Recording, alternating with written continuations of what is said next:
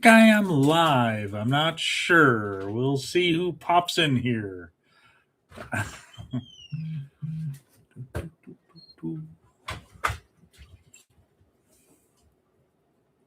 you still live? I was live on TikTok, but now I jumped over to, I think I'm live on YouTube now.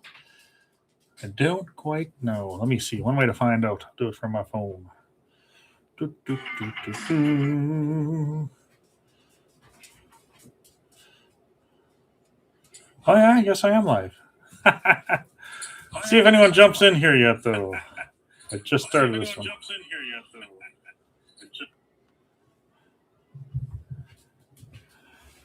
Did you have any? Do you have a bunch of people on your TikTok on? Oh, I had a handful of people over there. Yep. But we'll see how YouTube goes. Dun, dun, dun. Is my microphone on? Hello? Right. Okay.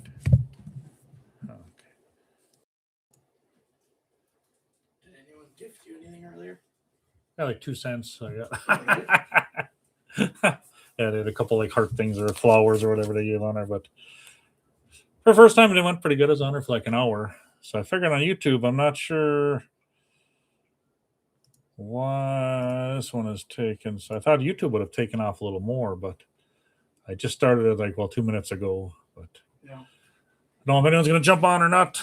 I think TikTok is more better for streaming, I'd imagine. Yeah. But we will find out, won't we?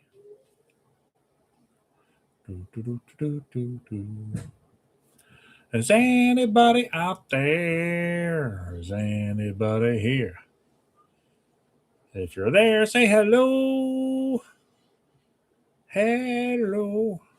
Hello. Hello, hello, hello.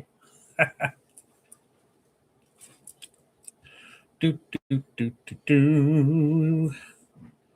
Let's see.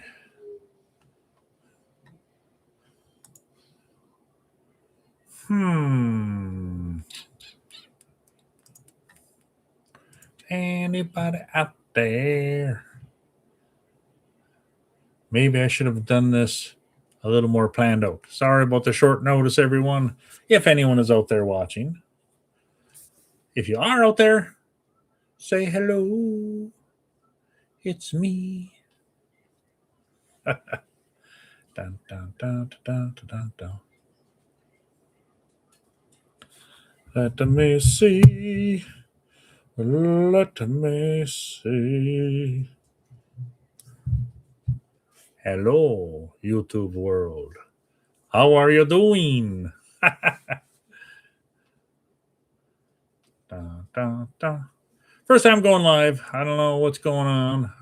Thought somebody would have jumped in.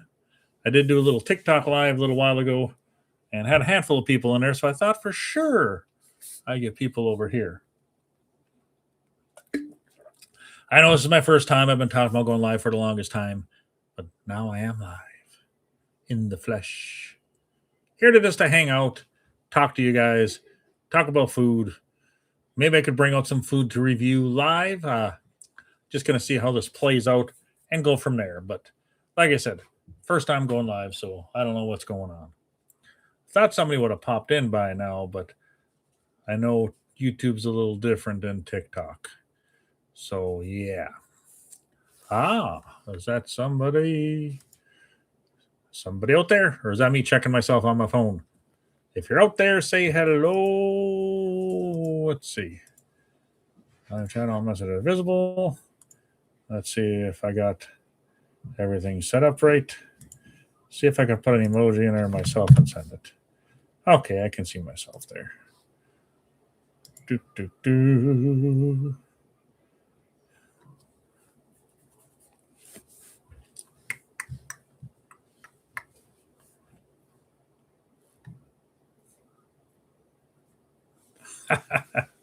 It's weird when you're talking to yourself.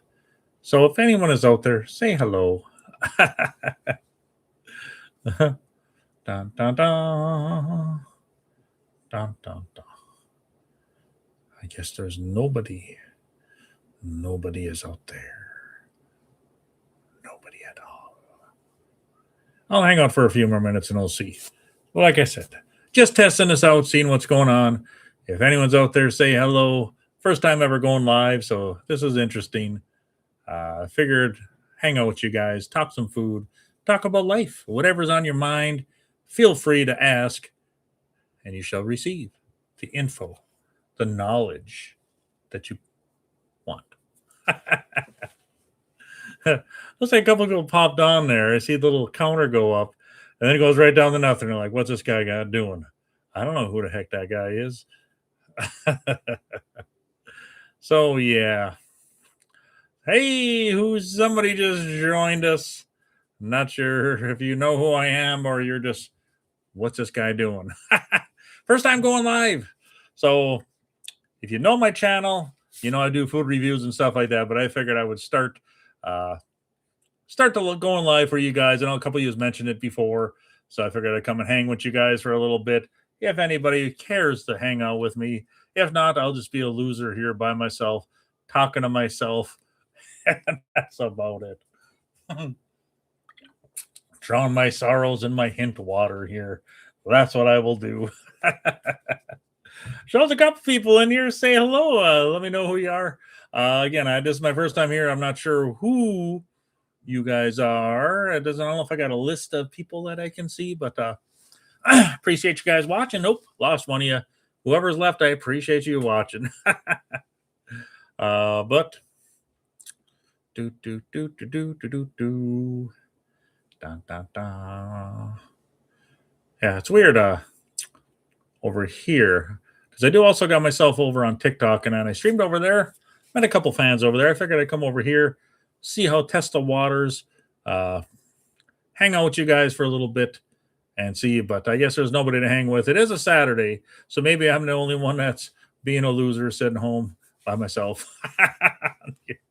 No, just kidding. I like hanging out with you guys. So hopefully some more people join and we can converse and have a beautiful evening together and talk some food. So let me know if you're there and we will go from there. Otherwise, I'll give it a little bit longer here, see what we got. Thought more people would jump in there. I did put out that little reminder the stream was starting, but it was short notice, so I do apologize. I should probably put it like a day in advance so you guys have more notice. And yeah, rather than 10 minutes. 10 minutes isn't a lot of time, especially if you don't live on YouTube. You probably wouldn't really see that. So, but I was just figured tonight was the night I'm going to go live. I'm going to hang out. So here I am. Got the pups here with me, Bella and Benny, hanging out. Yeah. Ho, ho, ho. Do. I see somebody's out there watching. So, hey, if you want to say hello or want to ask me any questions, let me know. Otherwise, we'll just hang out and see if anything builds or if it's just going to be me sitting here by myself. All by myself. Don't want to be all by myself anymore. Oh, and you left. I guess my singing must have done it them in. Yeah.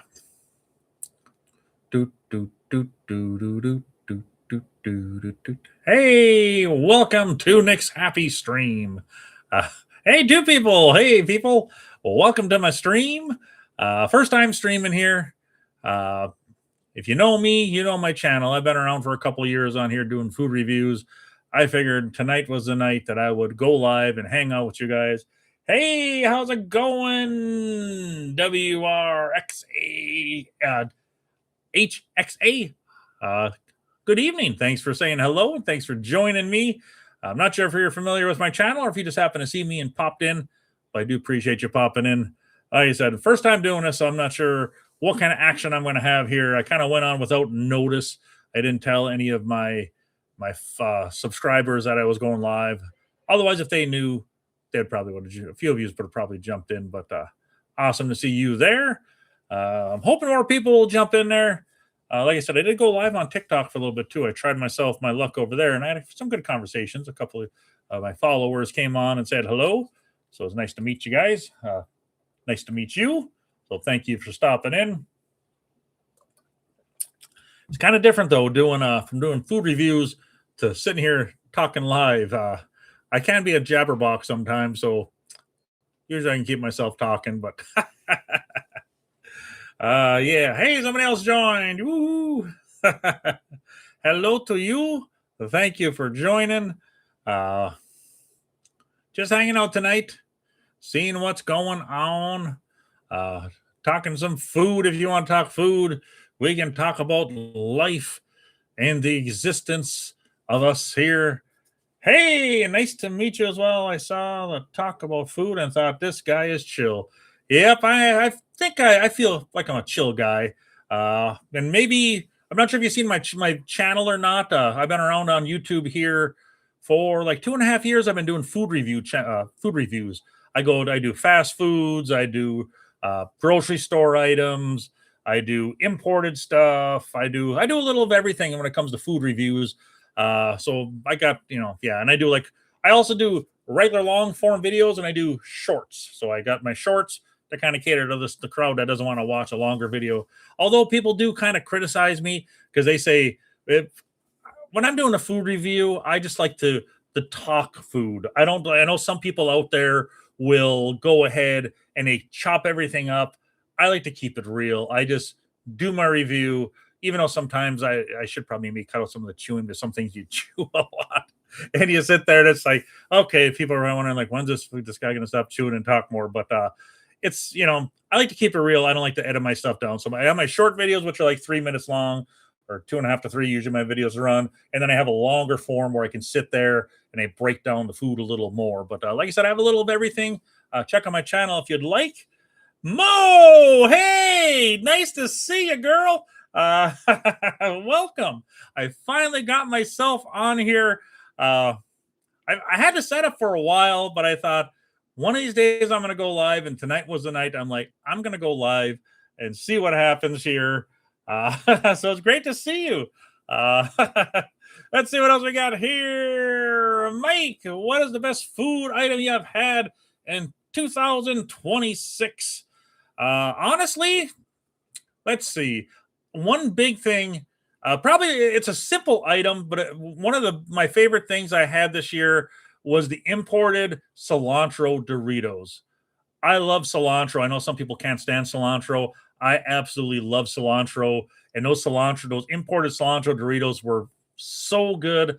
I had to buy another bag. And imported chips ain't usually the cheap, but I had to buy a second bag of those because they're so good. So that would probably be my top item. I love that. Those are so good. Let's see what else we got here. I've been asking for ages and you've done it. Yep, I finally did it. I'm gonna do it regularly too. So it's one of those things where you have to break the ice. I thought about it, I'm like, videos are one thing, going live is another. And I thought, well, I'm gonna feel goofy if I'm like the only one here. But I think I can carry myself talking wise. I think I can talk a lot when I want to. So I think I'm okay. But I just had to break the ice here. So it's great to see you live, and it's great to see you join my live. You don't order Chipotle. Hey, awesome. For me, I go simplistic when I get that. I always get the chicken. It's weird because I absolutely love steak. Steak is amazing. Steak is awesome. I love a good porterhouse. Porterhouse is my favorite steak. But a lot of people love ribeye, but I'm not a ribeye guy. I love my porterhouse.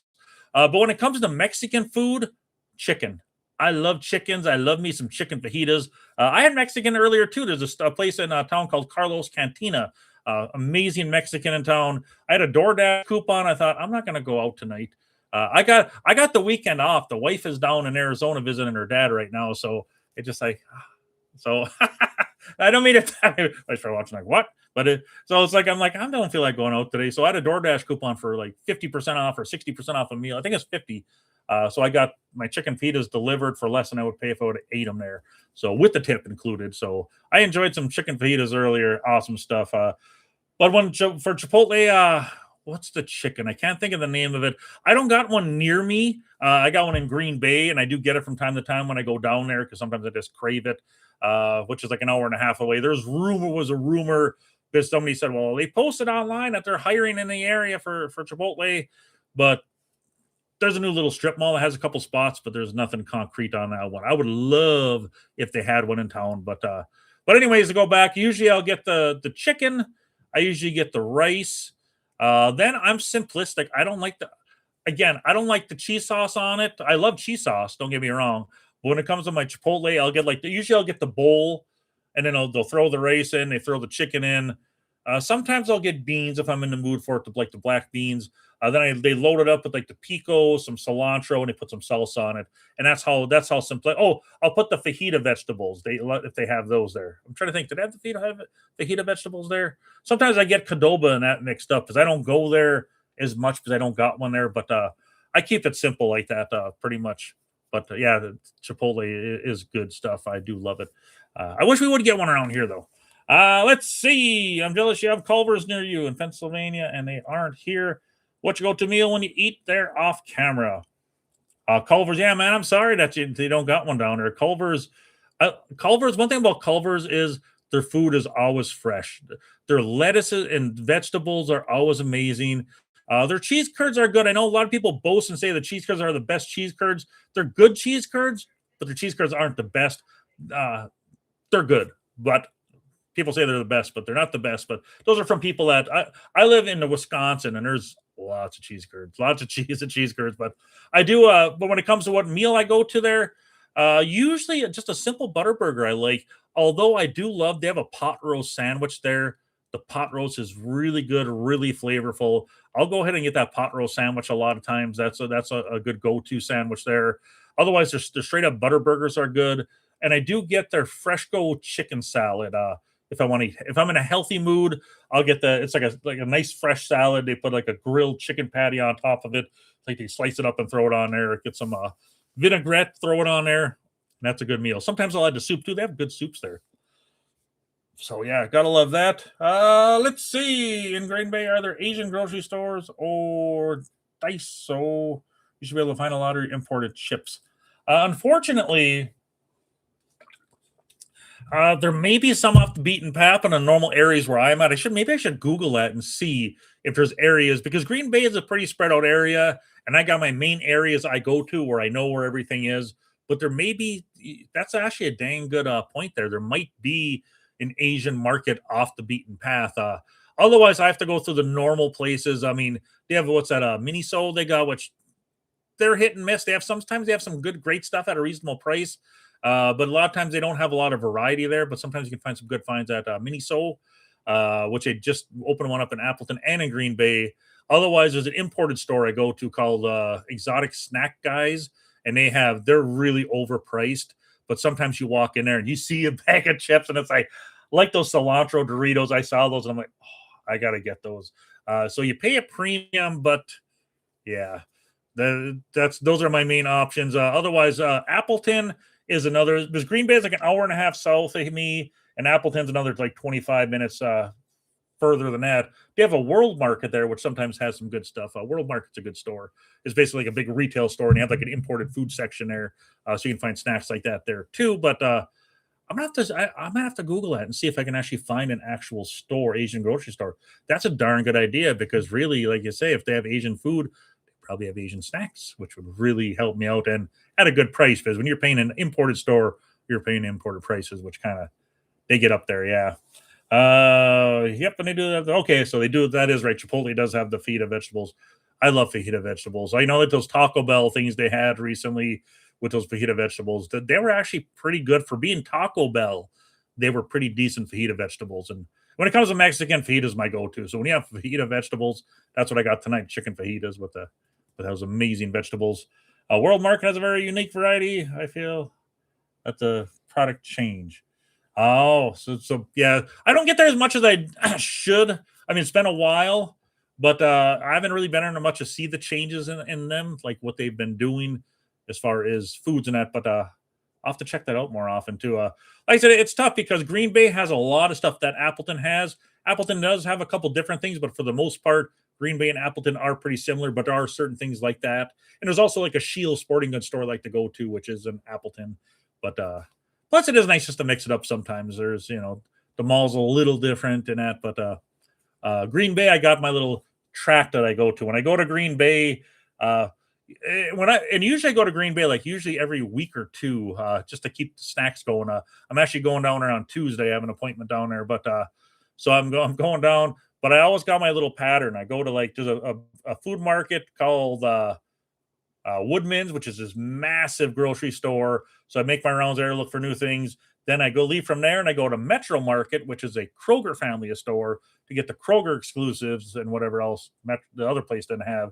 And then I go to Target, which Target actually is a good place to find new things, especially like the one in Green Bay. I find snacks there all the time, like new stuff. And it's like, wow, just walk down the main aisle and you can find a lot of good stuff there. Then I go from there. Then I go, usually I'll work my way over to Crumbles. Crumbles right around the corner from Target. So I go there. And then around the corner from there, you have like a Scooters and like a Starbucks. So if I get my Starbucks drinks there. But speaking of Starbucks, I know I mentioned this in my videos. Starbucks will be opening in my hometown. Finally, we're going to get a Starbucks.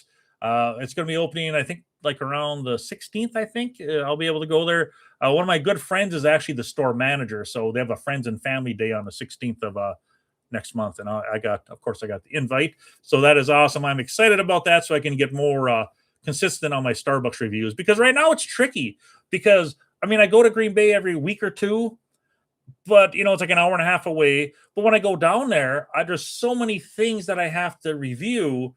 And then, like, for instance, like coffee shops, Scooters has stuff, Starbucks has drinks, Caribou hasn't been doing drinks like they should, but there's a Caribou down there. And then you got Seven Brew, which, by the way, they're building a Seven Brew up here too, which I was flabbergasted when they said one's coming. But they got the frame, they got the building is coming along nicely. I'll soon have a Seven Brew, which I'm not sure if you're familiar with Seven Brew, but Seven Brew is an awesome coffee shop too. And plus, you can customize anything there. Definitely a good addition. And I know people Yelp all the time, like on social media, got another coffee shop, got another coffee shop. It's like, yes, there are a lot of coffee shops in the area, but the more the merrier. Everyone loves their coffee, right? So load up the coffee shops. There's a place that right across from my work called Edelweiss. They have amazing coffee, the best coffee in town, but there's always a line up there. So if I want to go and grab myself a coffee, like before going to work, or if I'm coming back from lunch, there's a line wrapped around that place. It's just a drive-through place, and it's just like, it's going to be nice because where I work, around they have the Edelweiss is across the street, but they're going to have a Starbucks right down the hill, and then on this side they're going to have Seven Brew. So I'm going to have a trifecta of coffee shops. So, but usually I don't buy a whole lot. Some people think, oh, you always, somebody like me that's all I do is eat junk food and do this and that. I get a drink on occasion like that, like the sugary drinks, like Dunkin' and that stuff. But most time I just make a coffee here at home. I got a Keurig brew and chill, they call it. I can do iced coffees where it brews the coffee fresh and then chills it instantly, and then it's for making iced coffees. Or I can have my hot coffee, but I put in some Truvia in there for the sweetener, and I put a little touch of creamer in there, and I got myself a healthier drink. So I don't drink, every once in a while I get comments on it, people saying, well, geez, you got to be a little healthier. It's like, I don't, all my food's on there. I do my reviews, but like if I have a thing of cookies or chips, it goes in the kitchen and the rest of the family pulls it apart and eats it. So it's obvious me just eating everything, but some people think that get the wrong impression. But I do get myself checked up and everything like that. I'm pretty active in my job. I put a lot of steps on every day. So I keep myself active here. Let's see. Let's see. Oh, yeah, I'm with you, Mo, on those on the Taco Bell fajita vegetables. Those things were good, and they definitely should be on the menu. And it's a bugger when they drop stuff off the menu because sometimes there's stuff that you really enjoy. I know one item I've only seen it at Taco Bell twice. That is the naked chicken chalupa. Man, that's like my favorite Taco Bell item probably ever. I'm not sure if you ever had it or not, but basically it's like a breaded chicken shell, like white meat chicken breaded, and then they put like the vegetables in there, and it's just the naked chicken Naked Chicken Chalupa, or is it Naked Chicken Taco? Naked Chicken Taco, that's what it is. But they came out once, and then it went away, and it came back again only for like 2 weeks, and it was gone. I haven't seen it since. And they did have the Naked Chicken chips, I think, too, which are like the little chips that they had where you dipped in the cheese. Those were awesome too. Let's see what we got here. Going to Mike. Answer my question. I'm counting your videos for a while now. It really helps me figure out what new items to try, especially since everything is so expensive. Keep up the good work. Thank you, Mike. I really appreciate that. I'm happy I can be a wealth of knowledge for you. I try to keep on the forefront when it comes to new things. I try to get the reviews out as soon as I can. I know there are sometimes I'll find stuff. In my bedroom, I got a pile of stuff, a literal pile. I know I hear about it all the time. You got to clean that stuff up, Nick. But I got a pile of stuff. But I do 2 videos a day, and I need to get at some of this stuff. And some stuff get kind of put away where I have some stuff that's like 3 weeks old. I mean, not really. It's like old, but I've had it for 3 weeks, and it's aging. And I should have probably put it out a long time ago. But it's tricky because I do 2 videos, like 1 video in the morning, 1 in the afternoon.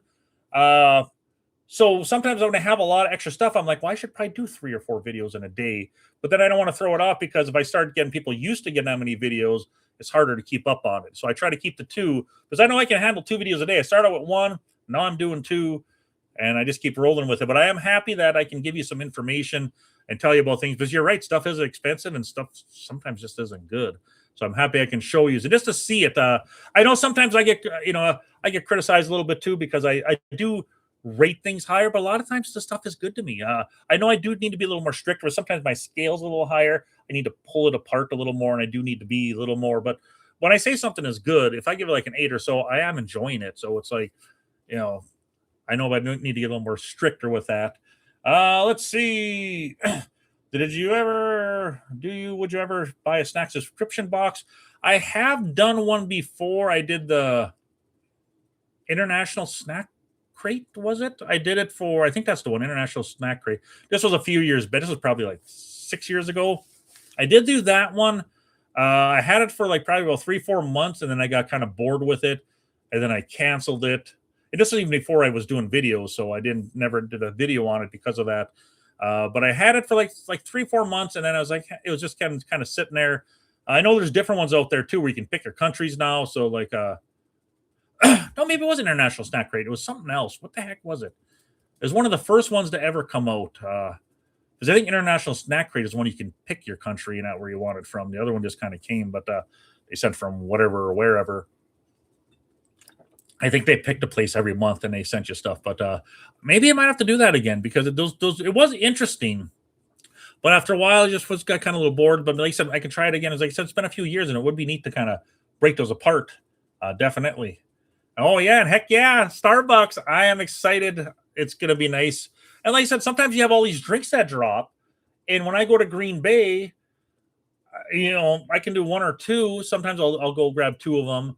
But I mean, when there's like 4, 5, 6 drinks, it's just like, well, how can I catch all of these? So I try to pick the most interesting ones until the next time I go down. But then, like I said, you got Scooters, which Scooters has a good coffee too. And that's so I got to go there. I always love Scooters though. The best thing is, and sometimes they don't do it, but most of the time they do. It's like, hey, thanks for scooting on into Scooters. And then when you place your order, they're like, scoot on ahead. It's just like little things like that. I'm a sucker for, but Starbucks in Denver. Yep, exactly. We are expanding here. I still can't believe that.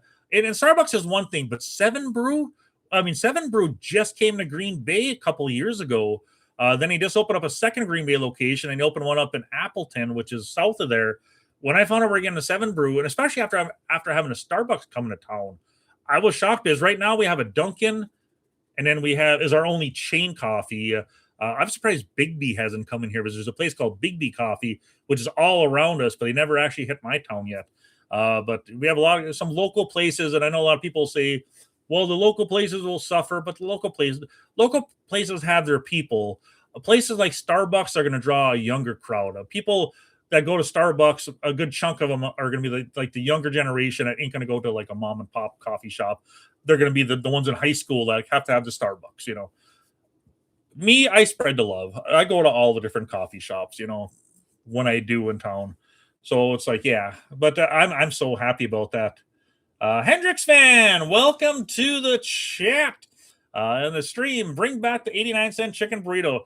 Heck yeah, man. They need to bring that back. These prices are crazy. I'm actually surprised that those $3 burritos are actually $3. Honestly, those ones I did the other day, those are pretty darn good, and they're filling for what you get. I mean, all these Taco Bell meals have been coming out at like $6 and $6.50 and $6.99.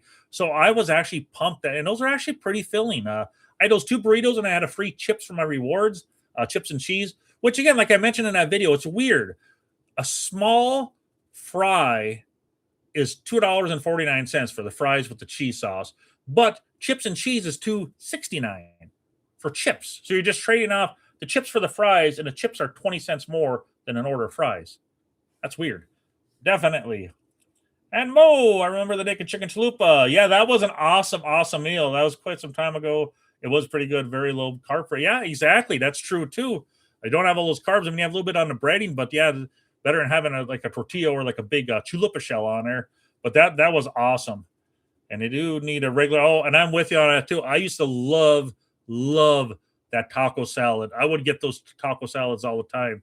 And again, a little bit more healthier because you got all that. You got, well, I'd say you got the lettuce in there, but we know how the lettuce has been recently. But I didn't get sick off the lettuce off those other ones. I'm still here kicking. No bathroom breaks or anything like that. So yeah, that lettuce was pretty good on her. So, and I figured by now that lettuce is long gone. There's any trace of it in their pipeline for the restaurants is long gone. I would imagine they probably got rid of that, dropped it like a bad habit quick. Was it the Gray's snack box? Nope. Wasn't the Gray's. Dang, I'm gonna have to try to Google that and see what that is. That's gonna probably bother me now. Trying to think which one. And like I said, it was one of the very first ones to come out. I can't think of the name of that one. Yeah, maybe it'll pop in my head, or else maybe I can pop up out another window and I can see. Hendrix fan thoughts on Jollibee. Their fried chicken is my favorite fast food chicken, better than original KFC in my humble opinion. Oh wow!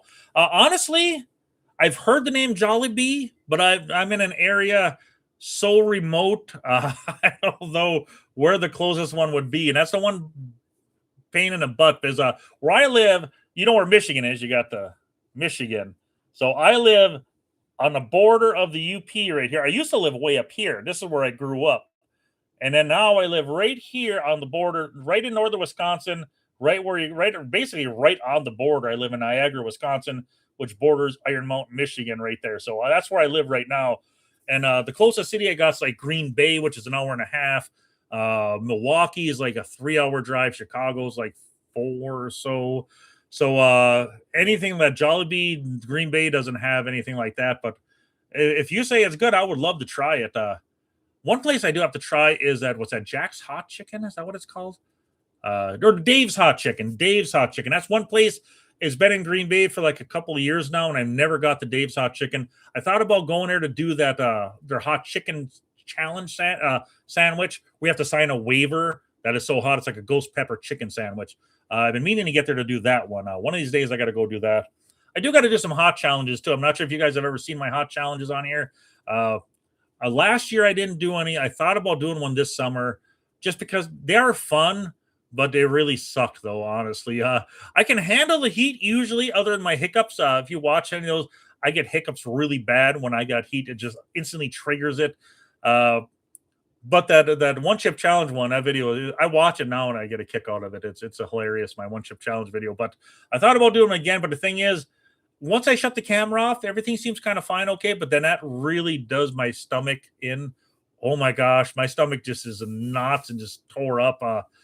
Pepto, nothing doesn't help. But even the next day, I did one of those challenges. Was it the Death Nut Challenge? I think it was, where it had multiple layers of Death Nuts, and because of all that powder on there, that just did. That did a number on my stomach. The next morning, I was still in pain over that one.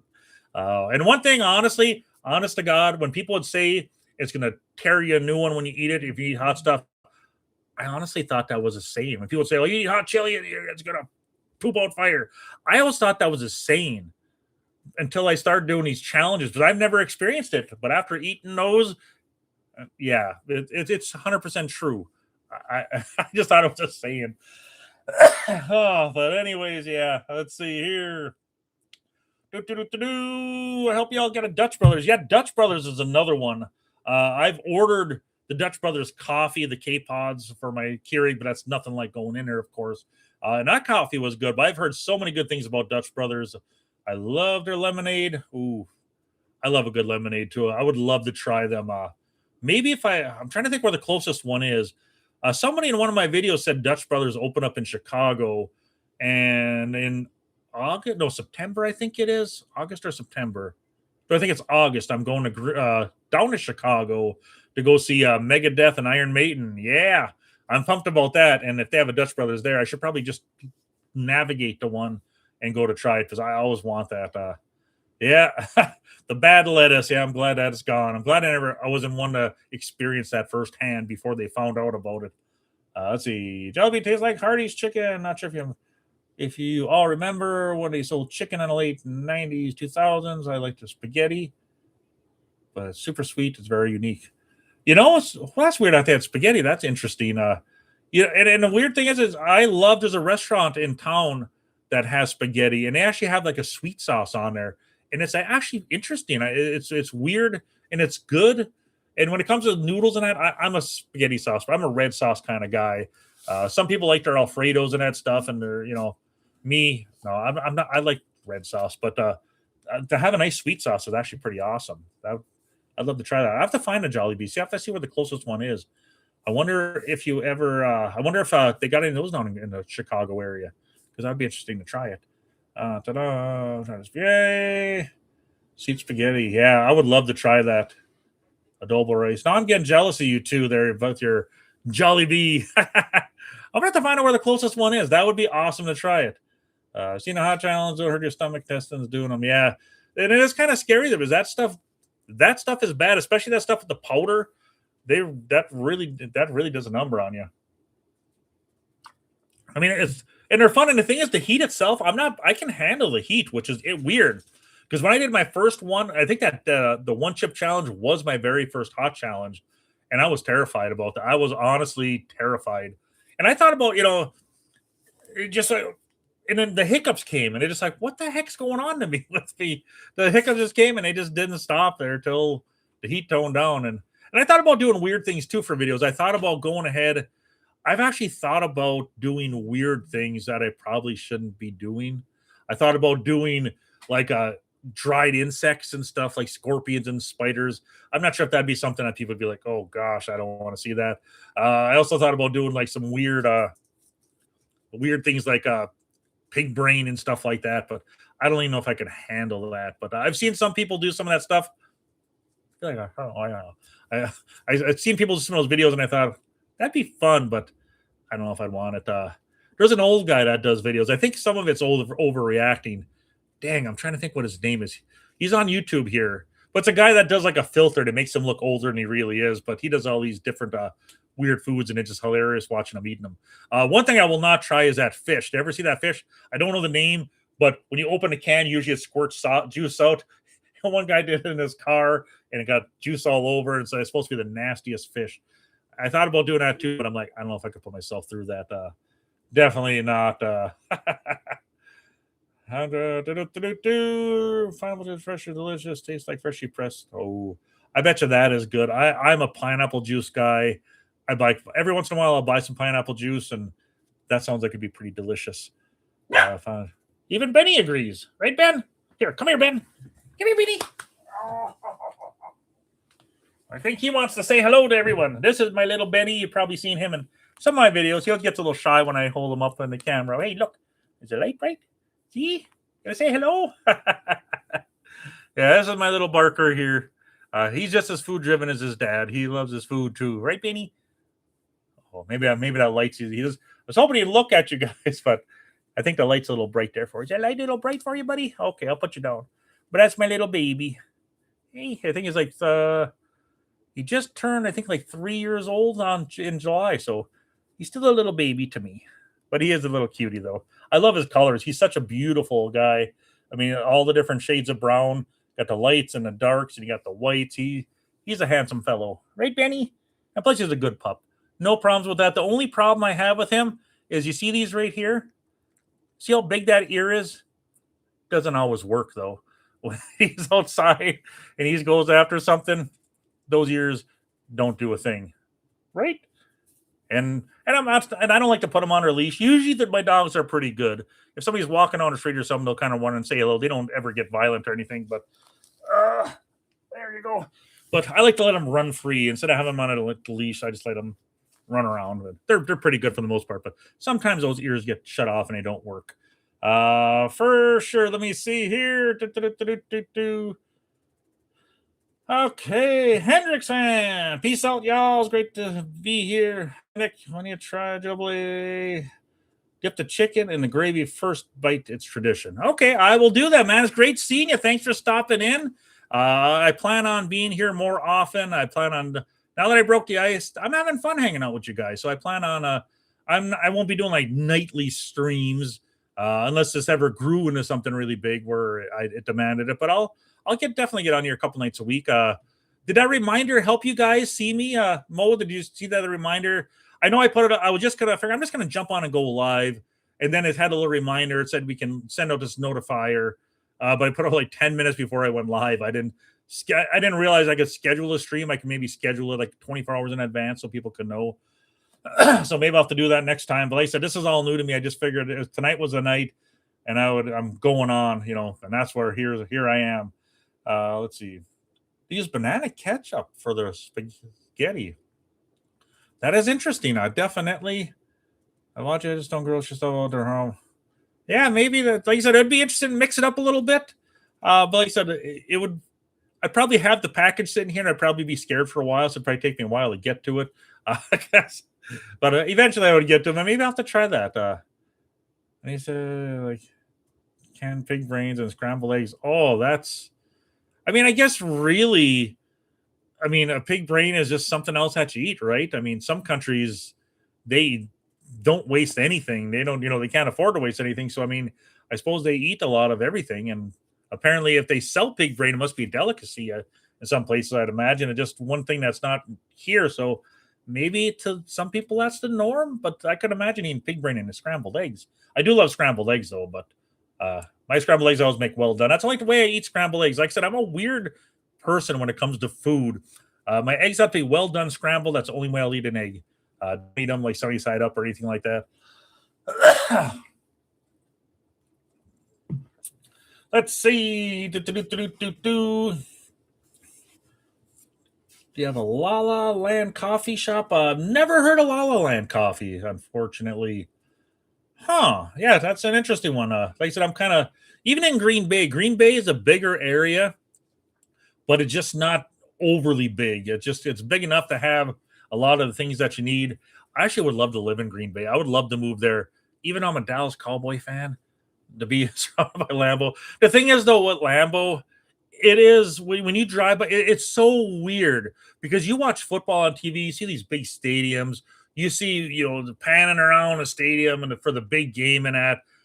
But when you go there any other time, you go, I'll drive through Green Bay, and I drive right past it. The road I take goes right around Lambeau, and to see it there, it's like, wow. And a weird thing is about Lambeau, it's right in town.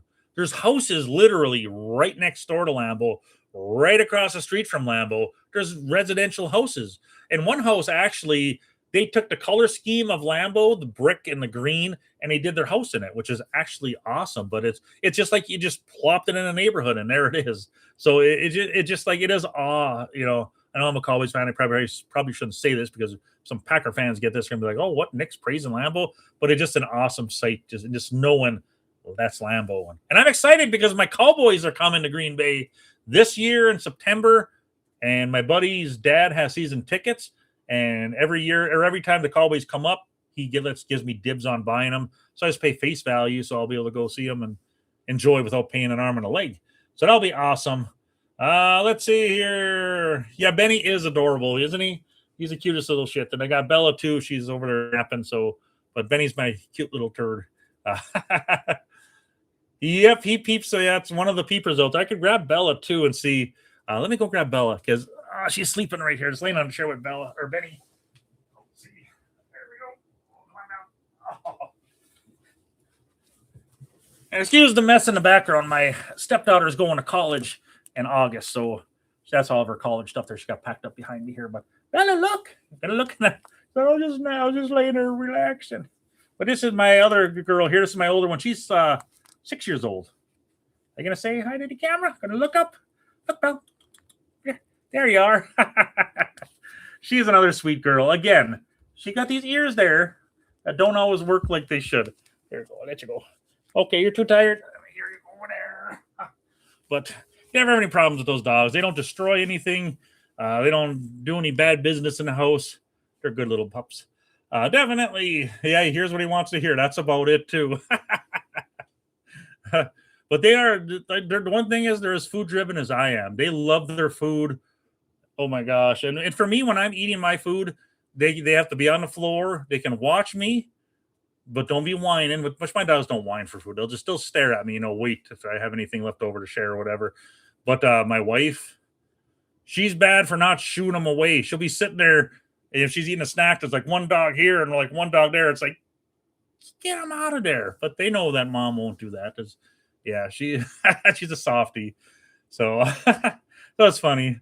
Let's see. Hanorthe. Did I say that right? Hanorthe?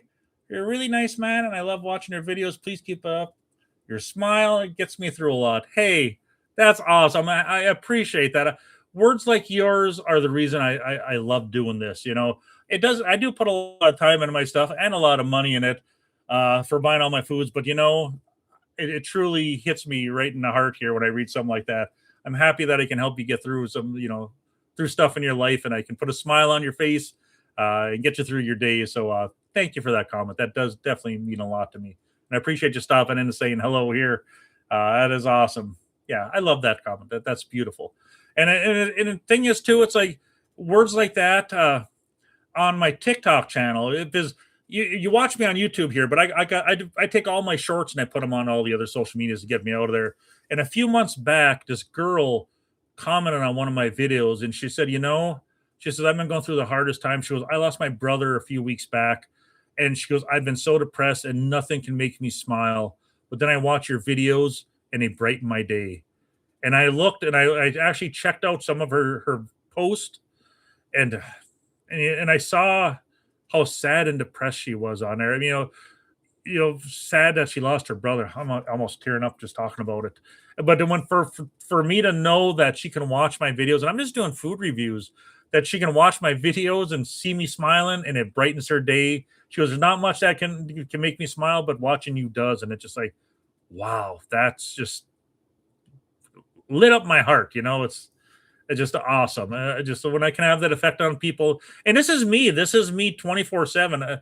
This is my personality. It's one of my jobs used to call me Smiley because that's all I do is smile. It's like life's too short to not be happy and to smile. And I'm happy that my light can shine through to you guys out there, that my personality can just shine and light you guys up. And that's why I wanted a live stream like this too, because I can actually interact with you guys. And it's just a wonderful feeling to be able to communicate with you guys. I know I can reply to comments and that, but it's nice like this doing it in real time. So that is awesome.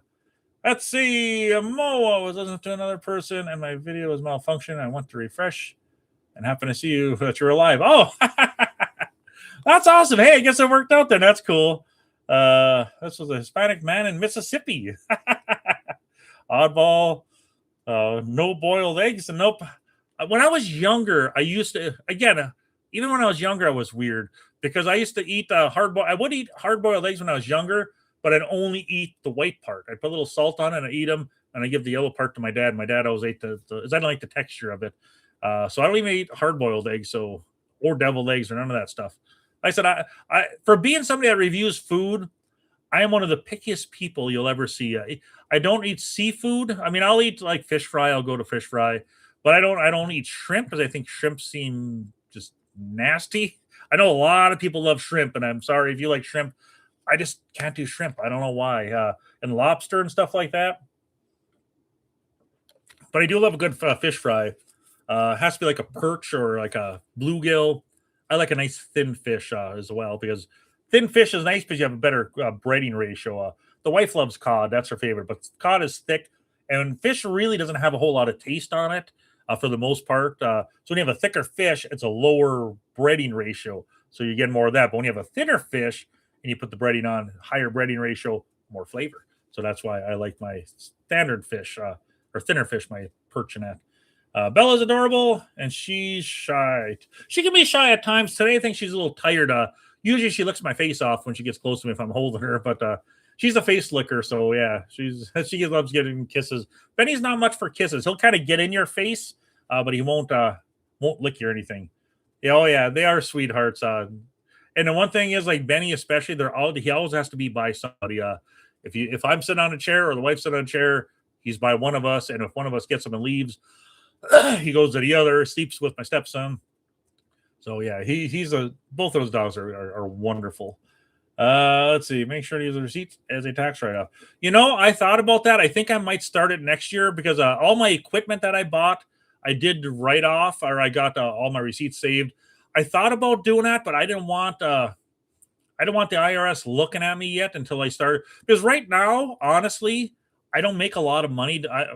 Basically, YouTube is my only source of money, which I have a couple members that I make like a couple bucks a month off of.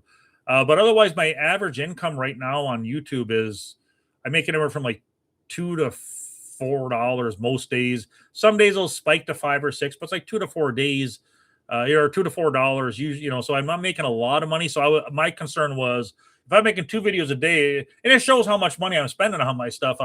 A lot of it is my lunch too. Like if I get like a meal somewhere, I'm getting lunch, so it covers me eating a lunch. But you figure if I'm making $2 to like $4 a day on average, and I'm doing 2 videos, you see what I'm reviewing. That stuff's definitely more expensive than that. But my concern was if I save, and I really did think about that at first. I was going to do it, but I thought, well, for every food review I have, over a year is going to be like thousands of dollars for what I make is going to be here. And I don't want the IRS to be like, what the heck? So I was hoping eventually if my income goes up a little more, then I would do my receipts. I mean, I could do it. I mean, I guess technically it is legit, I suppose. If I can show them, I can say, hey, look, I made this video with this.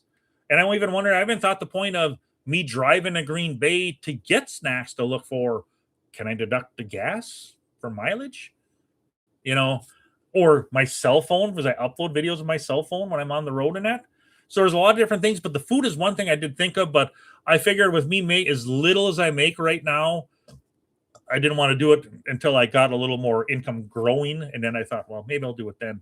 But this is a long, slow process. Growing a channel. I mean, I thought, well, maybe I'd grow a little bit faster, but I mean, I'm happy because I am growing, but sometimes I really wish I would just get that nice kick and I would just get, wake up one day and a video would take off like 100,000 views and I would get, a couple hundred new subs or something like that. But maybe that day will come.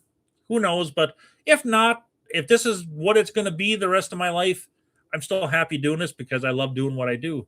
I know a lot of you people appreciate the content I do, and you love it. So, hey, that's all it takes. And one person out there that says, hey, they love what I'm doing, and like that, like Northe, hopefully I said that name right. Just reading that comment just right there, just really, that's what it's all about. Just making people's days. And I love the fact that me doing a video and people can watch it and they enjoy what they're watching. That makes it right there. Let's see. You never know who's watching and what they're going through. I'm glad that you got joy from your upbeat and positive content. Yeah, that is awesome. Like I said, anytime I read that and like it's just wonderful.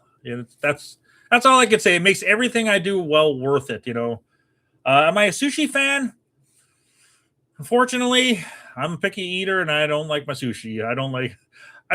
Honestly, I've never really tried sushi. The thought of sushi makes me not want to try sushi, but maybe if I tried it one day, I might be like, hey, this isn't so bad. But for me, sushi is just the thought behind sushi, eating like raw fish and that just turns me off from it. But maybe I should just try it one of these days. I should probably just go ahead and just do it.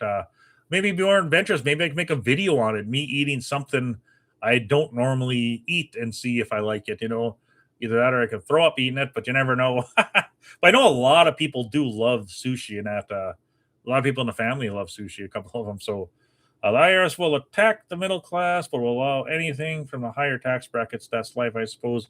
You're exactly right. They get away with it, unfortunately, and it'd be me would be the one that'd be getting audited over it. With my luck. But like I said, once I get well, if I ever get more money, maybe then I'll do it. Sure how to help you with that. Weird, Alexa. I don't know if she's. It's weird how Alexa just chimed in or whatever. But like I said, if I ever made more money, maybe I'd say, oh, I'll start doing it then. But till then, I don't want him to be looking. It'll be like, why is this? He's writing off all his food and he's only making $1,000 a year or something to, in return. That's why. So, but yeah, it's like I said, it's going along. It's growing. It's growing at a really slow rate, but it's still growing, I guess, as long as I'm not hitting any walls. But social media, like these channels are so weird because there's times where I can be clipping, I can be throwing a video out and it's getting, they give it over 1,000 views. I throw another one out, gets a couple thousand views, and I throw another one out, gets 1,000 or a couple thousand views. And then my next 3 videos get like 300 views. I know a lot of times it depends on the content itself, but sometimes I'll throw in a video that's like, this video is going to be a banger. And then it doesn't do much. But then sometimes they'll do great over on one platform and another platform it sucks. So it's just like, well, what the heck? That's weird. So I don't know, but yeah. But right now, like I said, YouTube's the only place I make anything. I still have a little journey. I started late because I'm not sure how far you've been following me, but if you've been watching my challenge videos, you've probably been here for a while. Which I know you've been here for a while, but when I started out, I only did long videos, like the regular full length videos. And then I thought to myself, why am I need to get in on the short game. Is short games where it's at, right? So I started doing the short videos, but as you know, I don't like, well, the one reason too, well, there's 2 reasons why I keep the long videos around. For one, I enjoy doing the longer talking. I enjoy breaking down the food more. Because a short, you got 3 minutes and you're like, oh crap, I gotta get my thoughts in and share it, which I don't like that, which I know maybe I should just do my long videos first always, but I know the short videos are the ones that are getting all the views. So that's why I guess I give the short videos the extra love, I guess, by trying my stuff on there. But really, I probably should do the long ones first so I can get more of a taste and really break it down so I can summarize myself. Because there's times where I do my short videos, and then after I do my short one, I do my long video, and then I'm like, well, I get a different change of taste off of it. So I'm like, maybe I should have, and there have been times where I went back and I redid my short video because I had different change of opinion on something. So it goes multiple ways, I guess, but the short videos or the long video actually makes a lot more than the shorts. It takes many more hits to make as much as like a 100 or 200 view regular video like this makes more than a short that does 3, 4, 5,000, which is weird. But but I do love doing the long videos. I love talking more and being able to break it down. So, hey, I see some new people join. Who's out there? Anyone want to say hello? Any questions you want to ask? I'm a wealth of knowledge. Ask away. Say hello. Not sure if you're still there, Mo, or if you're just hanging out or eating your Chipotle. Yeah, Chipotle is good. So make it hard to make money on the shorts. Oh, that's sad. Yep, exactly. I'm not sure if it's maybe the format because I know when you watch like a long video, they do have the ads kind of come on, the way they pop them in. Sometimes you can't skip them in that. I got YouTube Premium I've had for years. Ever since it first came out, I've been in that for so long.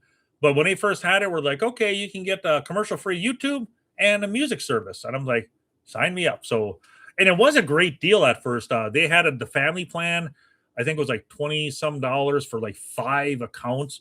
So then I'd give it out to my kids. I give it out to my spouse. I give it, everything was great. You got 5 accounts that you could have for like $25, and you got the commercial-free YouTube, and then you got the other one. But now they changed it now where you have to be in a household to get it. So there's still a couple accounts in the household, but like my daughter doesn't live with me, and she lost out. My son, they canceled him because he doesn't live under the same roof. So they pulled a Netflix on us and did it that way. But and they keep raising it up too. But it's still a great service.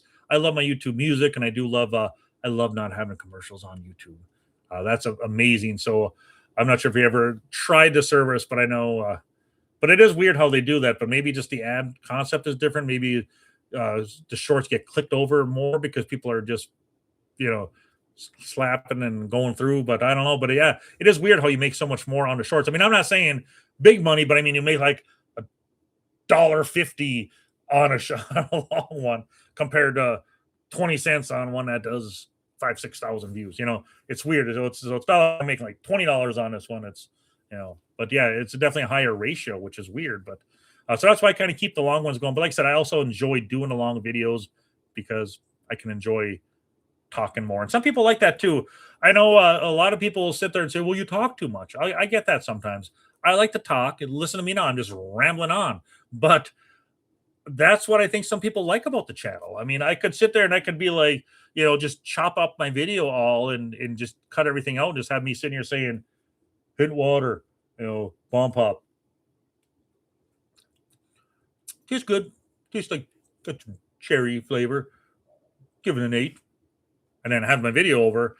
I like to talk about stuff. I like to add more details about it. I don't want to just blah blah blah and chop it all up and have nothing to it. It's like I want to put my personality into my content. And I think the way people get my videos and they enjoy them, I think that's why, because my personality is in the videos, and I wouldn't want it any other way. It's like I'd like to keep it real, just do like my one shot. Unless I really, really mess something up, I just roll with it.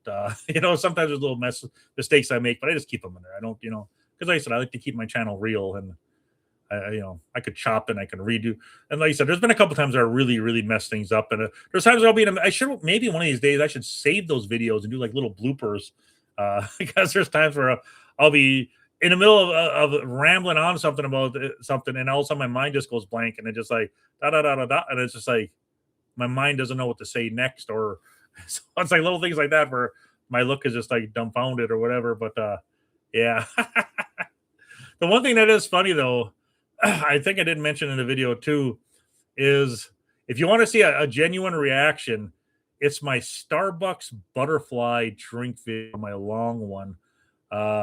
Because my wife knows I take my videos seriously. When I'm doing my videos, like if she's with me in the car or whatever, I'm like, hey, could you please mute your phone? Don't have it going off. Because there have been times where I'm trying to do a video and ding and sounds start going off and that stuff. But that one, if you watch it, you'll get to that point towards the end there where I'm sitting there talking about the Starbucks butterfly drink, and all of a sudden I hear talking, and I look over. And she's on her phone talking to her daughter. I'm like, but that's a genuine look of like, what the heck, or what the F is much more, the more word it was.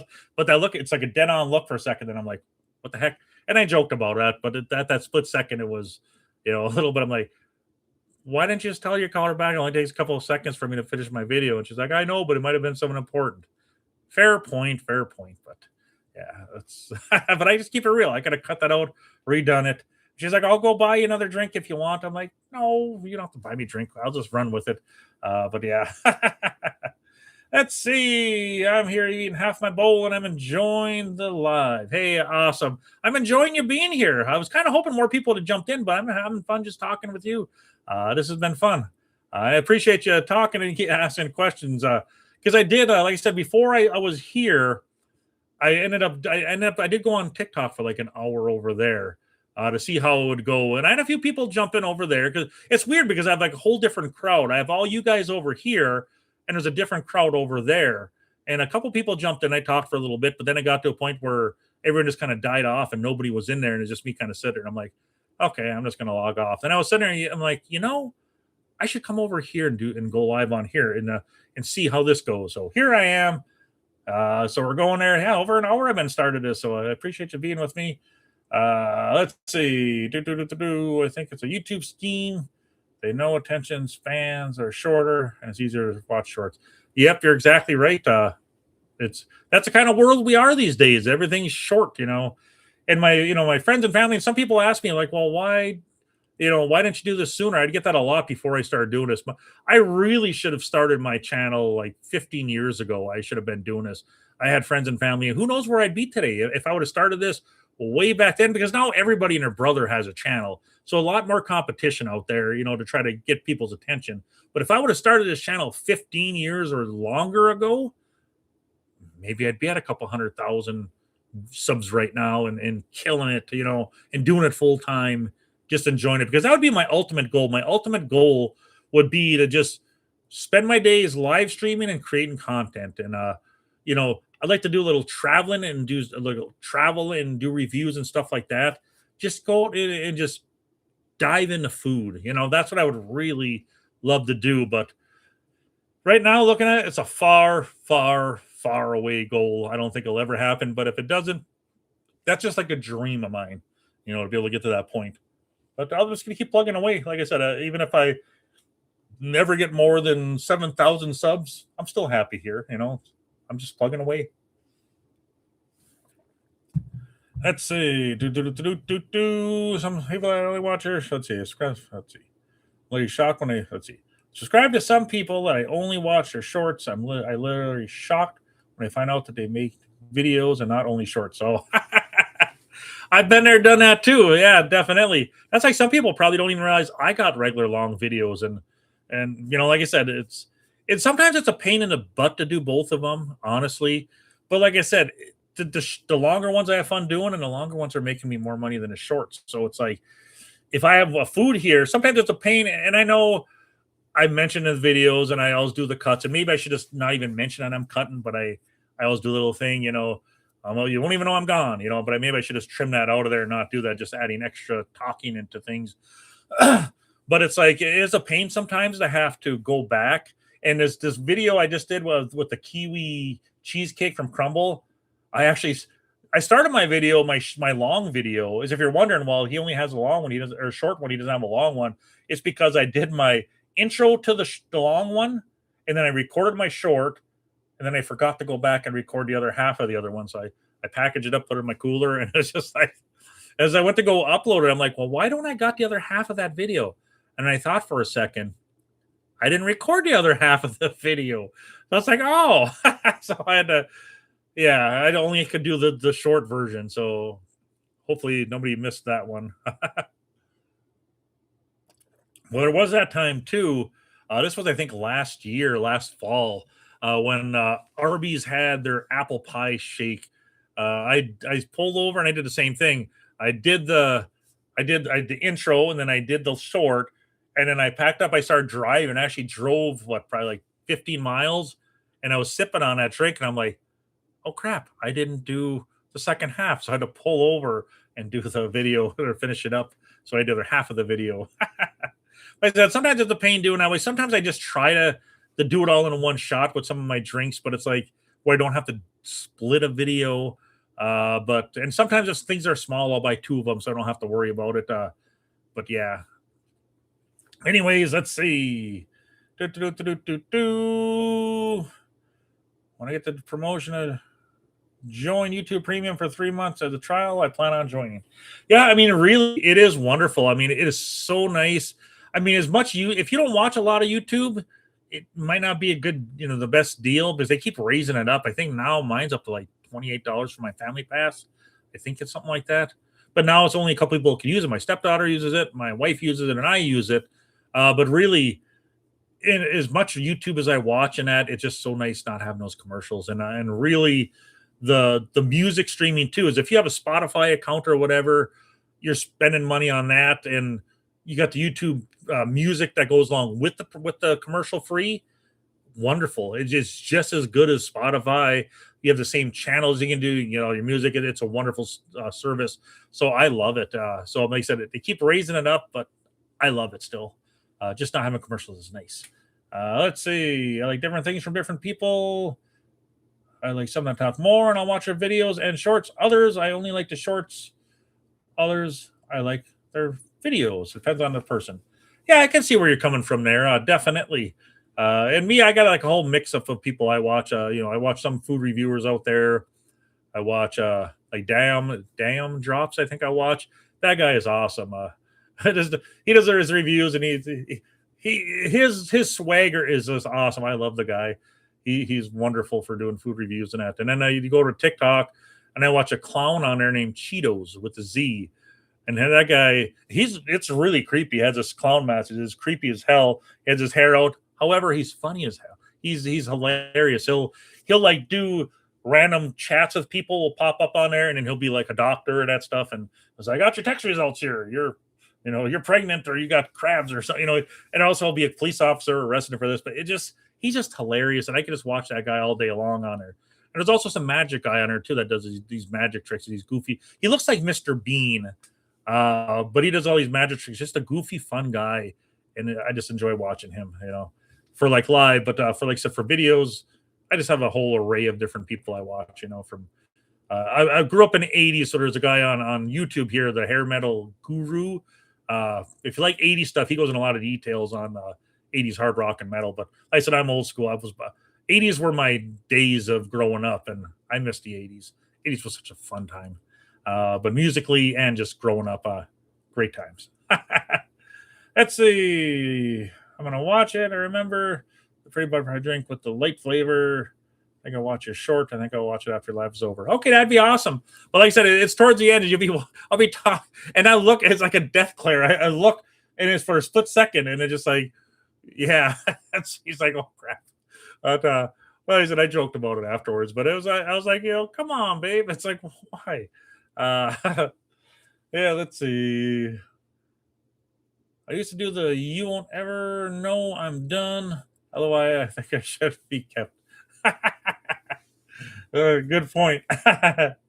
In those cases, when you forget, maybe you can do a voiceover and extend it long enough to make the video.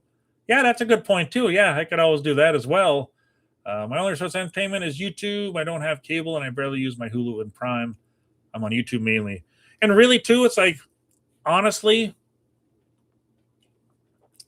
here we have all these lives. We have all the between the wife and I, we've got Netflix, Paramount Plus, HBO Max, Peacock, Hulu, Disney Plus. Did I ever say Paramount Plus? I'm not sure, but we like all of them. She does like half, and I do like half of them. And there are some days where you go through all of those, and you can't find something that you want to watch. It's like, having that many streaming services. But I'm like you. I just like to. You don't even need cable these days. I watch so many different channels on here. I got that I'm sub to. I could sit here and I could spend days just watching YouTube. You don't need, all those channels. We should probably just cancel a lot of those, save some money. But yeah, I love my YouTube. The quality on here, there's just so many different creators. I mean, you got any aspect you want on here. Great food reviewers on here. You got people like Ryan Trahan. I love Ryan Trahan. His videos are awesome and amazing. It seems like a really nice, genuine guy too. That if I ever bumped into, Ryan, I think he'd be, an A-OK guy. He's just awesome. So let's see. But there's a lot of great people out there. Let's see. Bessie! Hey, Bessie, how's it going? It's awesome to see you here. Yeah. Welcome to the first ever live. I appreciate you stopping in. Yep, this is my first time. Yep, got my hint water going there. Dun, da, da. This stuff is awesome. And by the way, when I did my review, I did find this at Hy-Vee. They actually have a rainbow sherbet ice pop, a fourth flavor that they put in there. I didn't know that until I went to Hy-Vee. So it's like, that's pretty awesome. Yep. So you all have the whole lineup. Yeah, exactly. You have all kinds of things. Plus, YouTube has a lot of free videos on there, too. You can watch, like, movies. So there's a lot of good classic movies on there that I watch. This was a while back, but the longest time, the movie The Legend of Billie Jean. I've never seen that movie in years, and this was a couple like months back. I'm not sure if it's still on there. Such a great movie, but I was slipping through, and it's like, wow, The Legend of Billie Jean's on there, so I had to watch it. Awesome movie. So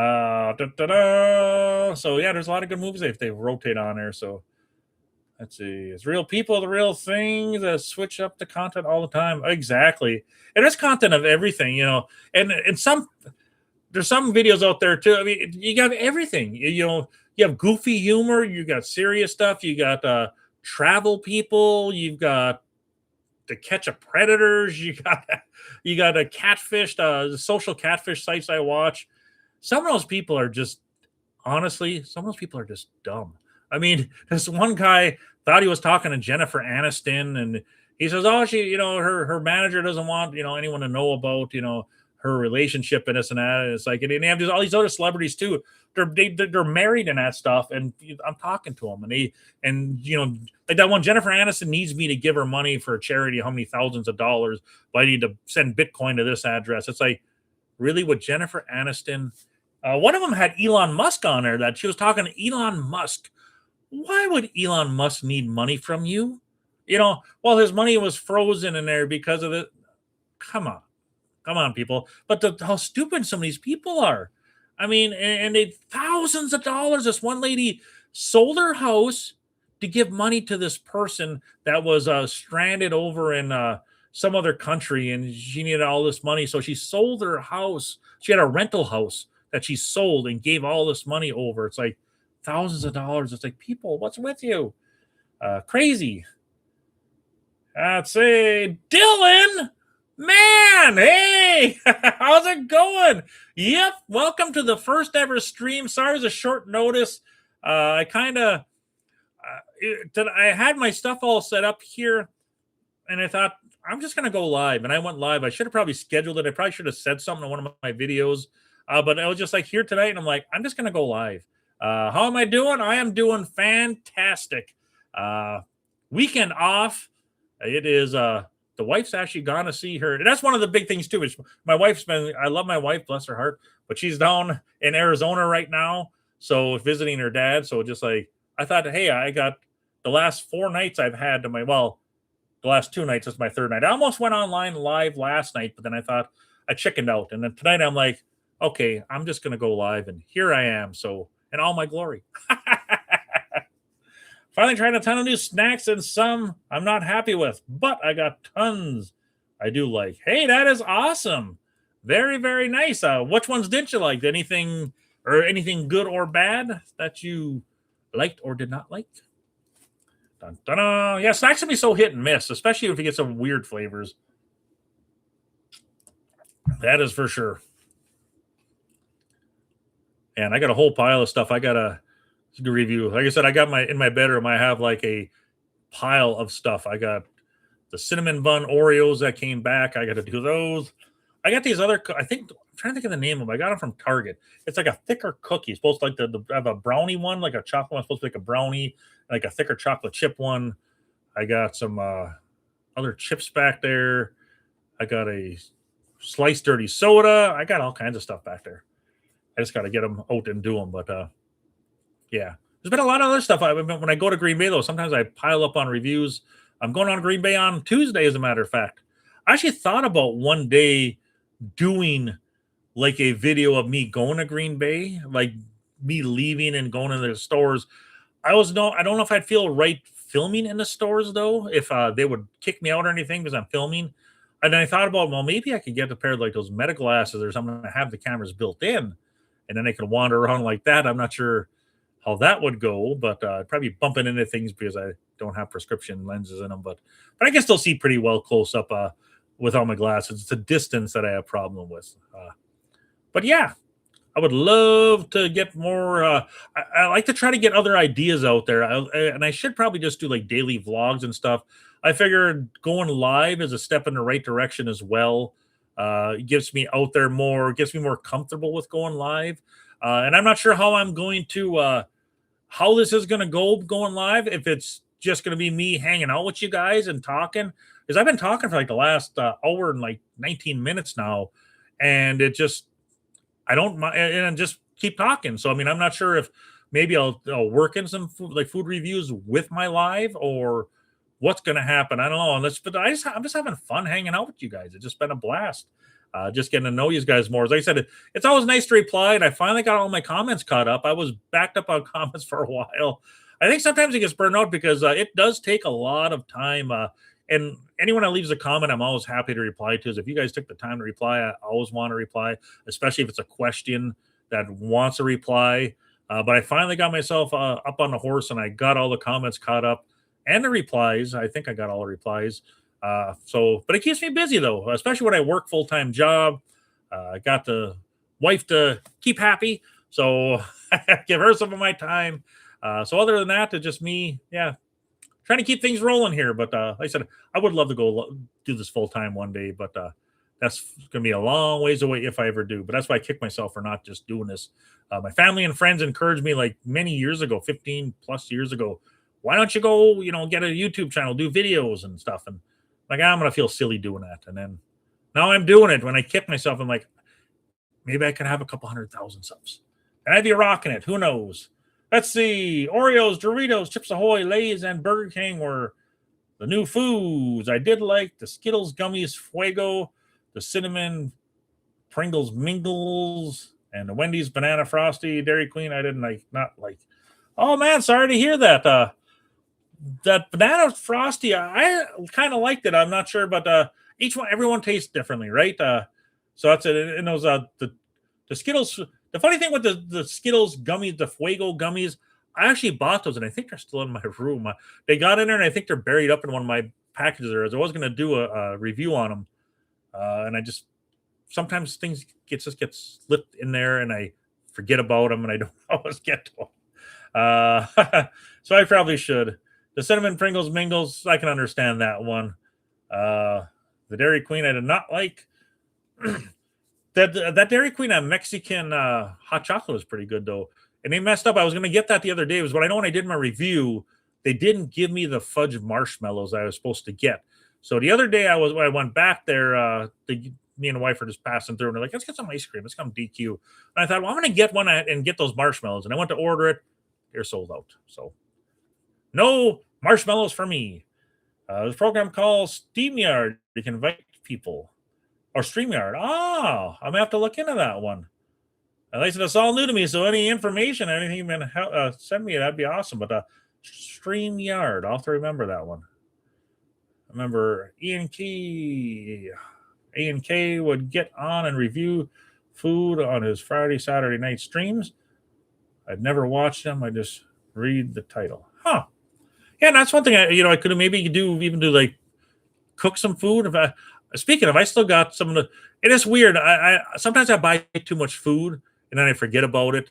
I guess I can still do it because it's not really that old. I got some of those Totino's cheeseburger pizza rolls in my freezer. I've had them there for probably 3 weeks now. I got them from Walmart. They're still new, so I could probably pull them out. Better do it before they get freezer burned. I should do a review on that. Today I did a couple reviews. I did the cup noodles Texas brisket, and I did the Kansas City pulled pork cup noodles, like ramen.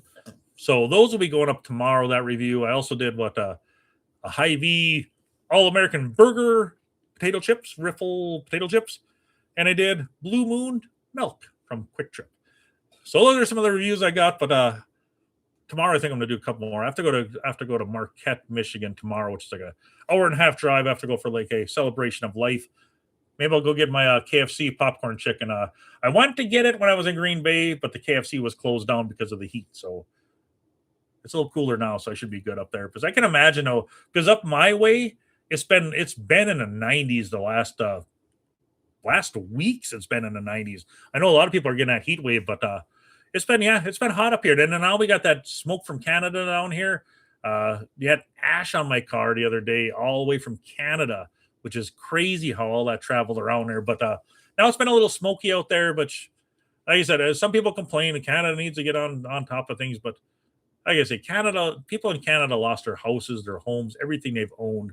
I'm not going to complain about a little ash on my car that floated over here. I know the people in Canada would rather have that fire out than having it raging over there. So, they're losing a lot of stuff over there. A lot of trees and housing, and people are losing their life history. So I'm not going to say anything about it. Let's see. Takis had new flavors. Pringles got new ones a lot. M&M's, the list goes on. Yeah, I'm still that bag of. I'm after another bag of that banana nut bread M&M's because those were pretty good. Then the Pringles, yeah, Pringles got those new flavors out. The one I really liked was those beer battered, those light beer battered onion rings. Those were like the best of all the Pringles. The other ones were just kind of okay. Like I always say in my videos, meat is a tough thing for these companies to capture. If you try to do a meat flavor, it's not easy to do. I mean, I've had many meat flavored chips and snacks. It's just a tough flavor to really capture, it seems. Definitely. I wanted to get the banana bread pudding with a shovel from Crumble. Oh yeah, sorry you missed out on that one. That was really good. I wasn't expecting that to be so good. But that pudding was amazing, great flavor. But that lava cake was so good. I wish I'd keep. I could eat one of those every day, and I probably would never get sick of it. That was just so good. Sometimes Crumble misses, and sometimes Crumble hits it out of the park. And this week they pretty much hit it out of the park with their releases. Lots of good stuff. I'm excited too. I don't even know what the new cookies are this week for Crumble. Because I'm going to be going down there on Tuesday back to Green Bay, so I'm going to have to pick up some Crumble then. But I don't even know what their weekly cookies are yet. I will have to take a look and see. But anyway, let's see. Dun, dun, dun. Yeah, I love junk food. Oh yeah, me too. It's good. It is all about the moderation. As long as you don't overindulge, you're fine. And like I say on here too, sometimes people will comment. I just had somebody comment the other day. He was really cool about it. We, went back and forth with a couple comments on her, but he said, "Well, why don't you do healthier stuff on your channel? You do all this junk food. It ain't healthy for you." And it's like, for one, I appreciate people when they're concerned. I mean, a lot of people. I mean, you watch my channel twice a day, you see me eating stuff that really isn't the healthiest. So it's like, but for me, it's not me eating. Like when I get a bag of chips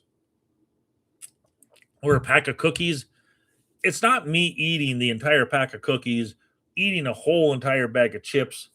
You know, Even like when I get Crumble, usually, except for that lava cake, when I get Crumble, I'll eat what I eat, maybe have a couple bites after that, and I save it for usually I go to Green Bay on my own because the wife works banker hours. So if I'm down there in a week, I'll bring it back for her to eat. So I don't even eat all the Crumble. So it's like, but people see me on there and they assume, wow, this guy just sits there, eats junk all the time. And really between videos when I'm at home, other than snacking, a couple bites of this and that, I don't sit here and eat I don't have a house full of junk food that's all I eat. And some people get that impression. But then I keep myself, I got my doctor's appointments. I go for my annual checkup. Everything's being monitored. I keep myself active. I walk. I don't go to the gym. I probably should go to the gym, but the job I work, I put a lot of steps on. I do like between 12 and 15,000 steps a day at work, and I work like 46 hours a week. So the last thing I really want to do when I get done walking 12 to 15,000 steps is go to the gym, which I know I really shouldn't think that way.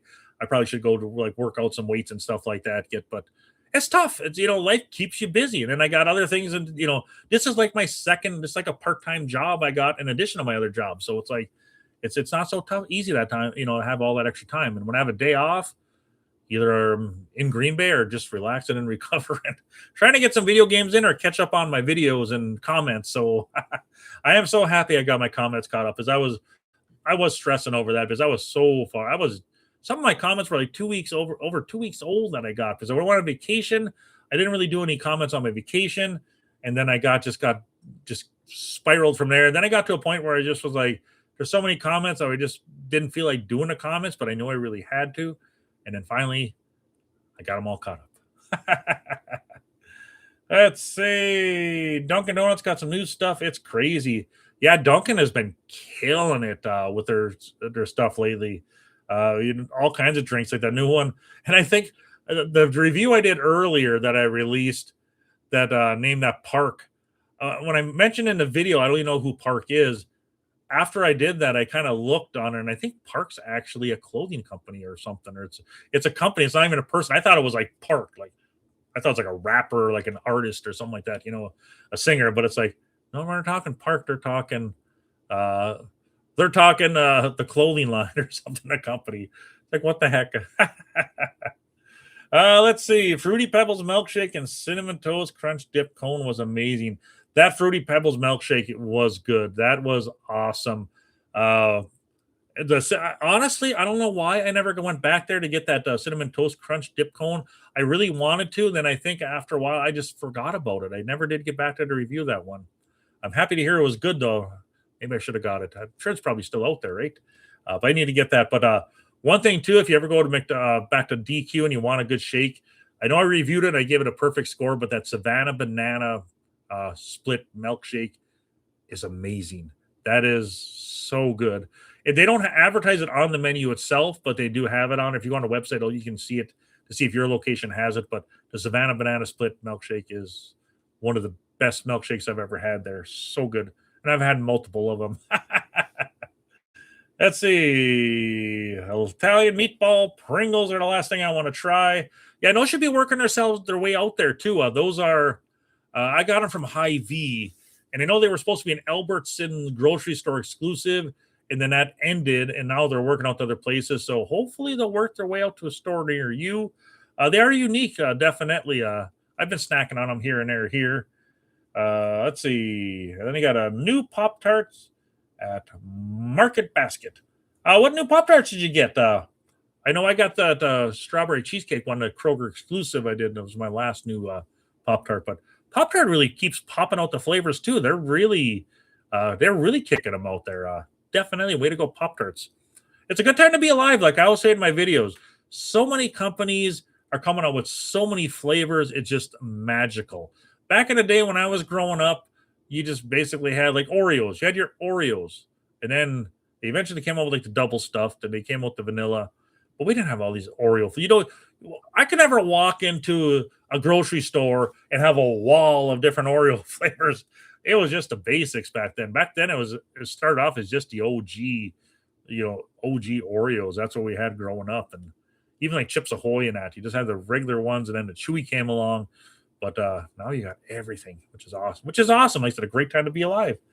Brand new for USA 2020 or 250. Oh, that's awesome. Star Spangled Blueberry Pop-Tarts. I don't think I've seen those ones yet. I may have to keep my eyes peeled for them. Let's see. Sorry to say it, but I gotta sleep. Getting late. Good night and have a fun stream. Thanks, Dylan. I do appreciate you stopping in. It's been awesome chatting with you. White stuff in my mouth. It's been awesome chatting and hanging with you. I do appreciate you stopping in. Hope you have a wonderful night, buddy. I'll try to get live more often. Like my first time being here now that the ice is broken. Like I said, it ain't going to be an every night thing, but maybe I'll try to get a schedule where a couple nights a week I have set times where I get online. Maybe try to get a little bit earlier too, as I know it's like 10:34 my time. If you're on Eastern, it's like 11:34. I'm not sure what zone you're on, but yeah. Anyways, have a good night, buddy. Sweet dreams. Let's see. Who else is out there? See, 4 of you is on. Morbid Muffin, how's it going, man? Welcome to the live. Or actually, probably been on there. Great live. Thank you. I appreciate that. I'm just blabbering on. This is my first live stream here. This is pretty awesome. I'm enjoying hanging out with you guys. This is fun. Definitely. For sure. Just drinking my hint water and chilling. This hint water is good. If you guys ever see this, it's good. And the nice thing is how healthy this is. Zeros across the board on here. Look at that. Oh, where are we? 0 calories, 0 fat, 0 sodium, 0 carbs, just nothing. And you look at the ingredients: purified water and natural flavors. That is nice. Definitely good here, and it's awesome outside the reviews. Exactly, man. It's nice to get a hang news. I know I can reply to comments on my videos and stuff, but it's nice to be able to interact with you guys in real time like this, to be able to read something and comment on the spot and hang out. Breaks up the monotony. It's like just like we're just like chilling and hanging out rather than me, just a serious review. Well, my views ain't really serious, but you know what I mean. It's nice to be able to just chill, have a good night. I'm just having fun. This is a good time here. So awesome to have you join us. Definitely, for sure. And like I said, I'm going to try to do this more often. Maybe I'll have to pick some nights out of the week, maybe release a schedule or something. so you guys can be around. I know it's getting late now. I should have probably went on earlier. I've been zipping around here all day, and then got kind of cold feet for a little bit, and I thought, well, and I did end up going. I did do TikTok first. I went on there for like an hour. Then it kind of died off. I met a couple people over there. Then I figured, well, I'm going to come over here now and chill out here. And I've been on here for like an hour and 34 minutes, almost an hour and 35 hanging with you guys. So this is awesome to get to chat with some of you in real time here. Definitely is a lot of fun. So like I said, I'm definitely going to be doing this more often, and just much better than just doing videos all the time. So for sure. Definitely. And like I said, I'm not sure exactly how I'm going to form this. I mean, I do got my hair sticking off there. Notice that. Still kind of sticking up there. That's a long day, so it's kind of.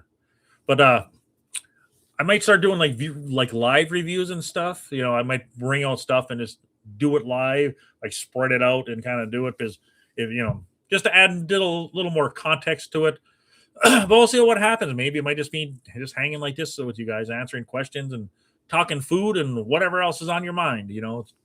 Definitely. But yeah, maybe have pizza nights or something like that. Go cook a different, unique pizza. Like when I go to Green Bay, it's so weird because I live in a small town.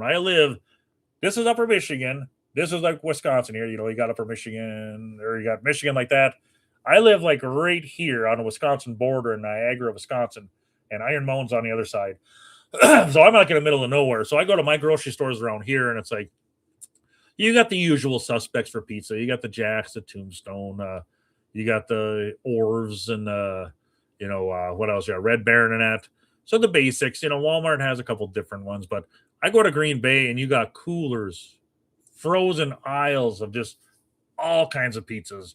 Sometimes I like to live in Green Bay, which eventually I may get down there. So I'm hoping to get down there one day. But I mean, just have like frozen. I could do a frozen pizza review multiple times a day for a couple months, and I never reviewed the same pizza. That's how many pizzas I got there. So yeah. So eventually I might do that, but I can maybe grab some pizzas from now and throw in my cooler before I head home and do some reviews. Steakhouse, how you doing, buddy? Welcome to the Happy Place live stream. It's great to see you here. Definitely. Hey, got some more people in there. Anyone else want to say hello? Just chilling out, talking about whatever you guys want to talk about. Any questions on the channel? Any kind of snacks you want to talk about or anything? Bring it up.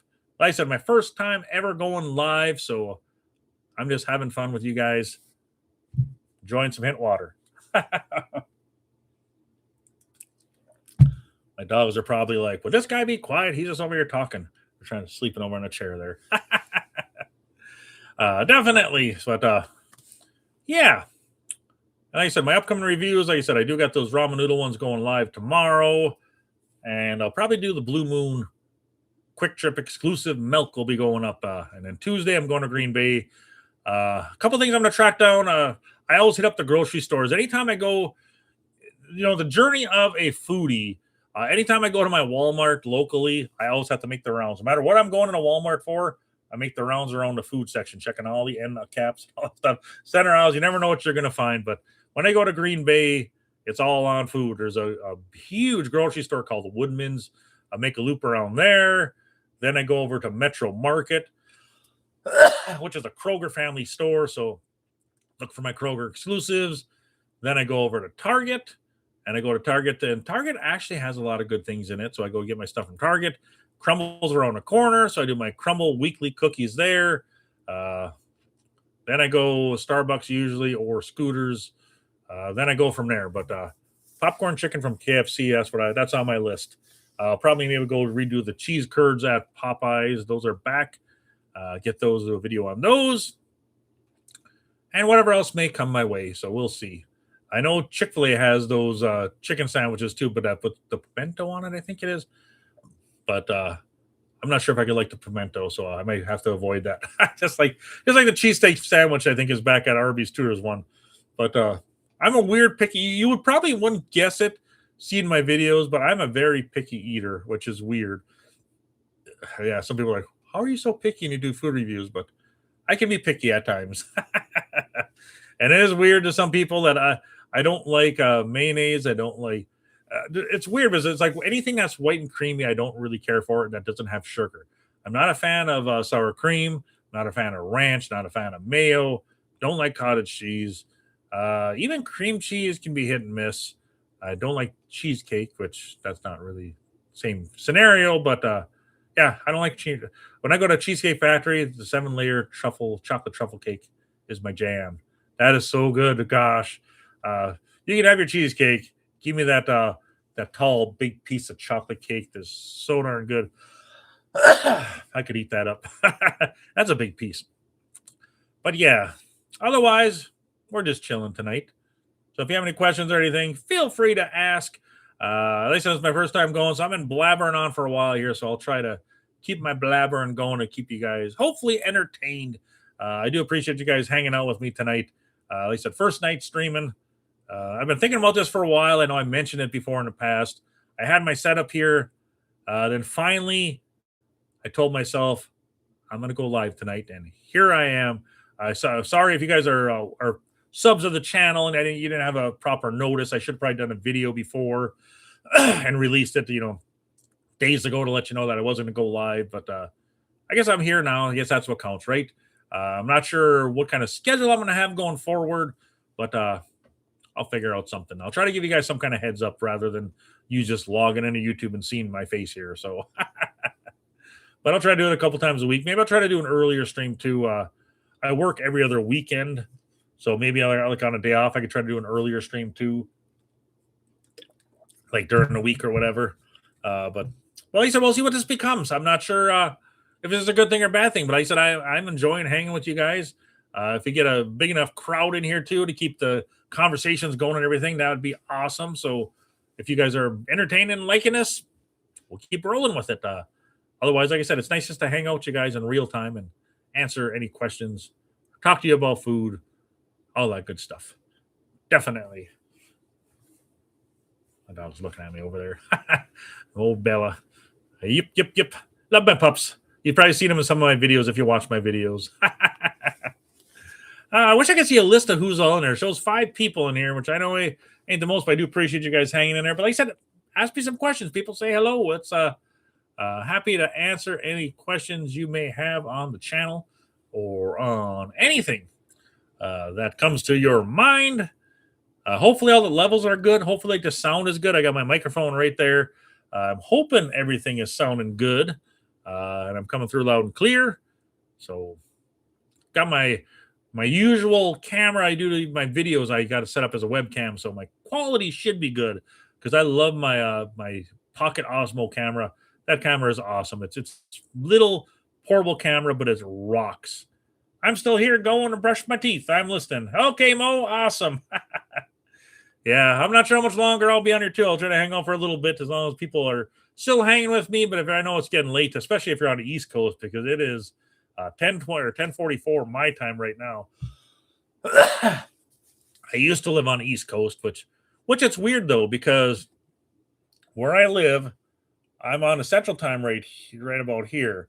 Over here is like Eastern, which is weird because you think Eastern would be over there too, but it's like the way the lines go with strange. But but it is nice being out here, especially when football season comes around. As football season comes around, I used to live on the East Coast, and all the games started an hour later. But now living here, games started like 1 or 12, a little after 12, and that's nice. Nice having that extra early time frame. It'd be weird though living on the Pacific Coast though, West Coast, because the games would really start early out there. I mean, you'd be watching football like 10 a.m. That'd be kind of weird. So that would be kind of weird, wouldn't it? Yep. There's we go. Dun dun dun. Do. Trying to think what else to say now. Somebody asked me a question. Any question. What is the meaning of life? I'm not sure how to answer that question. Maybe don't ask me that one. Otherwise, I'm just chilling here. It's really peaceful in here, isn't it? All I hear. What is my favorite soda? Let's see. My favorite soda.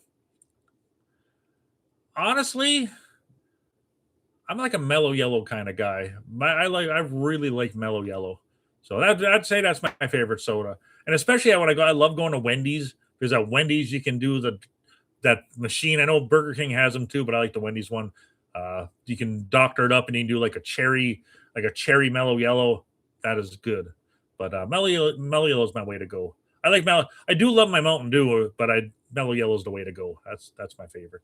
Definitely. What's the next big event in my life? Good question. Let's see. Nothing too much. I don't got any major trips planned.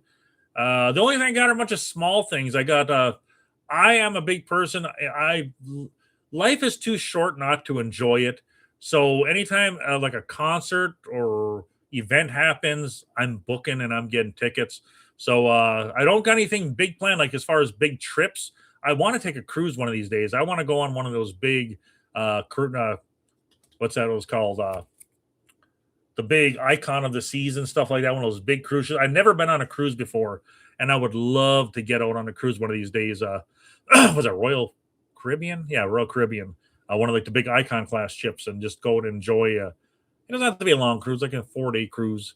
But that's one thing I want to do. But as far as what I got planned, I got a lot of concerts and that stuff. I'm going to see. I just bought Jeff Dunham tickets. If you guys ever have a chance to see Jeff Dunham, he is absolutely. I've seen a lot of comedians in my life, but Jeff Dunham, seeing him live, you can watch him on YouTube, and he's funny. Yeah, you see him live, it's absolutely phenomenal. Especially when he makes himself laugh. When he's up there and he says something, the last time I saw him, he was in Green Bay. He's back in Green Bay at the Weidner Center. It's a smaller venue, which is going to be nice because it'll be a little bit more closer rather than a big arena. But my stomach was hurting after I left there from laughing hard. I was in tears so many times from watching him. So good. But I got that. But then we're going to go see Megadeth and Iron Maiden. Got tickets for that. Got tickets for Switchfoot. Switchfoot is one of those bands that have been around for a while. I've already seen them twice. That's another amazing band. They're with Amberlin, which is another band like that's been out there for a while. But two great bands. I'm going to go see them. Let's see what else we got. I got tickets for something else too. What else do I got? Oh, Matt Rife. Going to Milwaukee to see Matt Rife. That is going to be awesome. He's one of my funniest comedians. Him and Gary Owen, which I saw Gary Owen a while back. So many good things to see. So as far as big events, I don't got nothing big, but I got a bunch of little things. Oh, and I'm going to see Nitro Circus in Appleton, which that should be a blast. I love crazy stunts like that. So those guys are going to probably kill it down there. So I'm looking forward to that. But otherwise, I got no big trips or anything planned. Maybe I'll plan some for spring break to get out and get some sun. Otherwise, that's pretty much it. So I do got a little bit of an itinerary there. So all these little small things build into something fun. How about yourself? Do you got anything going on in life? Anything crazy? I guess the one big thing I guess you could say is my stepdaughter is going to college. So she's going to be moving to Green Bay next month. She's going down there for nursing, 3 years for nursing at Bellin College down there. So that is awesome. I'm proud of her. That kid got her head on straight. She is so smart. And I'm proud of her. So she's going to be going to get. She wants to be like an anesthesiologist assistant, I believe, is what her ultimate goal is. But she's killing it. Works her butt off in there. So she's doing a fantastic job. So I'm proud of her for that. So that's going on next month. That's really about it for the events. But what's anything for you?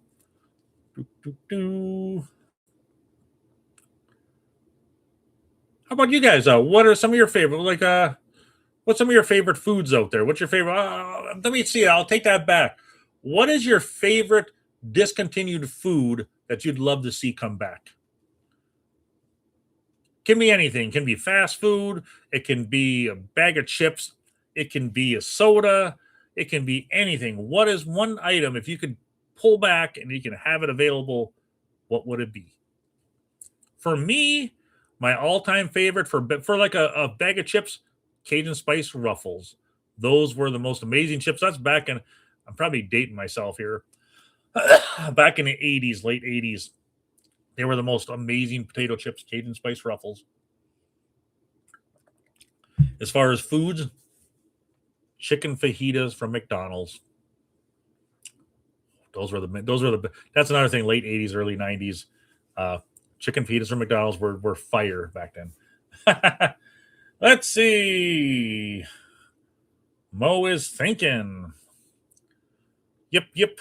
But that'd be my two main things. Otherwise, I'm not sure if I mentioned in this stream or if it was in my TikTok stream, but somebody kind of we started talking about chips and that stuff. What's your favorite chip? And I mentioned the Cajun Spice Ruffles, but this was back in the late 80s. You can probably find pictures of them out there. O'Grady's potato chips.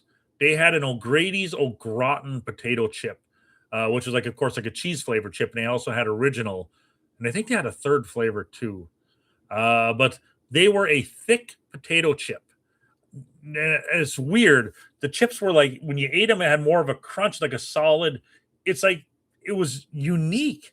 And the weird thing is probably maybe like 8 years ago, Lay's came out with a thick potato chip. It was here. I think I only got one bag of them, and they were gone. I don't know why they disappeared so quick, but Lay's actually released a thick potato chip, and then it just disappeared and never heard anything. But if they wanted to make do something unique and change the chip industry, why would you not give that a fair chance and promote it? Because those chips were phenomenal back in the old Grady's days when they had them, and it was just a simple thing, a thick potato chip, but they were so good. I don't know. Back in the 2000s, there was a drink called Voodoo Rain. Not sure if I ever heard about that one before. Sounds good. Was it like an energy drink or was it just more of like a soda? Let's see. McDonald's Spicy Nuggets. Oh, yeah.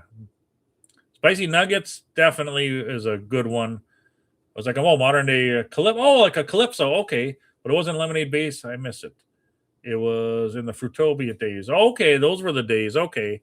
Definitely. I gotcha. I'm not sure if I remember that, but I know exactly what like the Calypso and the Fruitopia stuff is. I like Taco Bell's breakfast. I can't find one that opens for. Oh, that sucks. I guess that's weird. I guess I always assumed that all Taco Bells did, but I guess it's just like certain ones do. My Taco Bell in town does. That breakfast crunch wrap is good. I love the breakfast crunch wrap. So good. Yeah, I'm sorry that you don't have any Taco Bells near you that got it. It's weird how my small town does, though. That's weird. Oh, just juice like Fruito. Oh, okay. I gotcha. Gotcha. Definitely. I'm not sure how old you guys are, but do you remember? Have you ever seen Orbits? It's like a water that had these little jelly balls that floated in there, and they called it Orbits. Really weird thing, but that's like late 80s, early 90s. So that's probably way before your time, perhaps. Sometimes I feel I don't realize how old I am. So it's just like, I might be talking about things back in the day. I know a lot of people, I mean, I was born in 74, so I'm a little bit of a dinosaur. But hey, I'm young at heart, young in my mind and young in my heart. So that's never going to change. I hope to still be this way when I'm 90. Hopefully I make it to 90. That's always my biggest fear. My biggest fear in life is, and I've seen this happen to people.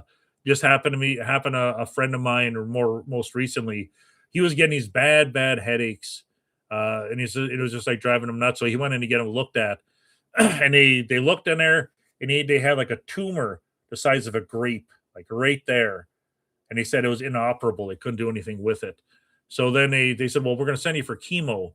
So they sent him for chemo for 6 weeks of chemo. He waited after that to see the results. They went back, and then he said the tumor grew to the size of a walnut, and there's nothing we can do. You think that they could, if they say it's inoperable, you think that it's still, I mean, if it's going to end up killing you, I would say go for it. But I mean, sure, they probably knew there's nothing they could do, but it seems weird. But anyways, he ended up, they basically put him on morphine, and he kind of lived with the pain, and then he just passed one day, and it's just the saddest thing. And that's one of my biggest fears of, like, one day I'm getting these chest pains or pains in my stomach, and then I go in to get it looked at, and they're like, oh, by the way, Nick, you're full of tumors. That's my biggest fear in life, and I don't want to deal with cancer. I hope I never have to deal with cancer. It's a shame that there's no cure for it by now. Sometimes I think it's just a money making thing that they don't want to find a cure for cancer, because there's times you hear people say they found something and then you never hear anything more on it, where they just bury that. If you think by now, with all the billions of dollars invested in it, the years of research, that they would have something for cancer. But I'm no doctor, though, so maybe I'm just speculating. But you think they would have something. Let's see. Does your KFC have country fried steak on Wednesdays only? Unfortunately, my KFC, the closest one, is in. There's two of them. There's one in Escanaba, Michigan, which is 45 minutes from me, and there's one in Green Bay, which I'm not. I should try to get down there on Wednesdays, and so Wednesday is one of those weird days that I'm off work on. Either like Tuesday is a common day that I'm off work, or Thursday or Fridays. Otherwise, I'm off every other weekend, which this is my weekend off now.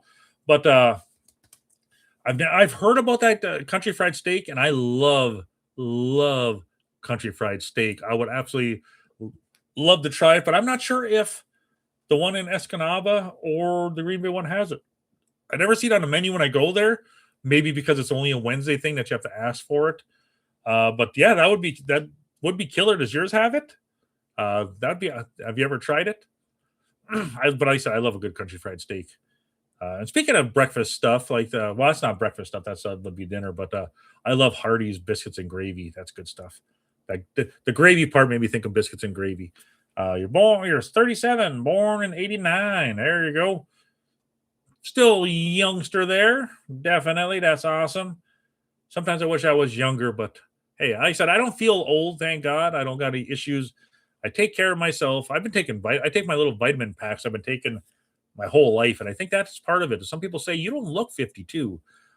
So I always take that as a compliment, but like I said, I keep myself active. I know I some of the stuff I eat, but like I said, in moderation. I don't pig out on everything. It grew after the chemo. Yeah, it grew from a grape to walnut size after doing chemo. It did absolutely nothing.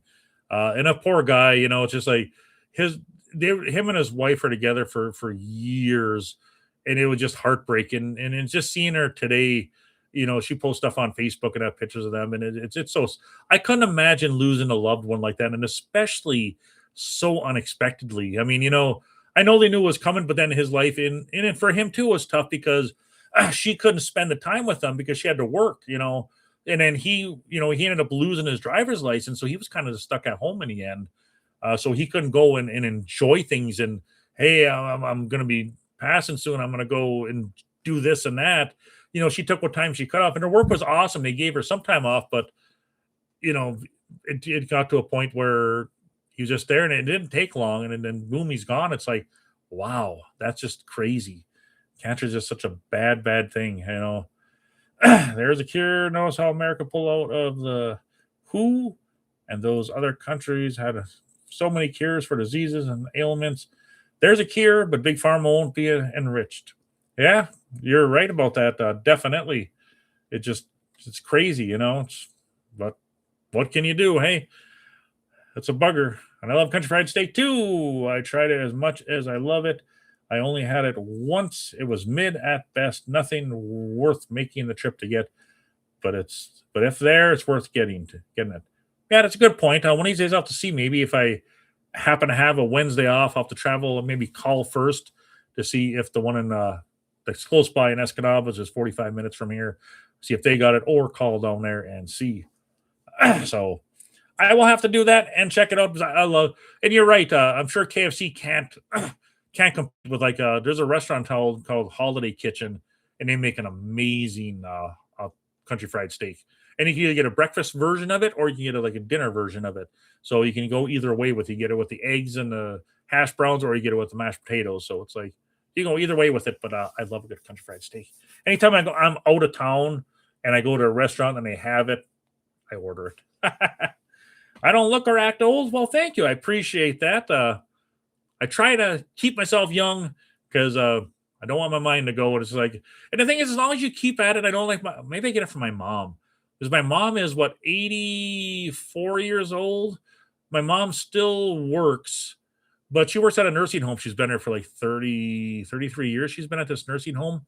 So a long time. And she said, and my mom loves going to the casino.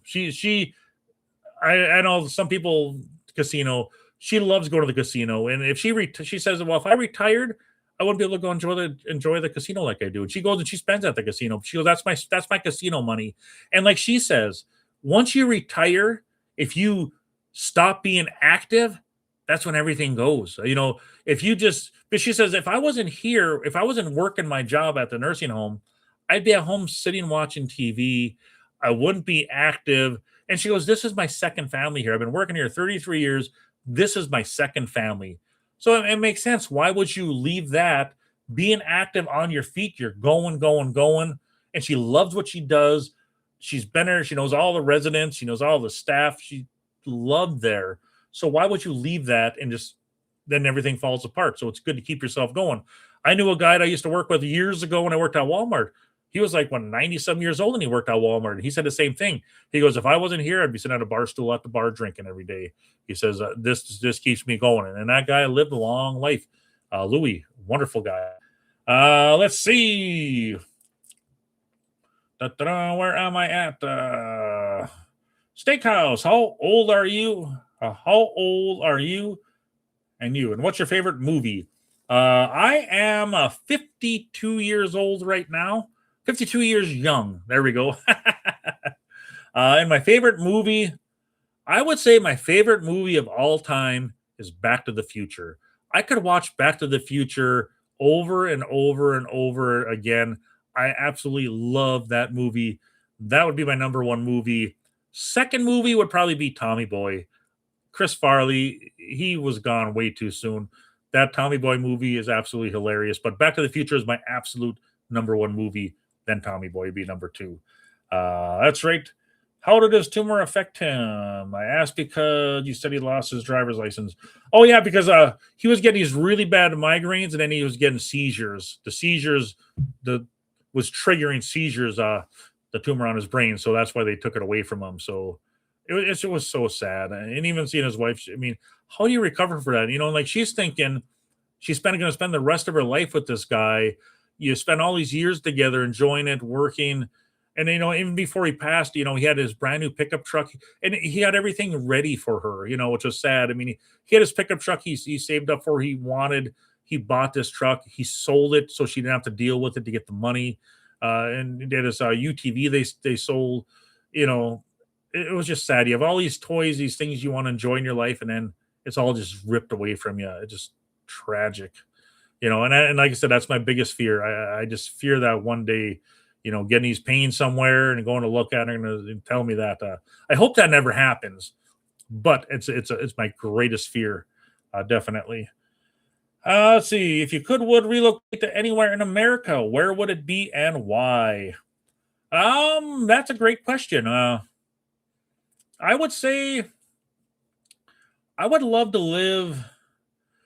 I would love to live in like the Kentucky, Tennessee area. I think there's some beautiful areas out there. And it's nice because you do get some pretty hot weather down that way. But I think to live in the middle of the U.S. would be nice. I wouldn't mind, Florida that way down that way is too hot. My wife does have a family down in Texas there, so Texas wouldn't be bad either. I know Texas can be hot as well. But if I could choose, I would say somewhere around the Nashville area. If I could move somewhere, I'd go to Nashville, Tennessee. I've been down there when I worked at Tractor Supply. My retail, I think I may have mentioned it before in my life. Maybe I did, maybe I didn't. It's probably a couple times. But as far as my career choices in life, retail management is where I started. I started at Walmart as a stalker, worked up to like what's the word for it? A department manager. I worked there for like 6 years. Then I took a break, did some web design and stuff like that. I used to do web art, graphic arts and stuff like that for many years as like a freelancer, and that kind of fell apart. Then I went back to GameStop and worked as an assistant manager for like 3 years there. Then I moved out of the area, so I ended up going to Dollar General for like 3 years. Then I left there. Dollar General is a horrible place to work, by the way. Don't give you the payroll around your store. Then I went to Tractor Supply, and I worked there for 9 years as an assistant. Well, for probably 5 years, I worked as an assistant, and then I worked my way up to a store manager.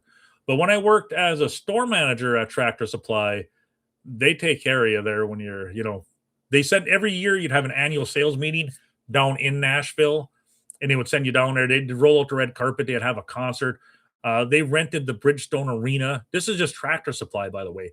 Rented Bridgestone Arena. One year I saw Toby Keith. Another year I saw Luke Bryant and Brothers Osborne. Another year I saw Tim McGraw. Then they had and then the last time, not the last time before that, I went there. They rented out the fairgrounds. They had like the indoor arena area for the fairgrounds, and they put on like a fair in there. They had corn dogs, hot dogs, hamburgers, all kinds of fair food in there for everyone, like all the managers and that. And then in the other room, who's singing? Lainey Wilson. Lainey Wilson was right there. I was 20 feet away from Lainey Wilson on this small stage watching her, and it's just like, wow, that was awesome. I seen Lee Bryce down there. It was like right there, but seeing Lainey Wilson was phenomenal. That's when she was first starting to break out. When what's that one song off of that show, Lemonade? I'm drawing a blank on the name now. When she first started hitting it big, she was there, and it's like, dang, and she was like 20 feet in front of me, and it's just. But I mean, they really took care of you. But I'm not sure why I got on that. That reminds me of like the Nashville. When I was younger, we went out there a couple times, but I think just outside of Nashville would be nice. It'd be a beautiful area. I know it can get hot out there, but I'd like to live there. Maybe on a lake with a nice house on the lake would be awesome. If I ever won $1 million, that's where I would be. And then after that, I was working at Tractor Supply for like 9 years, and then I work at a sporting goods store called Dunham Sports. They recruited me as a general manager, working a few less hours. They basically, my salary at Tractor Supply was here. My bonuses were here. So salary, bonuses, Dunham said, we'll pay you this much. So they almost hit me what I was making with my bonuses, working less hours. So I was like, change of pace, less hours is always good. You get every other weekend off. So I made the jump over. A little less stress than that. But so that's where I'm at now. So I'm a general manager. So I work like 46 hours a week. So that keeps me busy. So that's what I do for life. So I love being a manager. It's always fun, and plus being able to have the power to hire people and that stuff, to interview people and to read them and bring them on board and train them, and that just a fun job. Plus I love customer service. I love taking care of people. People have issues, you take care of them. And that's, you can probably tell my personality. I'm a people person. So I love working with people like that. So as far as, let's see, getting back to the comments here. I've not gone to a casino yet. Oh, you haven't been to a casino before? Or like a casino, or just haven't been to a casino ever? Yeah, casinos, for me, I don't spend a lot. If I go to a casino, I'll spend $20 to $40. That's my, if I spend $40, I feel bad. I'm like, I lost $40. I could have went out and got a nice dinner for that. But I see people that'll spend hundreds and hundreds of dollars, and it's just like, if I spent $500-600 at a casino and I lost it all, I'd kick myself in the ass. But some people do it. I had a friend that would go in there. He would just blow money, and it's just like crazy. And I know my mom spends a lot of money because, she hits it big sometimes. She'll win, but like, again, she's working a job so she can go enjoy herself at the casino. She loves the casino. So she's, instead of, she's working, getting the money just to go enjoy herself. So she lives comfortable. So it's like, yeah. Let's see. Yep, it's exactly right, Mo. You've always heard your grandma say that once you retire, you go down. So never go down. That's the trick. What's my dream job aside from being a content creator? That's a great question. Let's see. That's a very good question. Yeah, and like I said, and you even got the thing on there besides being a content creator, or aside from it, because that would have been my number one answer. Let's see. Trying to think. That is a darn good question. And I kind of enjoy my line of work now, but some days I would like to be like on an office job. I'm not sure, office jobs seem like they'd be decent to be, to wear the suit and everything like that, and but I'm not sure what kind of. Actually, be a fun job. I think would be like an attorney. Probably be stressful and a lot of long hours, but being an attorney, I think that'd be awesome to represent, to get a case and to be able to, you know, use your knowledge to help get somebody off of something or get something what they need. If somebody was wrong, that you go in there and you fight for them. I think that would be an awesome, interesting career. I know you'd probably have a lot of bad cases in there that you would think you probably wouldn't care for. But I think that'd be a fun job. I think being like if I could slip my hands, and I can have the knowledge of an attorney, like a lawyer attorney. I think that'd be an awesome dream job. But probably have a lot of years of college for that. I suppose you'd have to go through. You're in Houston. Oh, that's awesome. Actually, was it last year? I was in Houston last year. Last spring break it was not like earlier this year, but the year before that, because we went to go visit family down in San Antonio.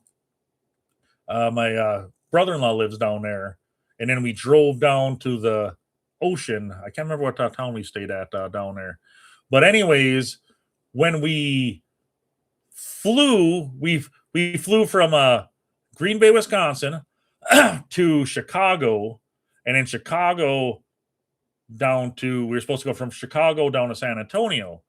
Well, when we were in Green Bay, our plane got delayed. So we got delayed. Finally, our plane got out.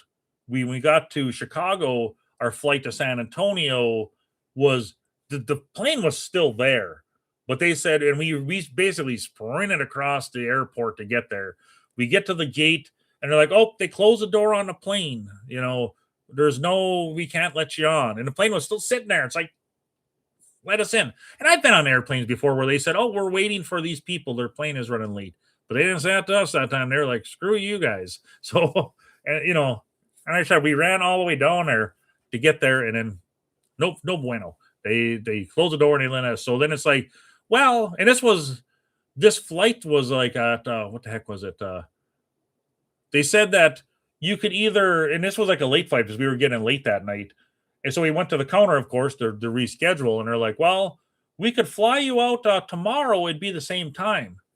It's like, so you're telling me that me and my family is going to sit here and stay here for 24 hours. I said, well, we get your hotel room.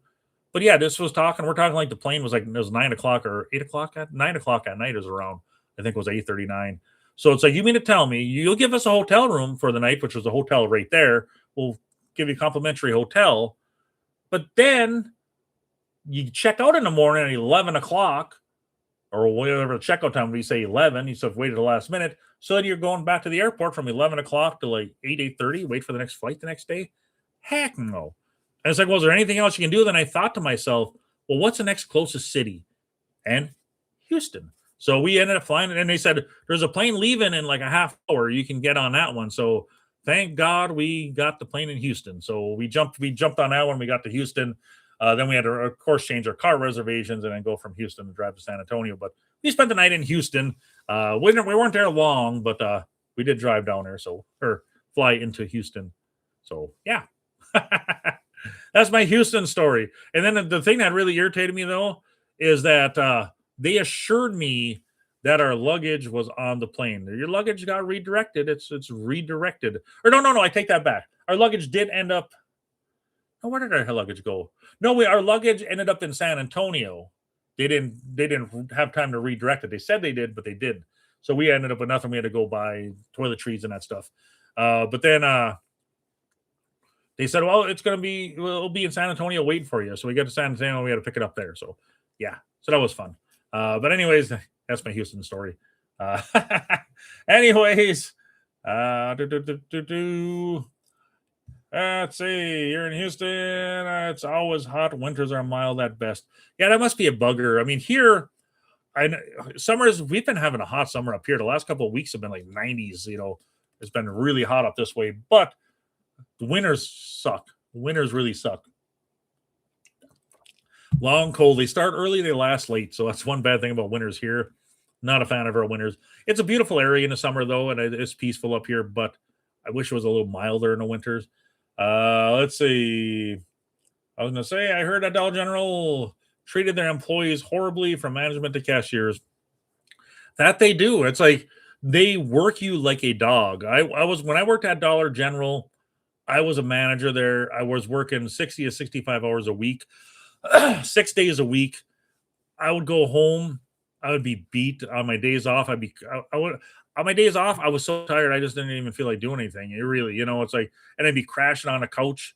My, girlfriend at the time was like, well, why are you so tired all the time? I'm like, I'm just beat. And they didn't give you the payroll to run your store. And the thing is, the store I was running was a busy, busy store.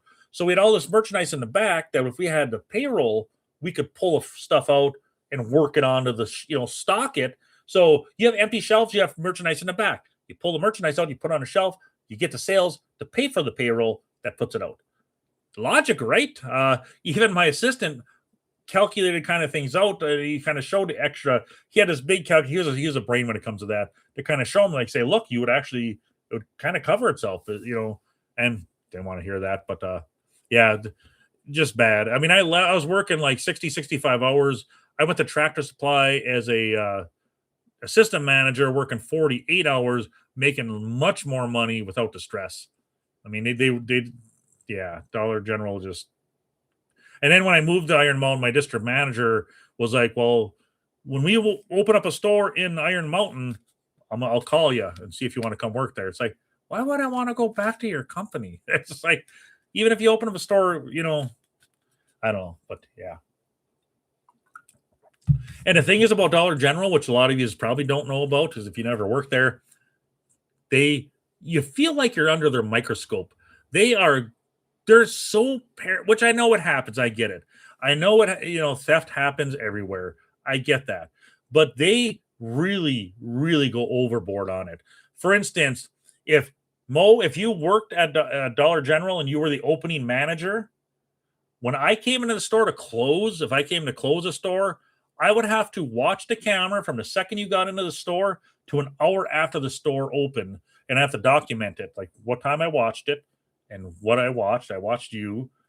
And then the next day, when you came in, you would have to watch me on camera from an hour before the store closed until I walked out the door, and you would have to sign your name down that you watched it. And even with stuff like when vendors would bring stuff in, like the district manager would come in and he would go over those logs and he would watch to make sure you were watching. So he would look at the log and watch me watching you, and then watch you watching me on the camera to make sure we're doing it. And it just like, even any return over, I think at the time was like $10 or $15, you would have to document. So if you took a return back for $15 or more, I would have to watch you take it back, take the item, put it over there and document it. And then he would watch that. And then he would come in the store and just watch videos for hours straight. And then he was sharp though, because I had this girl named Jennifer and I had this girl named Debbie.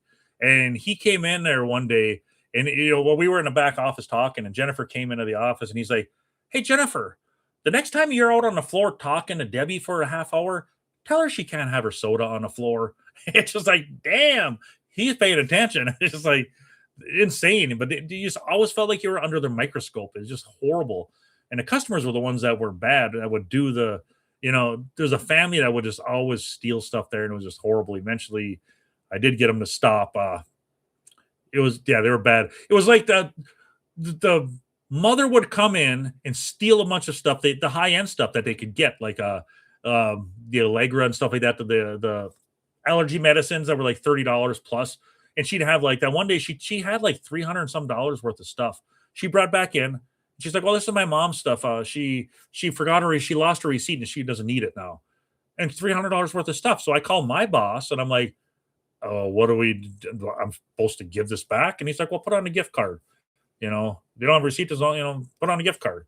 So we had all the stuff. So I mean, there was like the Allegra, all kinds of the small expensive things, small things you could steal.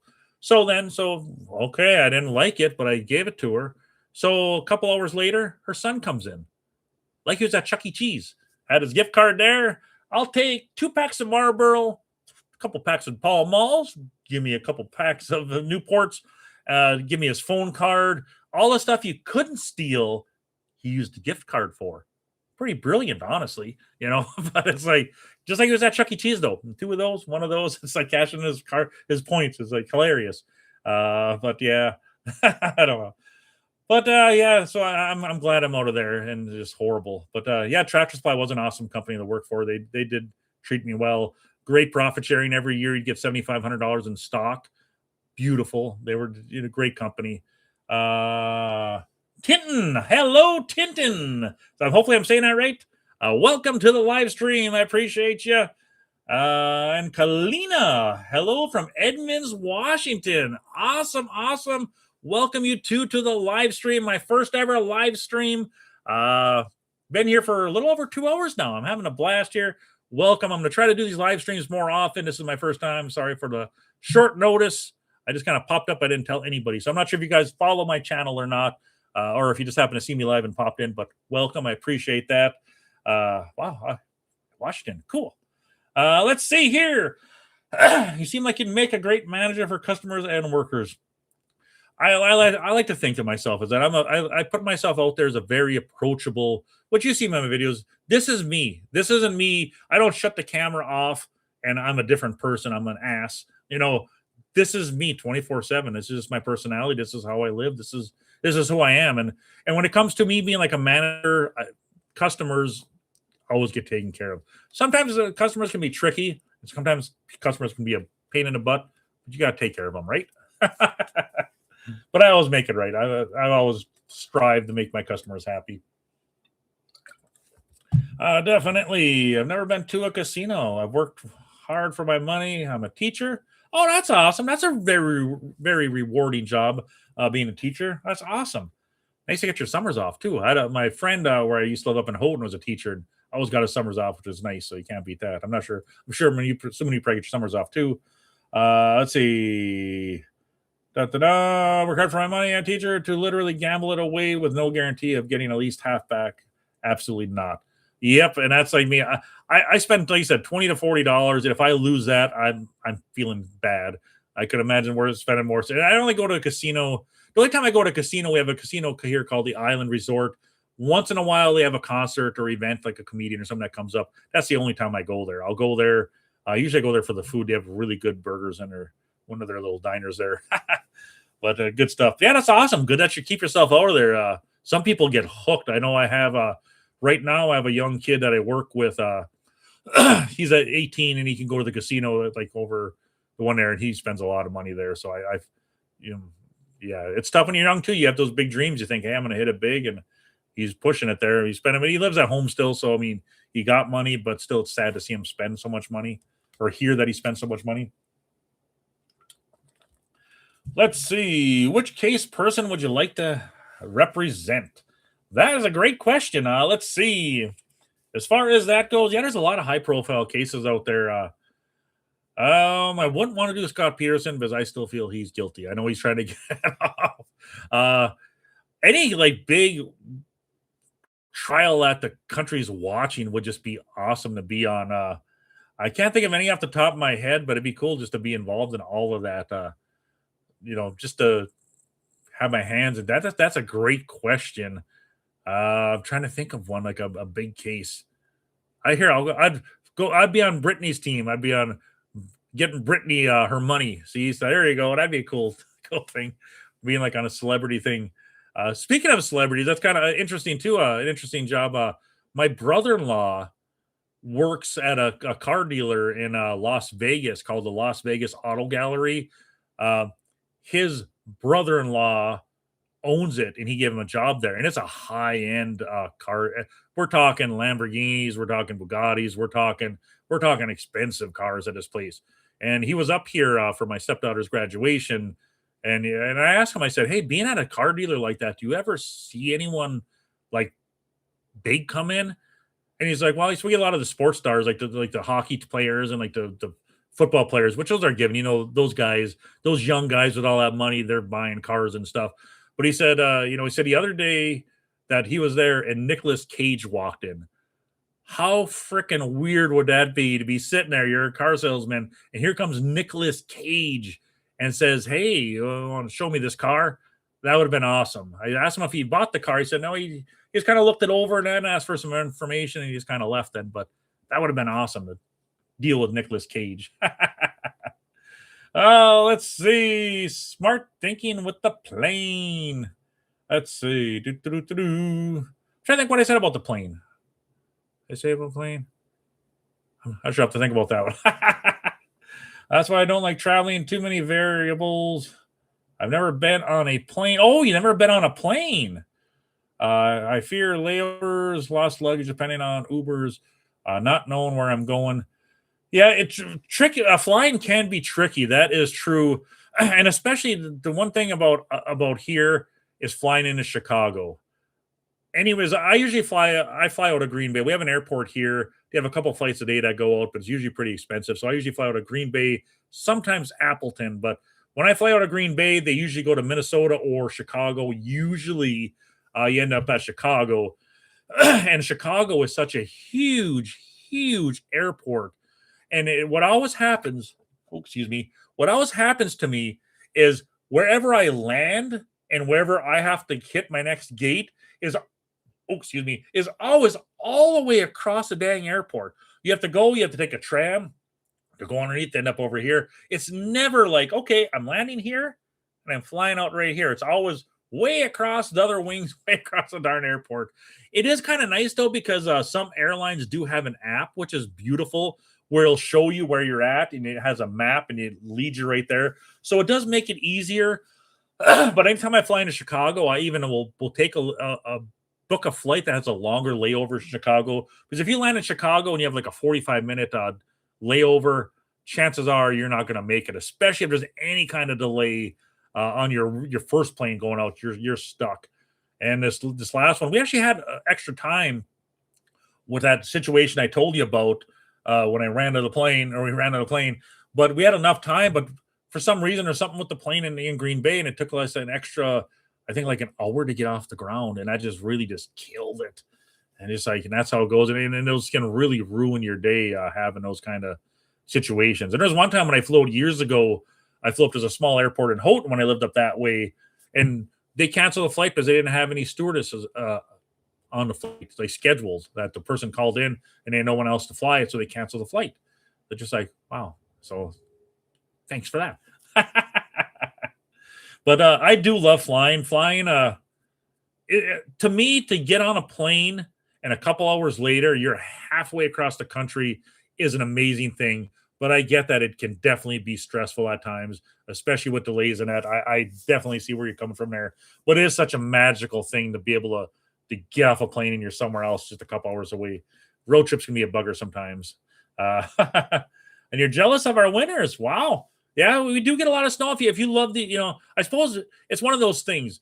I have cold, long winters here. You have hot all the time. So you'd probably be like, yeah, so that'd be awesome. I'd love to be there. And I'm sure if I lived where you are down there and I had all that heat all the time, I would probably be like, if I lived in Houston, I'd be like, oh, I wish I had the cold. So it's one of those things where I'd never be happy, And the thing is, especially, like I said, I live in the UP, Upper Michigan. I used to live here. When I lived up here, we get all that lake effect snow. There were years where we'd get 300 inches of snow. It's crazy, 300 inches of snow. That it just, you get snowstorms like in April up there. It's just dumpings on. It's just beautiful, beautiful area in the summer, though. I miss the area. That is such a beautiful place. And speaking of beautiful places, you probably never get up this way, but where you got Upper Michigan, there's the Mackinac Bridge, like right here that connects. There's a little island off the side called Mackinac Island. They spell like Mackinac, I think is how they spell, but it's Mackinac Island. The most relaxing, amazing place you could ever go. It's an island. Good chunk of the island is residential, but they have like a strip which has these old hotels. There's a main street that has amazing restaurants. They have fudge. There's stuff called Mackinac Island fudge. Being down in Texas, you probably never heard of it. But there's all kinds of fudge shops. They're making all kinds of fudge, chocolate fudge. When you got nuts, you got lemon fudge, you got fudge coming out of your ears. But the thing is about the island is there's no motor vehicles on the island. Nothing. There's a fire truck and a police car and an ambulance, I think, are the only motorized vehicles allowed on that island. Everything is bike or horse. So you get off you take a ferry over to the island, and you get on the main street there. You walk out there. There's bikes everywhere. There's a horse-drawn taxi service. So it's really awesome. Horse-drawn taxis. If you want to go somewhere, you get a horse. And then in the morning, there's hotels on the main street. There's one called the Lilac Tree that we stay at, Lilac Tree. And it's neat. And I was going to do a video on this. I probably should have, but I think I mentioned it that I was going to do this video, but I never did. Because once I got out to the island, I'm out there with my friends and my family, and I started doing video as soon as I got off the ferry. Actually, before I got on the ferry, I started it. And then once I got there was so much to do, and then I got and I was like on vacation. I should have filmed it because it would have been an awesome video. Maybe I'll still have to do it one day, but I just stopped doing video, recording stuff. But I mean, they have what they do is they have a barge, and they load, like if you have like deliveries, a semi would back onto a bar, drive onto a barge, and it would float the barge out there, and then would go onto it'd be at the dock, and then the horse-drawn carriage would go up to it, and they load everything onto it, so that even delivery trucks cannot go on the island. They just go on a barge, and then the horse-drawn carriage comes up with the big trailer. They have a horse-drawn like UPS cart. So when I was at my, I still got the video. It'd be neat to post maybe one day. But from my balcony, I'm looking down, and you see all these Amazon boxes on this big cart drawn by horses, and you see the UPS guy walking the boxes out there. It's the neatest thing. But the best thing about it is there's nowhere that you have to be. Most vacations, you have to go here, you have to go there. Mackinac Island is just a beautiful, magical place. You don't drive anywhere. You just go. You can take little horse-drawn tours. You can ride a bike around the island, which you always do. That's a given. There's a fort up on top of the hill. The big grassy field. It's a wonderful place. Beautiful sights, great food. You got all that fudge out there. I got to do a video on that. I maybe I'll just have to go just myself and wife and not take friends and family. Just make a video because it is a magical, beautiful place. You can probably look up some videos on YouTube about Mackinac Island. But wonderful, wonderful place. Don't mean to get on a little off track there, but let's see what we got here. Catching up on the comments here. Let's see. Dun, dun, dun. Let's see. Sounds like the secret police. Y'all have to watch each other like little spies. Now, who's watching the district manager to see if she's watching the video? Exactly. And that's how I felt there. And like I said, even the fact that when he would grab it in, when people would come do their deliveries, like the Coke guy and that, he would take the invoice out and watch on a camera the Coke guy coming in, and he'd pause it and go off the invoice and match up what's coming in the doors to make sure you're not getting gypped. It's like, why? I'm the manager. It's my store. If I'm checking them in, why would I gyp it? And then he'd only want one delivery at a time. Like, so if the Coke, Pepsi, and bread guy came, I never enforced it because these guys have their schedules. They have to be places, so I never enforced it. But he was like, you only have one vendor at a time. They could, one could tie you up while the other one's stealing. And it's like, come on. The bread and Pepsi guy ain't conspiring to steal stuff from Dollar General. It's like, really? It just makes no sense. Yeah. They had a true racket going on, and they were buying junk with stolen money, not food or anything productive. Sad. Let's see. Junk. Well, yeah, that's crazy. What the heck? Yeah, that is sad. Definitely. I don't know. And I worked summer school. I have 1 week and 3 days of true summer vacation. I'm going to school on Monday and Tuesday to put my room together for upcoming school year. Wow. Never realized how quick the summers goes. I mean, to get ready and to do summer school, I mean, that's good though. It keeps the money coming, right? Life's about making money. You got to make that money. So for sure. Yeah. But yeah, it's crazy how quick it comes along. Oh, dogs. What's your favorite spicy chip and what is your favorite season? Me, of course, I love summer living in an area like this. I do love fall. Fall is a beautiful, when the leaves change, when they're at their peak color, it's wonderful. The only thing bad about fall is I know what's right behind it, cold and snow. So I'm not much for the cold and snow, but I mean, I don't mind once you get through December, you get a little snow, I don't mind. Once you get to January, I can live with that. But when you get into February, March, and then even into April, you still got snow on the ground. There's times we get into May and we still have snow on the ground up here. It just, But I do love fall. The colors of fall, I guess, would be my favorite. Except I just don't like the fact that the snow's behind it. But like I said, we have some beautiful colors up here, especially if you go up towards the tip of the UP, which we go up to Copper Harbor way, way up there. This area, there's a covered road that has leaves. It's beautiful, beautiful in the summer, in the fall, I should say. All kinds of color. You can't really beat that. As far as what my favorite spicy chip is, let's see. Honestly, I'm not huge on spice. I mean, I'll eat spice, but as far as like a favorite flavor, if I had to choose a hot flavor chip, I would probably say, that's a good question. Flamin' Hot Cheetos would probably be. I enjoy Cheetos. Cheetos are always good. I know it's not technically a chip; it's like a puff, but I'd say Flamin' Hot Cheetos.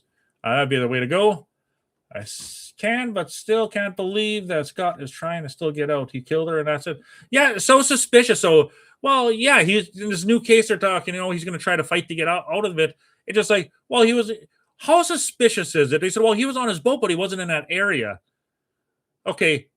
What are the chances that your wife and baby wash up on shore and you're in a boat in the same water? What are the chances? He wasn't in this area. Well, boats can travel. Boats aren't locked in one place. And plus his whole actions, you're just weird. The fact that he had another lady on the side, and it's like, why? How could you do that to somebody? That's your wife and your child. And I understand why he did it. He probably figured if he left her, well, he's going to have to pay alimony and child support, and he's going to be stuck. He ain't going to have his lifestyle. He's going to have to give it to them. It's like, rightfully so. Those mothers sometimes get stuck in cases like that. Not like you have to kill them or anything, but I mean, a lot of, men take off and they don't take care, pay for the kids. I know women like that. They don't get nothing for child support. And it's tough to raise a kid on your own. Life's expensive enough the way it is. And when you have a child, and then the other person isn't covering, any of the expenses or very little expenses, that would crush. I don't know how some people do it. It's just crazy. But for someone like him, he is definitely, yeah, he's guilty. There's no ands, ifs, or buts about it. Let's see. As far as my favorite spicy food, let's see. Actually, my favorite thing of all times, if we're going not if I'm like a regular meal. There's a restaurant up in Houghton, Michigan called JJ's Wok. They have a thing there, a dish called Gung Bao chicken.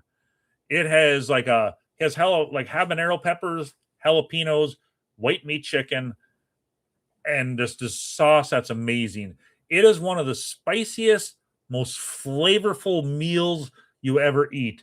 And like I always say on my channel, if something is spicy just to be spicy, get it out of here. If it's spicy and it has heat to go along, spicy and it has flavor to go along with it, sign me up. I can't stand stuff that just made to be hot. You put some flavor with that to go along with that heat. And that dish, that Gung Bao chicken, is phenomenal. That habanero pepper gives it that heat with the jalapenos. The most amazing hot dish you'll ever eat. That is good. Definitely love that. Let's see. You said that you asked was the nearest city, and it was Houston. So you flew to Houston. Yep, we ended up flying to Houston. We got a flight like literally, I think it was like it took off like a half hour after, like right from the spot when I was there, or I would have to wait 24 hours to fly out on the other flight. And it's like, oh no. So we had to change our plans around as far as like the car rental and stuff like that. But it's well worth driving. What is it?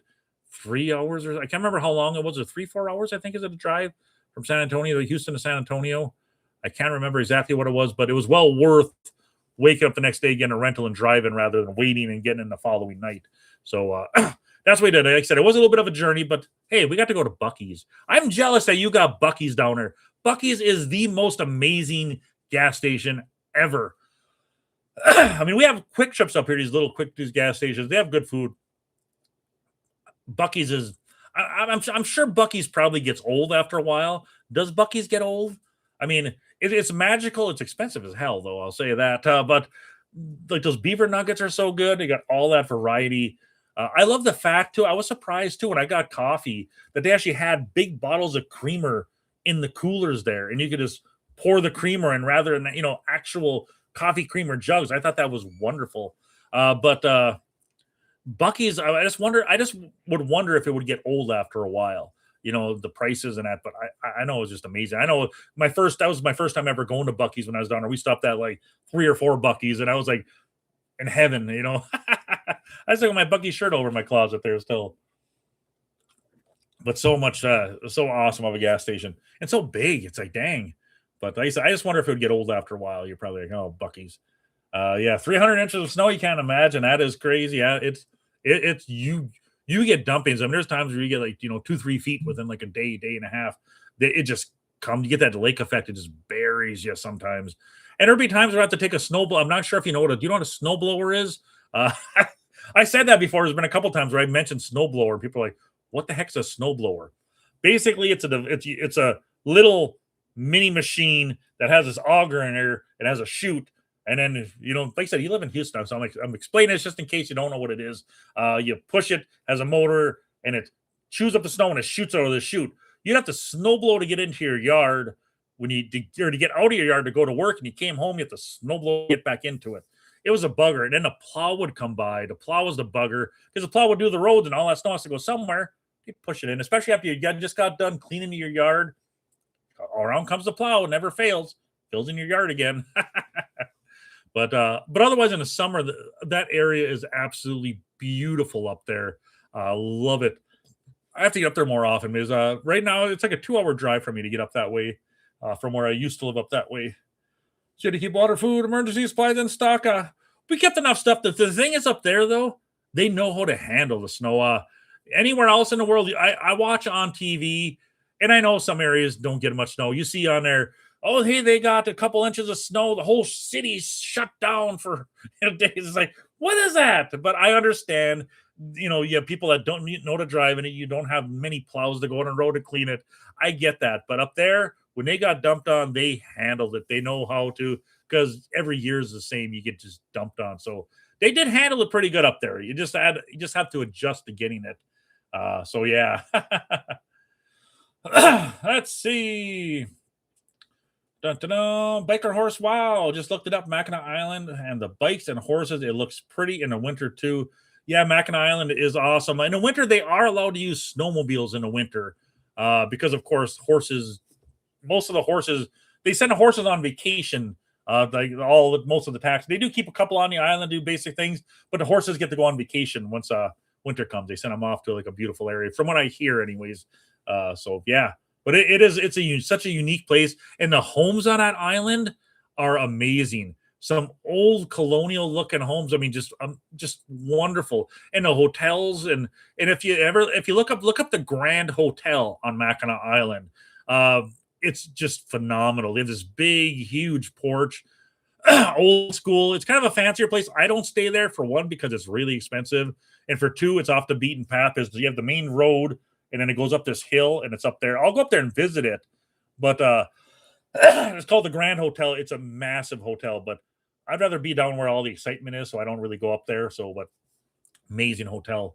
And the whole island is just wonderful. I mean, and you can rent horses too. You can rent a horse and carriage if you want to get creative, and you can do horseback rides on the trails. I'll take them, but horses are your main power out there. It's like I said, it's interesting watching that UPS truck UPS trailer, all those Amazon boxes not going down the road, and UPS guy with his uniform bringing them off a horse-drawn trailer. It's just, you never see anything like that anywhere else.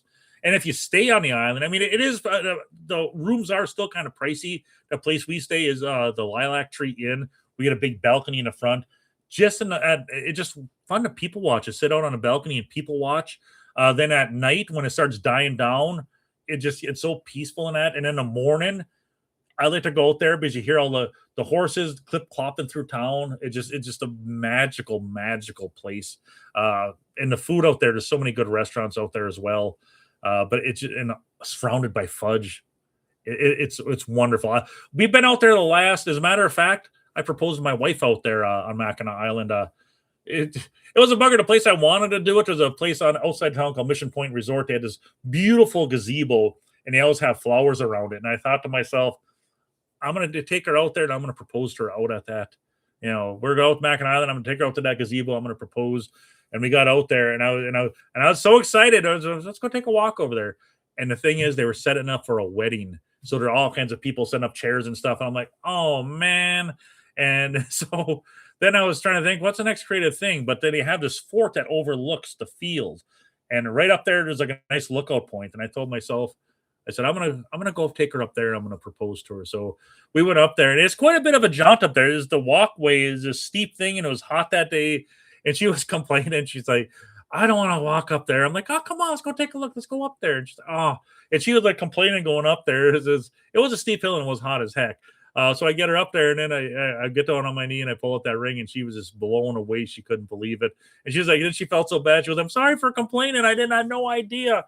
You know, she had no clue that it was ever going to happen, but she was blown away. But like I said, she felt so bad for complaining. But that island is just magical. I love that place. But this year we didn't go. We went out there the last 3 or 4 years, and this year we took a year off. We went down to Traverse City, which is in Lower Michigan. We rented a beautiful Airbnb, which you've seen in a couple of videos. The water behind me, but that place was wonderful too. Like this big was a $1.5 million home Airbnb we got. Got a good deal on it. We had enough people that went with us too, so it helped cut down the price on it too. But we had a blast out there. The kayaks out there. We just really enjoyed it. The weather was perfect. It was wonderful. Let's see. Oh, shall I catch up on my comments here? Let's see. It was $8K for 6 weeks. So that's a few dollars for clothes, supplies. Oh, hey, yeah. That's some good money there. You can't beat that. 8K for 6 weeks? Definitely. And like you said, if you got the little ones there for clothes, yeah. You have the little kids, I'm assuming? Or are you talking about like clothes for like your wardrobe and then supplies for, yeah. That's some good money. Yeah, I don't blame you. Having summers off are nice, but it's all about the money. And the one thing that's cool about being a teacher, though, that I think is cool, like I said, for one, it's nice to inspire the kids to have. I mean, I'm sure I have a friend that's a teacher up in Houghton, my friend Scott, and he said some years you get kids that are like little shits and you have to deal with them. And the parents can be worse, he said sometimes. So I'm not sure what grade you teach, but he dealt with that. But it's like he just enjoyed it. It's just a great thing. And it's nice having your weekends off too, for the most part. Let's see. Have I had them jalapeno Miss Vicky's chips? They have them at Subway. Also, Walmart's version tastes the same. I don't like spice, but I adore those chips. Oh, that's right. Honestly, when I go to Subway, that's one of my go-to chips. Usually I'll grab the jalapeno. Yeah, those are awesome. Such great jalapeno flavor. I love that crunch on there. Awesome. That the jalapeno. Yeah, those are that's one of my. When I go to Subway, I'll either get a bag of those or I get a bag of those. I'm not sure why I like them. Those Ruffles sour cream and cheddar, like those light chips. I can't think of the name of them. What the term is for them, but they're like the healthier sour cream and cheddar chips. Those are amazing too, but you only get a handful of them in there. But I do like those jalapeno ones. Let's see. Scott would have to pay that money, but would he have been? See, Scott would have had to pay that money, but he would have been free. They said he wanted to golf and play with his friends all day, and Lacey and a baby was in the way. That's crazy. I mean, I couldn't, and especially the mother of your child. It's like, and your child. It's like, what the heck? I mean, some people just don't think. And like I said, he'd be free right now. He'd still be out golfing. He'd probably, won't have so much money, but after the kid grows, it's your kid. How could you do that? I wouldn't be able to live with myself knowing I ever hurt somebody like that, especially my wife at the time and my child. That's like crazy. Let's see. I've been here for 4 years and my job has consumed me. I know now where it is and I will go. It's probably about 35 minutes from me on our way to Galveston. That's completely out of my way. Oh, okay. Oh, wow. You never been? Yeah. Buc-ee's is amazing. It's off. That's where I went. Is it Galveston is on a water, right? Is that where we went to Galveston? I think that's where we went. Yeah, we stayed in San Antonio, and I think we got the place on the water. And Galveston's on the ocean, right? Or on the Gulf or whatever. Yeah, that's where we went. I was trying to think. Galveston was where we went. So I was down there. Definitely. It blows. Oh, yeah. So you know what a snowblower is then? Awesome. Because I know one time I mentioned that snowblower and people had no idea what I was talking about. Like wood chipper, but for snow, and you just push it. Yep. It has traction. You have one control that does the auger, you squeeze it and the auger spins, and then you have like your speed setting, and then you have your one hand that does the engagement of the one for the auger and one for the tires, and you can go. But yep, I have a really heavy duty one here. Does good. So sometimes I see them, they're these little cheap things with plastic chutes and stuff. I got a big snowblower from living up there. So where I'm at now, it isn't so bad. We don't get as much snow down here in Niagara. So I only have to snowblow a handful of times a year, which is nice. But up there, it's still cold, though. We get the cold. That's the worst part. Let's see. Can you put down salt to avoid the snow compiling, or does it make it easier to snowblow? Unfortunately, as much snow as we get dumped on sometimes, I mean, if you get like some nights you get like, even get like 6 inches or so, the salt wouldn't really help much, unfortunately. We would put salt on after you snow blow, like the main pathway if you want. Sometimes ice will build. But unfortunately, yeah, I wish it was that easy, but I wish I had like a flamethrower to blow it out. Let's see. The South isn't equipped for it. We shut down with the threat of snow frost that gets on the power lines. Oh yeah, I bet down there. And again, yeah, you guys, the fact that you don't get it, I mean, why keep and maintain snow plows if you rarely get it? Then when you do get it, it's like, oh crap. So, but yeah, I mean, I guess it makes sense, but that stuff's probably the maintenance alone on it. Well, the cost of them is one thing, and the maintenance, especially if it's just going to sit there, and you probably don't even have a crew that really works them. So yeah, but that must be interesting when you do get it down there. And the thing is, too, I notice even when I go to Green Bay and when you get that first few snowfalls, people don't know how to drive. People think they can go fast all the time, and I'm sure down there you probably see it all the time. But I know there's been a couple times where I went to Green Bay on the first real snowfall, driving down that way. You see cars in the ditch left and right. I mean, it's just insane how many cars you see in the ditch because people think I can still go like faster than the speed limit. I can go 80 plus and I'm fine. But then you hit that little slush back and there you go. You're out. But people don't realize you have to slow down. I mean, I grew up this way. I know how to drive in the winter. You test it a little bit when you're going. You give it so much gas, and if you know where you're at, then here's your safe spot. If the roads start, you have a little bit on it. So I said so much and preparate for the snow, bad weather threats. I have 540-pound packs of water. Stacked them now. We were supposed to have a snowstorm back in January. Hey, better safe to be prepared. And that's crazy. And like you say, for you guys down there, you get a snowstorm, yeah, your things, everything's shut down. So that's pretty smart to have water like that. Definitely a great idea. Like I said, up here, we're used to it up here. So we did get one dumping. We had it where I had to snow blow the road. You're not supposed to snow blow the road up here. You're supposed to leave it to the plows, but we got dumped on. I mean, we had probably like 3 feet of snow out there on my road, and I had to get out to go get ready for work. We actually ended up closing that day too. We worked up for the day and then we had to close, and we were closed the next day because we had so much snow. But it was probably one of the worst dumpings I've seen in this area in a long time. But I had to take out 3 feet of snow and take my snowblower to clear the dang road to get out. It's crazy. But and that all happened like in this like a little over 24 hours, 3 feet of snow. Insane. Let's see. How long have I been married? I've been married for, let's see, 1, 2, like 3 years I've been married. I've been in a relationship for be like 7 years or 8 years. 7 years? No, 8 years I think will be in November. We'll be together. And we were married for, I think, 3. Nope, we've been married. Yeah, 3 years we've been married. Been together for 7 years we've been together. Married for 3. That's what it is in November. So, yep. I was married before that, where I had my kids. I have 3 kids. High school sweetheart. Got married. We were together for a while, and things just didn't work out in the end. We were together for 19 years. Then things just kind of drifted, and then we split. So that's what happened there. So I got 3 kids. Then I also got 2 stepkids. I got. So yep, that's what we got.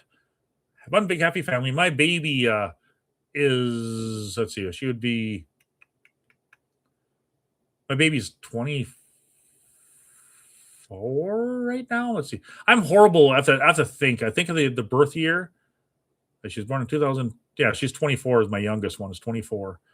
And then I got 28 and 34. So yeah, and they're all from the same mom. We have all been together. So yeah, those are my babies. I have grandbabies too. I've been a grandpa for a while. I got some, got 3 grandbabies. So awesome. Gotta love the grandbabies. No, actually, I got 4 grandbabies now. I have my other son had one, so we got 4. So I have to keep that in mind now. Let's see. No children. The clothes are for me. Hey, there you go. Got to treat yourself. Get yourself a good wardrobe. Definitely. During the different seasons, I do that. I'm pretty picky with my clothes. My main shop. I usually go to Buckle. That's my store. Not sure. You probably got Buckles down there, I imagine. But the one thing that irritates me about fashion these days, and I see it everywhere. For me, I wear a lot of polos and that for like work and that, so I got a lot of polos. For regular t-shirts, what's with today's fashion? I like a logo on the front of my shirt. All the dang shirts out now have the logo on the back. They have like a little patch like right here or like right there, and they have the design on the back. It's like I want the design on the front of my shirt. I don't want to. But if you look around, I go through Buckle. Most of the shirts, probably about 98% of the shirts, the line designs on the back. I work at Dunham's. We get a bunch of shirts in. Probably the same thing. 98% of the shirts designs are on the back. I don't like that fashion trend. I'd rather keep my logo on the front of my shirt. I don't want it on the back. Why? But a little rant there that irritates me all the time because yeah, I don't know. Let's see. I agree. Some are assholes. Some are sweet as pie. Yes, weekends off. Summers are, unless you decide to work summer school. All major holidays off. Random days. The aspect is great. Oh yeah, for sure. You get your holidays off. You get your vacations and that stuff. Your spring break. So that's kind of nice. You definitely can't beat that. I was going to say school closings, but you probably don't get much for school closings down there. Up here, school's closed because of the weather. So you get a few of those days too as well, which I wish I was like that for me. I wish I got school days off or when the weather was bad, I could get it off. Weird thing is downstate. I know friends down there, like in downstate Michigan, like in this area here, like Mount Pleasant, school gets canceled because of fog. Because there's a lot of flatlands and farmlands there, and the fog gets so dense that for safety, they'll cancel school because of fog. So that's interesting. But I guess it makes sense. I mean, the kids are waiting at the bus stops.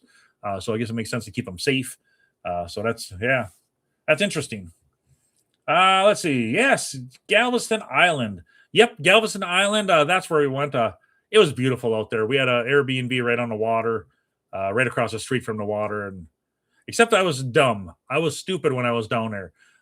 We got down there. We went in the water. One of the first things we did, first day, silly me, going in the water. I can take my glasses off and I can see things close up. But when I go in the water, I like to keep my glasses on, especially down there because you can see everything in the distance. You got everything going on there. So there's me out there in the water with a pair of glasses on, not having one of those little things on my neck or whatever. And all of a sudden, a wave came. I turned my back. Whoosh, glasses gone. Nowhere to be found. Instant. Not like they just fell off. They were gone. I spent so much time looking, hoping they would have washed up somewhere, but some fish is probably wearing them right now. But and there I am, and as a bugger, I was mad at myself. I'm like, what the heck? I have no glasses now, and I don't wear contacts. I mean, I'd rather just be able to take my glasses on, put them off. I don't want to sit there and take my contacts and do, and plus they can irritate your eyes. I know, I just rather have my glasses on. So I lost my first day of vacation. I was so mad at myself. And of course, where are you going to get, you can't just walk into an eye doctor and say most of them are booked out and this and that.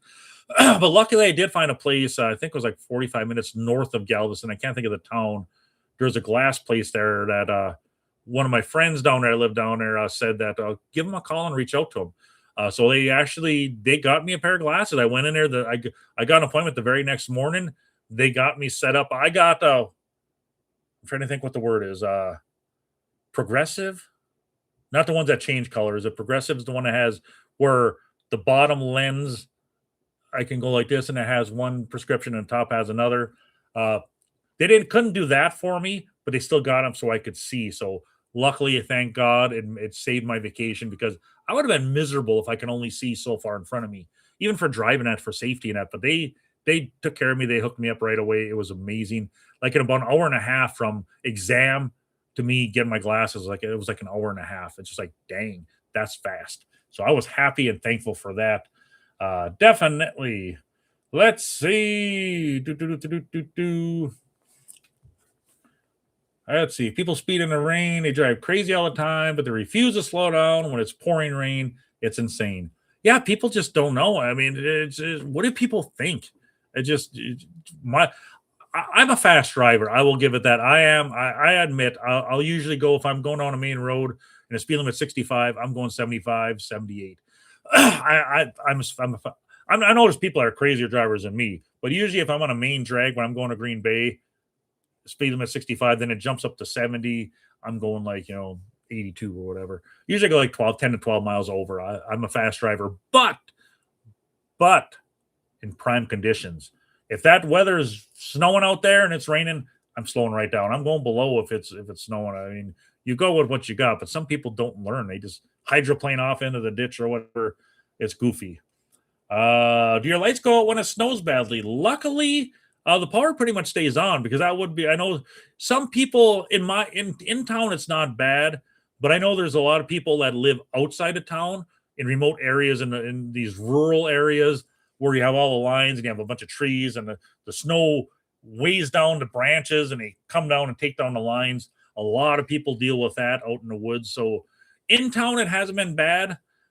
Sometimes they'll go out for like a little bit, but it ain't really too horrible. But those people that are out in the middle of nowhere have the problems because they're in the middle of nowhere. So people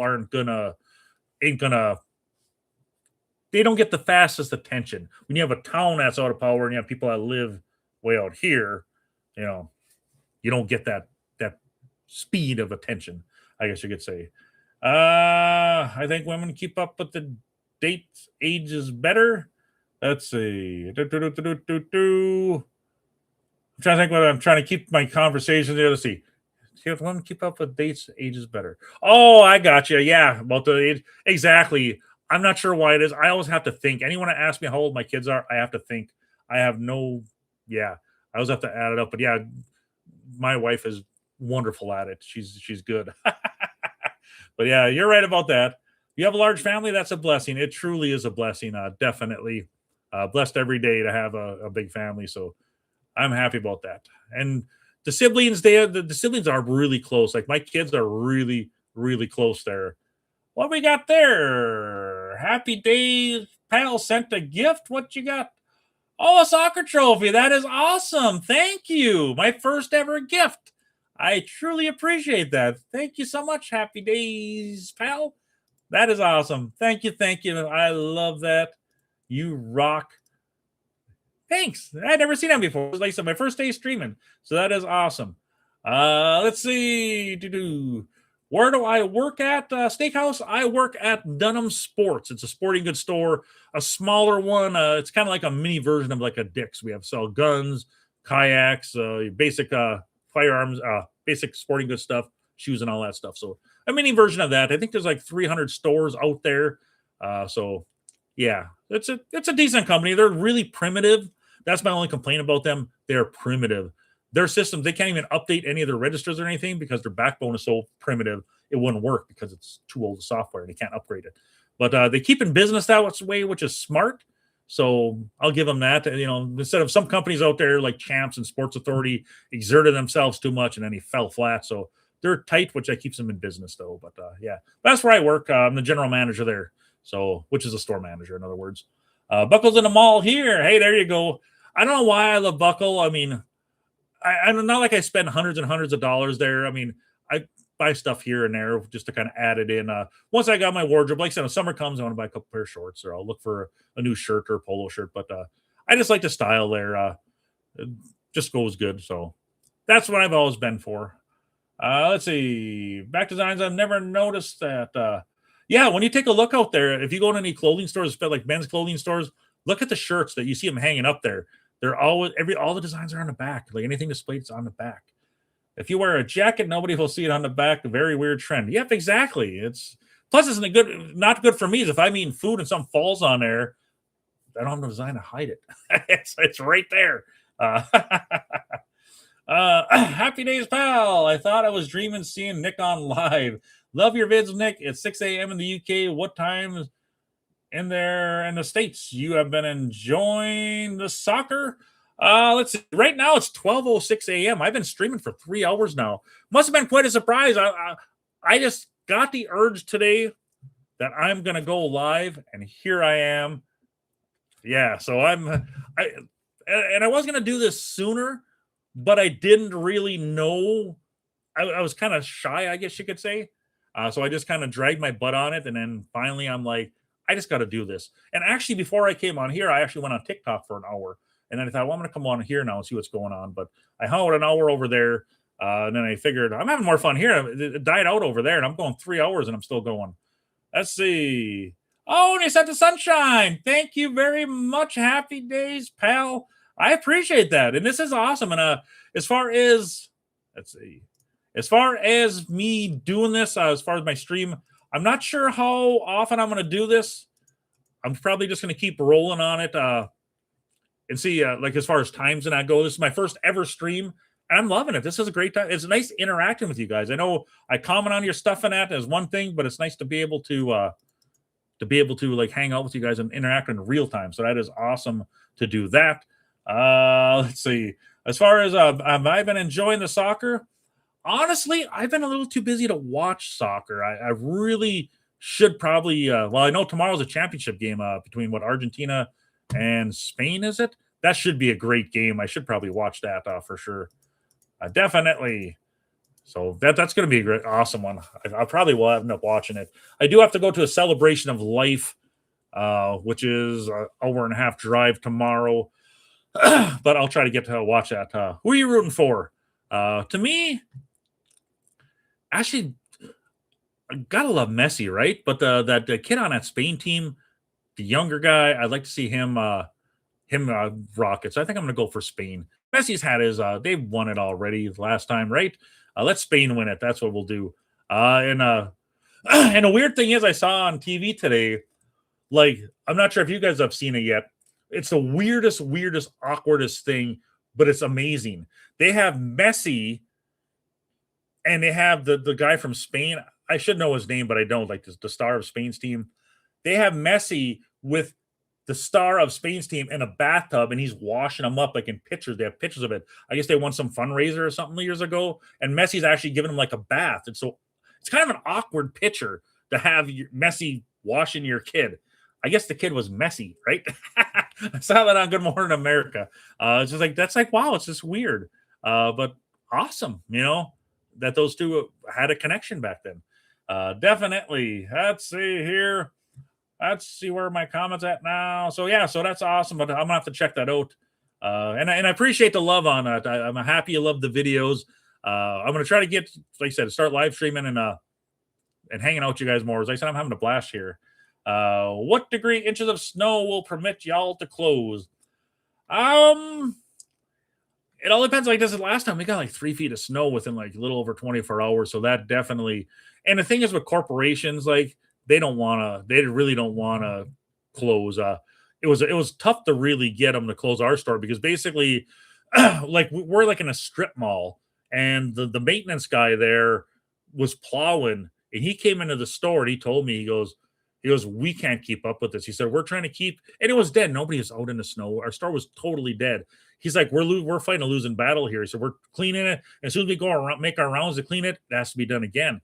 He said, I highly suggest you close. And I said, here, let me get my my district manager on the phone. So I got her on the phone, and I said, here, you tell her. And he told her, and she's like, okay, let me make a couple calls. And she called back and said, close the store down. Because it comes to a point of safety, too, is you need to get home and be safe rather than, being out for a couple of bucks. It's like, what the heck? And there was nobody in the store anyways, Definitely not. Let's see. Days off for fog. That's cool. Yeah, that would be cool. Like I said, we don't get fog around here, but like I said, downstate there. I mean, wouldn't that be awesome for you? It's a fog day today. You don't have to go in. That's 12 a.m. over there. Yep, that's it's 12:10 where I'm at right now too. So are we in the same? Must be in the same. We're in Central Time Zone. I'm guessing, right? As I know Eastern is right on the side of me here. We're kind of cutting it, but not a fish wearing your glasses. Yeah, at least the fish could see better. See, he's probably swimming around there. Haha, look what I got. But yeah, I was so mad at myself because I instantly thought I'm like I'm not going to be able to get an appointment. It's a whole process. Most places, I mean, I know in the bigger cities they have it easier too, where you can get glasses. They can make them right there on the spot. But most places, I know, like in my eye doctor, when I get my prescription, I have to wait a couple weeks to get my glasses. You know, as they send out for them and you have to wait for them. So, so happy days. Oh, thank you for the jewels too. I appreciate that. Let's see, sent England for 98 jewels. Hey, that's awesome. Thank you, Happy. You are awesome. I appreciate that. Give him a moment. He's going to answer your question in a minute. Yep. I'm getting there, just going through the chat. I get on a rant of talking. I like to talk here. So I appreciate all the jewels. That's awesome. Definitely sweet. Awesome. Keep it up. Great videos. I got to go. Adios, amigo. All the best. Hey, have a great night. It's great seeing you. I hope to see you again. And I'll keep the videos coming for you, too. I got a couple good ones lined up for tomorrow. But I appreciate you coming in here and sharing the love. Thank you very much. Have a great night, bud. Yeah, that's awesome. Yeah, it's nice seeing some of you guys, too. I see you in the comments and that, so it's awesome to be able to come on here and talk with you and interact. Is I can leave a comment, but it's neat doing it in real time here. So, and I appreciate you guys hanging. This is awesome.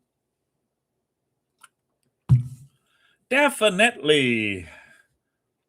Yeah, that's nice. Nice, all the different jewels. Happy days, pal. Hook me up.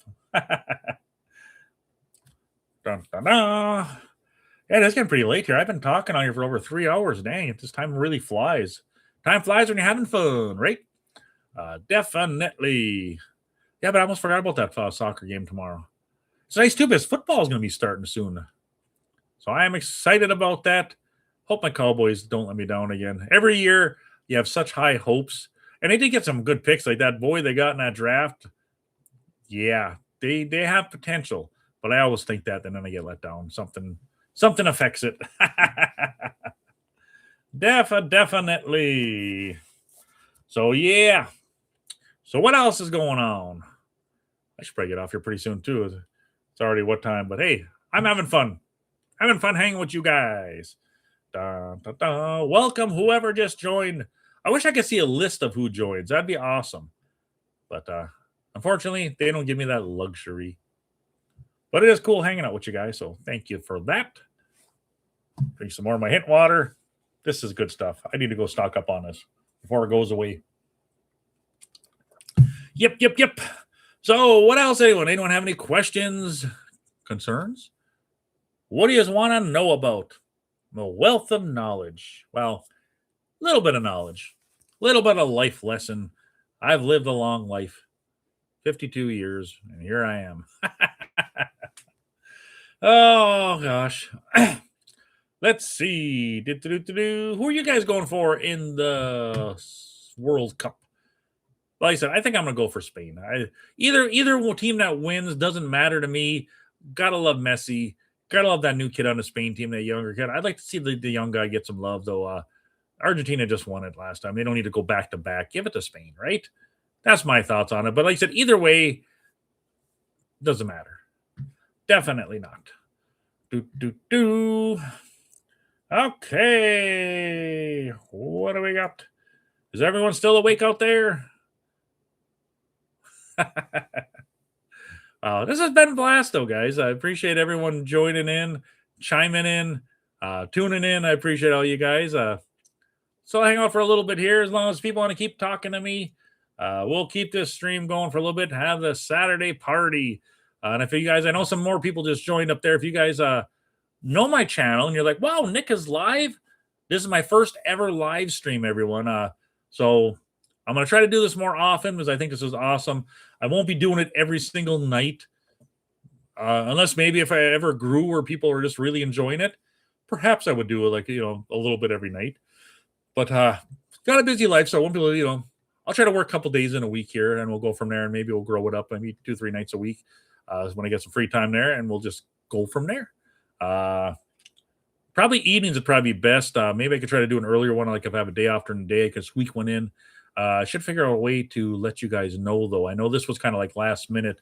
A 10-minute notice for a live stream for a first one isn't much time, right? But hey, I appreciate you guys popping in. Definitely. I appreciate the likes on there too. 17 likes. I appreciate that. Not bad for a first live stream. Found it on last of my hint water.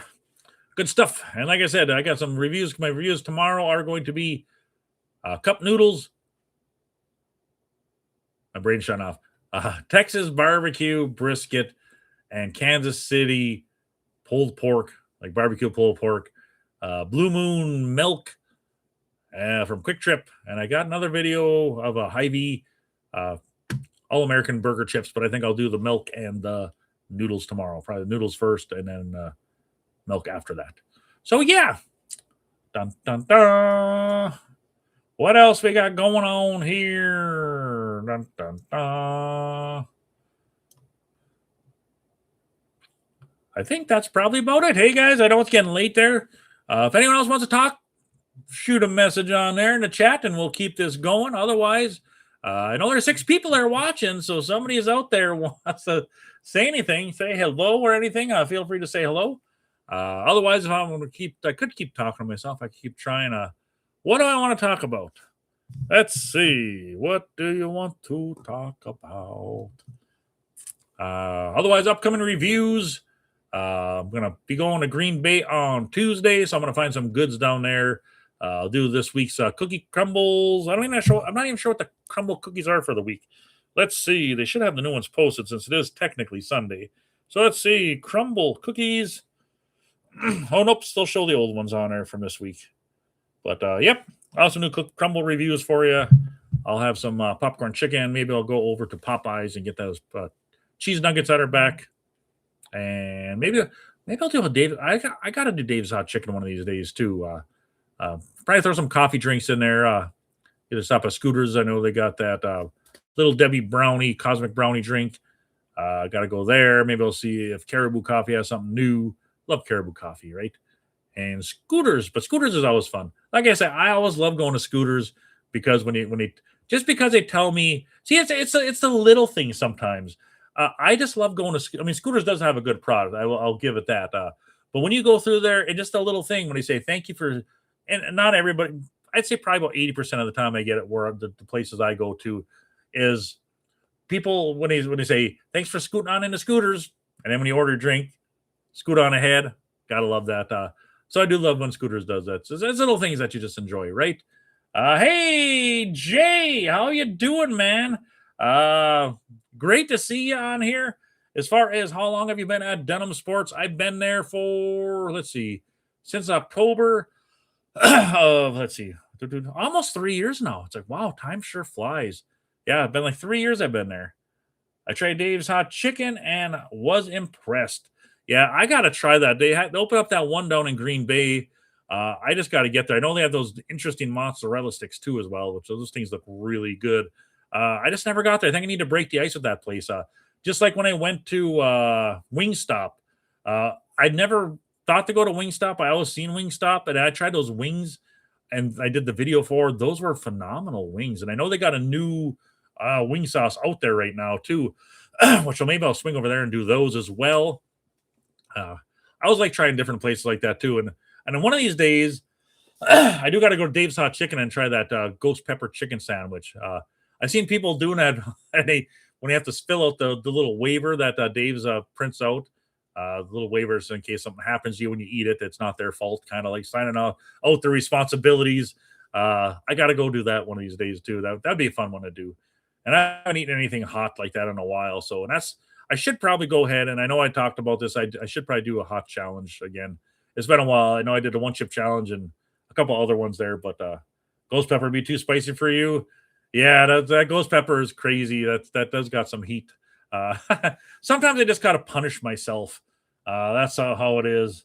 Hey, Happy, thanks again for the jewels, man. You're rocking. I appreciate that. I truly do. Uh, but hot stuff, like I said, they're just fun to do those videos. But like I said, they tear up my stomach afterwards. The last one I did, the what's that? The Death Nut Challenge, I think it was. My stomach was in rough shape, definitely. So even the next day, it was rough. So I've been kind of hesitant, but I know I should probably do one again. Let's see. Have you tried the Chick-fil-A pimento sandwich? Honestly, I thought about it, but I haven't. I probably should just go ahead and do it. I'm not sure if I'm honestly never had pimento. It just looks kind of awkward to me, so I haven't. I've avoided it because it looks kind of awkward, and I'm like, I know it's like a cheese, I believe. I just need to go ahead and do it and try it. But that's why I've been dragging my feet on it. I've seen just been choosing other things over that one. But happy days. Thank you for the jewels in that. You got your I appreciate that, man. That's awesome. Uh you're rocking it. Got the star going on there. Thank you very much, Two Jewels. Yeah, those are awesome. This is my first time doing my live stream, so my first time here. So seeing all that stuff, that's pretty awesome. Got all that 10 jewels. Yeah, you're just killing it, man. Thank you. But Dave's Hot Chicken is, yeah, I got to get over there and give that a try. But I'll have to, usually I have a plan of attack when I goes on Tuesday. I have to go to Green Bay. So I got my usual Green Bay stuff. Is where I live, and I live in a very small town. This is like, there's like Michigan. I live up in Upper Michigan, right on the border of Wisconsin. So I'm right in northern Wisconsin. I literally live like right on the border of Niagara, Wisconsin. So where I live, there's not a whole lot here. So usually I go to Green Bay every week or two. Just fun to go down there because the wife works banker's hours. So when I have a day off during the week, it's like I'm gonna go make some content. Plus, it's just nice. As much as I love my wife, it's sometimes nice just to go where you want to go. And when I'm going on a food trip, I'm everywhere. I'm this grocery store, that grocery store. I'm over at Target. I'm over at Crumble. I'm here. I got like a plan of attack. I hit everything in my order, and that, so it's nice to not have to worry about her being like, oh, she's probably, where are we going now? You know, it's like I'm all about the food when I go. It's I put a lot into this channel, and that's a big thing, is me just finding the foods, and I love it. I love the thrill of the hunt. Honestly, when I go through a store and I see something unexpected I never thought I would see sitting there on the shelf, and I'm like, it's just like it's the thrill of the hunt, and I love the thrill of the hunt. So I just love going out and searching for new things to review. I got a pile, like I mentioned earlier. I don't think you just came on, you and Happy, but I have like a pile of stuff in my bedroom right now that I have to go through and review. I have some old stuff. Sometimes I put stuff in a pile and I forget about it, and it sits there for like weeks and weeks, and I'm like, I gotta review this. But I got a bunch of stuff in it right now. I got cookies in there. I got a couple Joyride snacks in there, a couple sodas. I got some chips in there. I got a lot of stuff I need to get to. But it's one of those things, though. I make 2 videos a day, and I thought about, well, if I could do more videos, I could put more out to really chew that stuff down in there. But then I don't want to make too many videos a day, because I started with 1, and then I was putting out like adding one here and there. But then I finalized doing 2 a day, and I don't want to burn through my stuff and then not have enough to do my 2 a days. My 2 a day, I definitely always want to have 2 videos a day, a morning video and an afternoon video. So I'm trying not to burn through all of my options. It's nice to have a stack of stuff, because sometimes I stress, but sometimes locally there's nothing here. So it's nice to be able to have an option where I could pull in and do review, because I always want to have a video twice a day for you guys. So it makes it tricky sometimes, but I'm on the ball with it. Let's see. Dave's has some really interesting artwork on the inside of the store. Oh, I will have to check that out. Like I said, I drive by there all the time, and I never, like when I go to Green Bay, because like I said, my town, we really got nothing. We got a Taco Bell, we got a McDonald's, Burger King, Hardy, Subway, and that's pretty much it for chains. And that we're finally getting a Starbucks is going to be opening pretty soon. My friend is actually the manager of it, so I get the inside scoop on it. They have the Friends and Family Night coming up on the 16th, so I'll be there going to have some free Starbucks. Yay! Plus, she'll hook me up, I think. So be good there. Plus, we have a 7 Brew coming. I never thought I would see a 7 Brew up here. Of all places, 7 Brew they're working on it right now. They had a good chunk of it built already. They went up quick, but I suppose the 7 Brew is pretty much just like a little shack with a couple pavilions, and that's all you got. So it's going to go up quick. So I'll have that to do more of those reviews for you guys, which will be nice too because it's going to free things up. Because right now, weirdly to say, the closest Starbucks to me right now is 45 minutes, like a 45-minute drive. And then the next one is in Green Bay, which is like an hour and a half drive. So it's weird not having a Starbucks, but it's nice because they got a brand new one, nice new shiny one getting built right now. Beautiful building. So I will have that to enjoy. And then that's going to free me up when I go down to Green Bay because I won't have to worry about Starbucks reviews. I'll just have to worry about whatever else. I can do more scooters or whatever else I can find down there, maybe some other coffee places. So that'll be nice. We have a 7 Brew going up 6 blocks from us. They must be killing it, 7 Brew, because like a couple of years ago, we didn't have any of them around, and then they threw one up in Green Bay. Then he threw one up in Appleton, which is like 25 miles. It's like 25 miles south of Green Bay, like another decent sized town. They put one up in there. And then he added a second location to Green Bay. And then now they're building up here. And apparently they got one going up by you. We have so many Starbucks near us. Yeah, we wish we had some of those. But at least we finally do. I know, yeah, some areas you go to, Starbucks is everywhere. Even in Green Bay, there's a lot of Starbucks down there. Even if you go to Target, of course, you got Starbucks there. So, I mean, they're everywhere down that way. So it's going to be nice to finally get one of them up here anyways.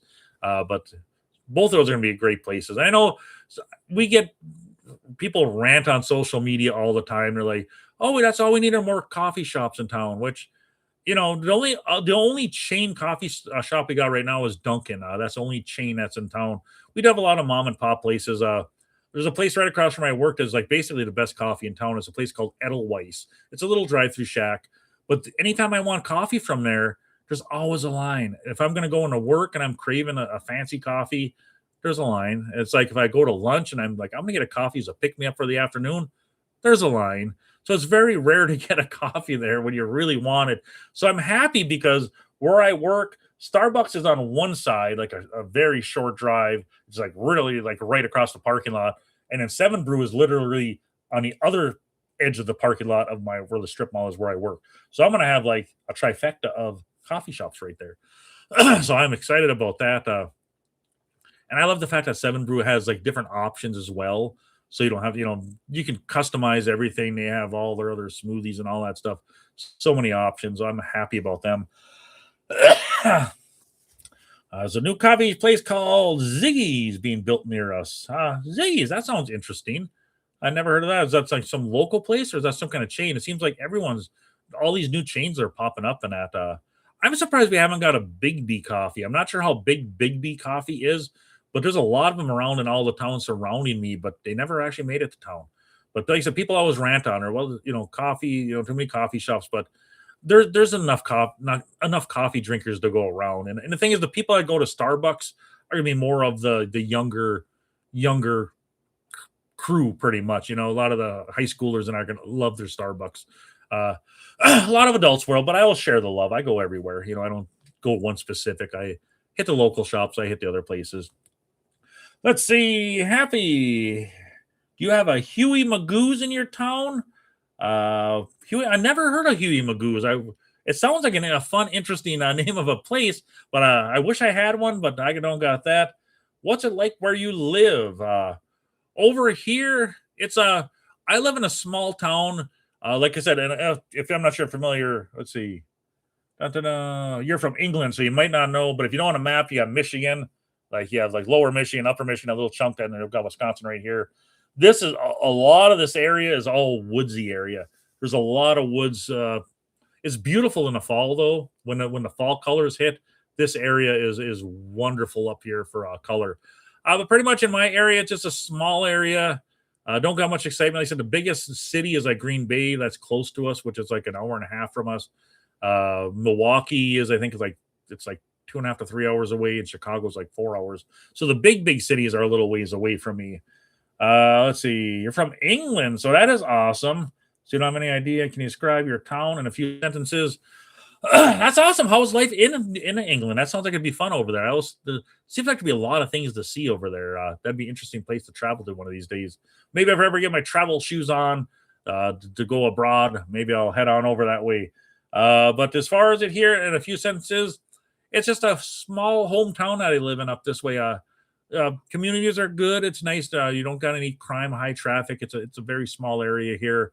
Uh, Close knit community, I guess you could say. So that's one good thing about a small town. So I will give it that. So, but yeah, just a nice peaceful area. How about your area? How is it over there? You got sent 2 jewels, a star for 2 jewels. Thanks again. I do appreciate the stars and the jewels and all the goods. You are awesome. Definitely appreciate that.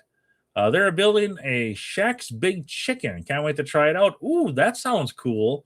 Uh, well, that's weird. I don't know if I've ever heard of that before, but it is interesting. I wonder if Shaq would come for the grand opening. Wouldn't that be awesome? Hey, and Shaq is one of those guys too. He seems like a good guy. He seems like down to earth. Like if you bumped into him somewhere, then he would. It seems like he would talk to you, but I'm not sure about that. But he seems like a nice guy. I think Ziggy's is local only. Okay, and that's cool too. Sometimes local shops have some great coffee. Like you said, the one in town, Edelweiss has some of the best coffee in town right now. I go there. They have a thing called the Mountain Mocha, which has caramel, chocolate, all that. It's just a wonderful drink. They have a wonderful white chocolate peppermint mocha. So good. I get that. That's one of my go-tos there. Usually get ice. Sometimes I get a hot when I'm in a hot mood, but no, like this time of year, of course, they can either blend it or do ice, but I usually do ice though. I know you probably get more to drink in a blended one, but I do the iced. Nice. England is good. Lots of cities with lots of history, very diverse. And yeah, if you come down, you would love it. That is awesome. And that's the thing, like you say, a lot of history over there. And you got a lot of cities to go to travel to, but that would be awesome. I would love to come over there, maybe and see what kind of. I'm sure there's probably tours that go around that you can take and they show you like a little of everything. Like I mean, like the whole tour, like to leave here with a group and then go and they do different things. I know they have a lot of those things. That'd be cool to see all that, but I would love to get over there one of these days. Definitely a lot of history over there, like you say. Awesome, awesome. And they said very diverse, and yeah, that'd be awesome. One day, one day. Oh, man, I can't believe how late it is, and I've still got energy going here. I actually slept until 8 o'clock today until my dog scratched at the door and woke me up. So, little Bella there. Ta-da. Yeah, and I appreciate you guys hanging out. I appreciate you guys interacting. I appreciate the others that are watching in the background. I see there's 6 people in here. I appreciate you guys for sticking around and burning the midnight oil, right? Oh, yeah. Trying to think what else we got going on.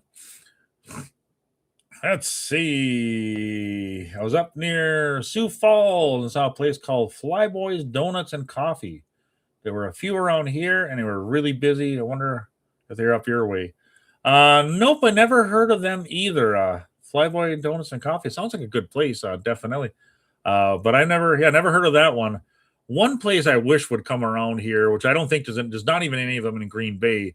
Dutch Brothers. I would love a Dutch. I've heard so many good things about Dutch Brothers coffee. I would love to give them a try one of these days. And I am going to Chicago is it next month? I think it is next month to go see a concert. I'm going to go see Megadeth and Iron Maiden. I've never seen either of them before. I've been a huge Maiden fan most of my life. So it'd be nice to finally see them. I'm sure I know they're older. They're going to be as what's the word for it? Ain't as prime as they used to be, but it still should be a great show just to see those two live. Megadeth is amazing. Dave's awesome. But to see Maiden, oh yeah. I am from a city called Leicester. Is that Leicester? Search it up on YouTube. It's like a mini India. Oh wow, that's interesting. Never heard of that city before. But I suppose if it's a smaller city there, let's see, mini India. Oh, you got a lot of like immigrants and that going on there.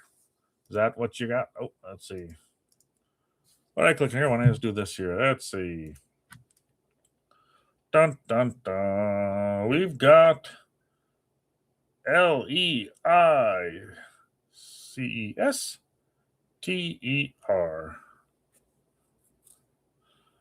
Let's look up some Emma. Got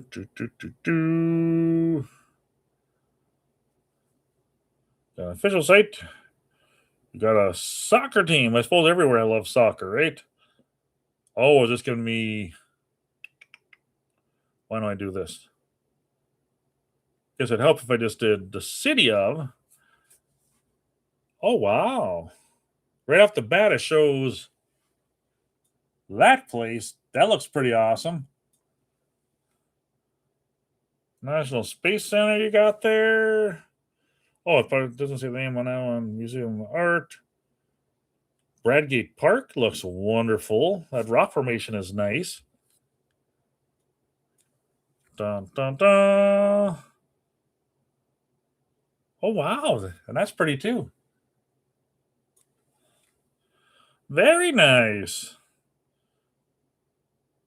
And a nice cathedral. Yeah, that's awesome. Definitely that's a nice little town you got there, or city. Very, very nice. Let's see. You heard a lot about Dutch Brothers, none around me though. Yeah, and I'm not sure how far Dutch Brothers expands. I bought some of their coffee off Amazon, which ain't the same as going there, but it was good though. What I bought. Didn't figure you for a Megadeth fan. Very interesting. Oh yeah, definitely. I love Megadeth. I love the old school Megadeth. Some of the new stuff is still pretty good, but you can't beat the originals. Peace Cells, good stuff. Love all those first albums like Rust in Peace and that, and those are that's the good stuff there. Yeah, I grew up in the '80s, so I was born in, I shouldn't even say this, '74. So my prime days were in the '80s. I was in a whole hair metal, hard rock, hair metal, heavy metal scene. I love all that stuff. So yep, I was big in them. The only thing is I lived in a small area, so I didn't get to see all the concerts. I know a lot of people lived in bigger areas where all the bands would come through, but we'd get summer concerts. I lived up when I was younger, I lived up this way up here in the UP. In Calumet, I lived in the town up there, and there were concerts over like here by Marquette, which we'd go to every summer. They had like a hair band concert. I seen like Warren, Trickster, and Firehouse, Cinderella, White Lion, Tangier. My first ever concert was Poison and Rat. When Poison first came out on their Look What the Cat Dragged In tour, and Rat was on their Dancing Undercover tour, that was my first ever concert, and that was wonderful back then. It was Stephen Piercy's birthday that day. That was a great show. My brothers took me to it. I begged them, and they took me. But I grew up in the hair stuff. Nowadays, I still listen to some of the classics. Sucks though, because in the U.S. there's not a hard rock scene here in the States.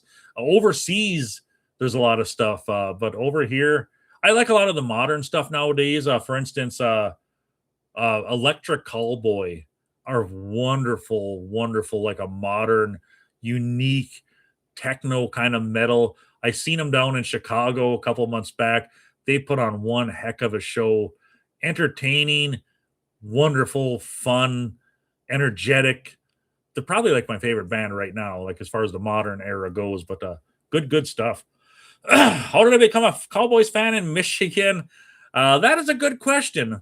I think the big part is when I was younger and I was little, I think me being like a young boy and Cowboys. I like the Cowboys because they're Cowboys. When you're younger, Cowboys were awesome. So I think when the football team was the Cowboys, I think I'm thinking that's what it is, because I've been a Cowboys fan ever since I was younger, and I think that's why, because they were the Cowboys and I was a young boy and they sounded good, and I've been a Cowboys fan since. So, like I said, it is awesome. I think you guys, said this before you guys entered the stream. You two were here, but going to Green Bay, it's like epic to see Lambeau Field right there, because I'm not sure if you really get the aspect when you see it on TV, if you're watching a football game and they pan around a stadium and that, but Lambeau Field is really right in the middle of a neighborhood for the most part. I mean, it's like you took Lambeau and you dropped it in the middle of a neighborhood. There's houses literally right on the side of Lambeau. They're like right there. It's not like in a big city thing. There's a huge parking lots all around. It's in the middle of a city. You have Lambeau, and you have a main street that comes down here, which does have it as like the Resch Center and that, which is on this side, which is like a big arena. Then you have the main drag, which has some businesses, but there's all houses around. Houses here, it's like right in the middle of a neighborhood, and it's just to see it. I mean, every time I go to Green Bay, I drive right by it, and I see it, and just like wow, it's hard to really fathom that Lambeau's right there. And you can go inside. They have a restaurant in there and a bar. They have this thing called the atrium where you walk in and it's just like all open and there's offices up there on the top. It's just like awesome to walk into it. And I know I'm a Cowboys fan saying that about the Packers stadium, but I do root for the Packers when they're not playing my Cowboys. And this year I'm going to the Cowboy Packer game. The boys are coming up this year. So when I got my friend's dad has season tickets and he's hooking me up. I just pay him face value for the tickets and I got a couple good seats. So that works out beautiful. So I'm happy and excited about that. It's been a few years since the Cowboys been up here. Didn't turn out so well for the boys last time they came up here. And I'm hoping they have a good year this year. I know the Cowboys, it's frustrating being a Cowboys fan sometimes because they have talent. Their team, you have like Dak, which Dak's been having some good numbers. He's been having a good year. Good years these last couple. Like last season was a great season. Then you have like CD, you got Lamb, you got Pickens, you got Williams. You got a darn good team there. But then like last year, the defense just sucked. I mean, if the defense did their job last year, the offense would have had the ball more, but on the field they would have just killed it. So with that boy they picked up in the draft this year, I have high hopes he's going to just go out there and dominate. They've worked on their defense this year, so I'm hoping if the offense can keep their stuff together, hopefully Pickens keeps happy and plays under that or plays under the tag, the franchise tag, and is okay with that. They should just give him money because he's damn good, honestly. I mean, you can have Lamb and him on a field at the same time is dangerous to the other team's defense. So pay the guy some money and keep him. I mean, why would you want to risk losing him or upsetting him? I mean, I guess I know that was 1 year, maybe another year to prove himself. Maybe that's what they're going to do. See what he does this year. I'm thinking it's be more of the same as last year. But I mean, he made some phenomenal catches last year, amazing catches that really kept the Cowboys in a lot of those games. So I would love to see him stay in Dallas, but we'll see what happens. You never know what's going to happen in football. Let's see. Yes, it's nice to do. You play any instruments? Unfortunately, I don't play anything. I wish when I was younger. I guess it's never too late to learn something, I suppose. But I wish when I was younger that I would have joined band when I was in middle school and where I could learn music, how to read it and stuff. And then work myself into something like guitar. I'd love to be able to play guitar, to pick one up and start playing, jamming on it. But unfortunately, I don't play anything. I wish I did. Are you into gaming, Call of Duty, etc.? I am into gaming. I just haven't had enough time to game lately. I do have my gaming PC right in front of me. Got my 5700 MSI card in there. So I got that. I think it's 5700. Yeah, 5700. Yeah, that's right. I got my gaming PC.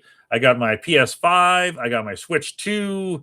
I used to have a Series X, but I sold it back in April when GameStop, because I had my Series X and I was using. I mean, Game Pass is kind of pricey.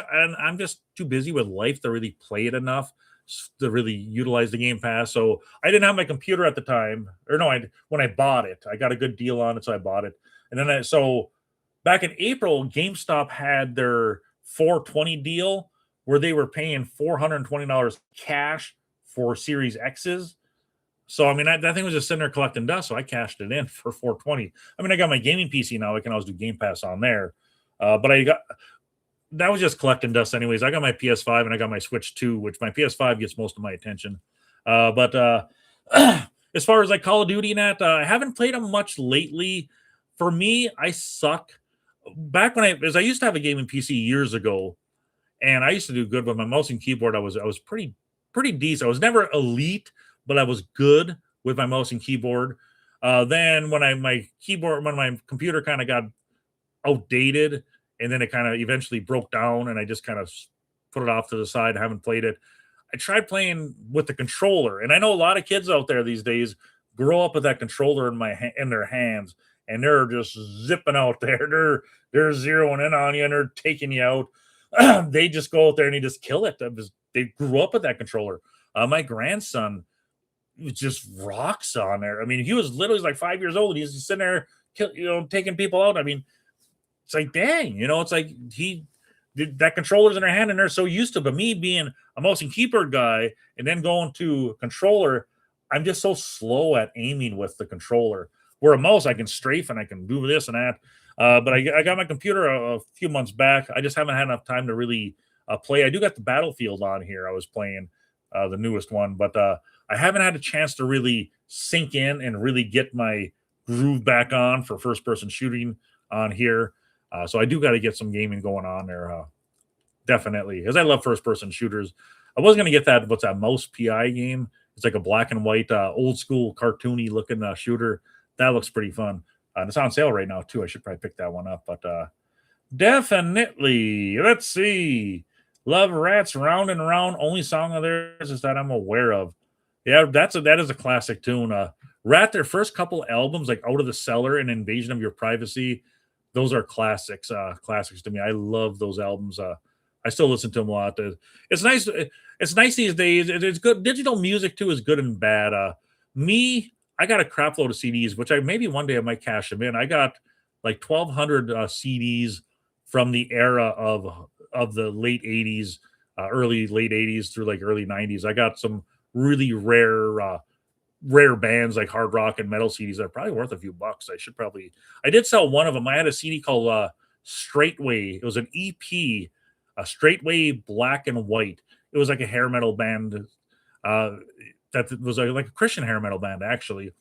And I sold that CD for like $100. I sold it for on eBay. I was like, I'm selling it. This was like years ago. Who knows what it's worth now? Maybe I should have kept it. But some of those CDs people pay for, and that's a nice thing. I'm just going to let them keep aging. And like I said, I got the rare stuff. If you looked at my collection of 1,200 CDs, you would probably know on average, like anyone else out there would probably know maybe 100 of the CDs. You would probably know and be like, oh, I know who that band is. The bands, there's some CDs like Megadeth where I got their collection and that, but you would probably know maybe just a handful of the bands I got. I got all these off the wall hard rock and metal bands because that's what I did. I dug into the different bands out there. You'd be like, who the heck are these guys? And that is the stuff that you want because that stuff is rare because bands that people didn't really know, not a whole lot of people bought. So these CDs are more limited and more rare. The bands that are more obscure. If you have like bands like, a Motley Crue CD is not going to go for much money because everybody had Motley Crue CDs, So you have these obscure bands like Jesse Strange and all these weird hair metal bands. Nowadays, people are going back and wanting a nostalgia. So who got all that stuff? This guy right here. So people pay more for the stuff. It's like you said, CDs. It's kind of sad though in a way. Even like with video games, because for me, if I'm paying money for something, I want to hold it. If I'm buying a CD, I want a CD that I can have. Like all those CDs, I got 1,200 CDs that I can pop into a CD player, which I know CD players are rare these days. I don't even have one on my computer. My vehicle doesn't have a CD player. Your CD players are getting rare, but to be able to have something that I paid for that I got in my hand, that I can, like those CDs, I can eventually sell them if I want to and make money on them. Hopefully, I can do that. You buy something digital, it's there, wherever it is. And if whatever you bought it from decides to close up shop or something, it's gone. Just like video games. I'm the same way with video games. I don't like this digital path. I buy digital games that are on sale. If there's a good deal on a digital item, I'll buy it because it's a good deal. But if I'm buying like a brand new release, I want to hold it. I want to have that in my hand. And again, I know nowadays it's all you basically buy a code. And then they say most of the CDs that you buy, or when you buy like a game, the disc only has so much in it and it has to download everything else. But still, I still want to have something I can hold. That's my feeling, especially if you're paying the same price for it, if not more. Look at the new Grand Theft Auto. It's crazy the price of how much they charge, $80 for the game, and then most people are gonna want to get the $100, but that extra $20 bonus. But that game is gonna be amazing. That game's gonna be I can't even imagine how amazing that game's gonna be when it finally does drop. It's gonna probably be reincarnated in how many systems afterwards. So most people end up buying it 2 or 3 or 4 times, but that's gonna be wonderful. But again, I don't like the fact that like all the games you buy on old systems. like if you bought a bunch of digital games on your PS4 net, it's one day the PS like all these PS5 games I got, I got some digital ones that are on sale. When a PS6 or PS7 or whatever comes out, or if they even quit making PlayStations like they're talking, all those games are just going to go. They're going to shut down all the servers, and there goes all the games and all the money you spent. Just even though those games will be old, you may not play them, but you got nothing to show for it. Whereas even if you have a case and a disc, hey, you can throw it on eBay and try selling it, making some money. And I kick myself too because I used to have a Sega CD. This is probably dating me because back in the days when you had the Sega Genesis, there was a thing called the Sega CD system, which you took your Sega Genesis video console and you stacked it on top of a CD system, and you got games that had like live action talking. You had full motion video. The soundtrack was amazing because it was actually off of a CD. And the thing is, the Sega CD system wasn't that popular, but I discovered it and I bought a bunch of games for it.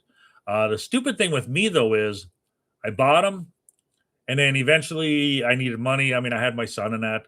I needed some money. So I ended up selling the games and I sold them.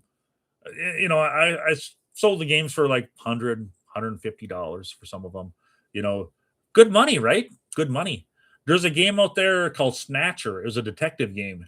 You just go out, you just kind of it's like point and click, and you kind of go, you see, you're like a detective in there. That game was going for, I'm not sure what it's going for now. I mean, it was going for like over $1,000, like $1,500 in mint condition, and my games were totally mint. And I kick myself in the butt now because it's like I sold that for like 100, maybe between 100 and 150. I sold that for. I could have got 1,500 for it, perhaps. And all the other games, all these games, there's like Popful Mail, there's like Lunar 1 and 2. Those games are going for hundreds of dollars. Earthworm Jim. I could have really cashed in if I would have held on to them, but at the time I needed money. And at the time I thought, wow, this is good money I'm making on these. But heck, if I had them now, I'd have a lot more money. So it's crazy, definitely is crazy. Let's see. Sorry, I'm going to catch up on your comments and questions here. Let's see. It's amazing how many Packers and Vikings fans there are around us. Oh, really? Got a lot of them down there? I know up here you see a lot. Up here in my area, you got the Lions because Michigan's right there. Michigan or the Lions, the Bears. Yeah, it's all of them. I guess they're all grouped together, but we have a lot of more Packer fans in my area because Green Bay is like right south of us. But there are a mixture, especially once the Lions start doing good, they start the fans come out of the woodwork, kind of. That's how it is when the team starts winning. So yeah, but yeah, 1,200 CDs. I invested a lot in those. So like I said, maybe it's just wonderful just to look at, just to go through them, the artwork on those. And I really kick myself because going back to CDs again, this is dating me probably more, but back in the day when CDs came out, when you bought a CD, they had like a long box, which they called it for display. Basically, like the CD is like, the long box was probably like this. It's like a cardboard sleeve that you put the CD in and it's sealed in there, and then they plastic wrapped it, and you had the artwork of everything of the album and everything on it. I had a bunch of those because I saved them, as I thought, well, maybe I might do some with them one day. And then when I moved out, I left them behind at home. They got thrown out. So, but those things I guess are worth some money too, especially if you have the whole slew, the cardboard sleeve and the CD.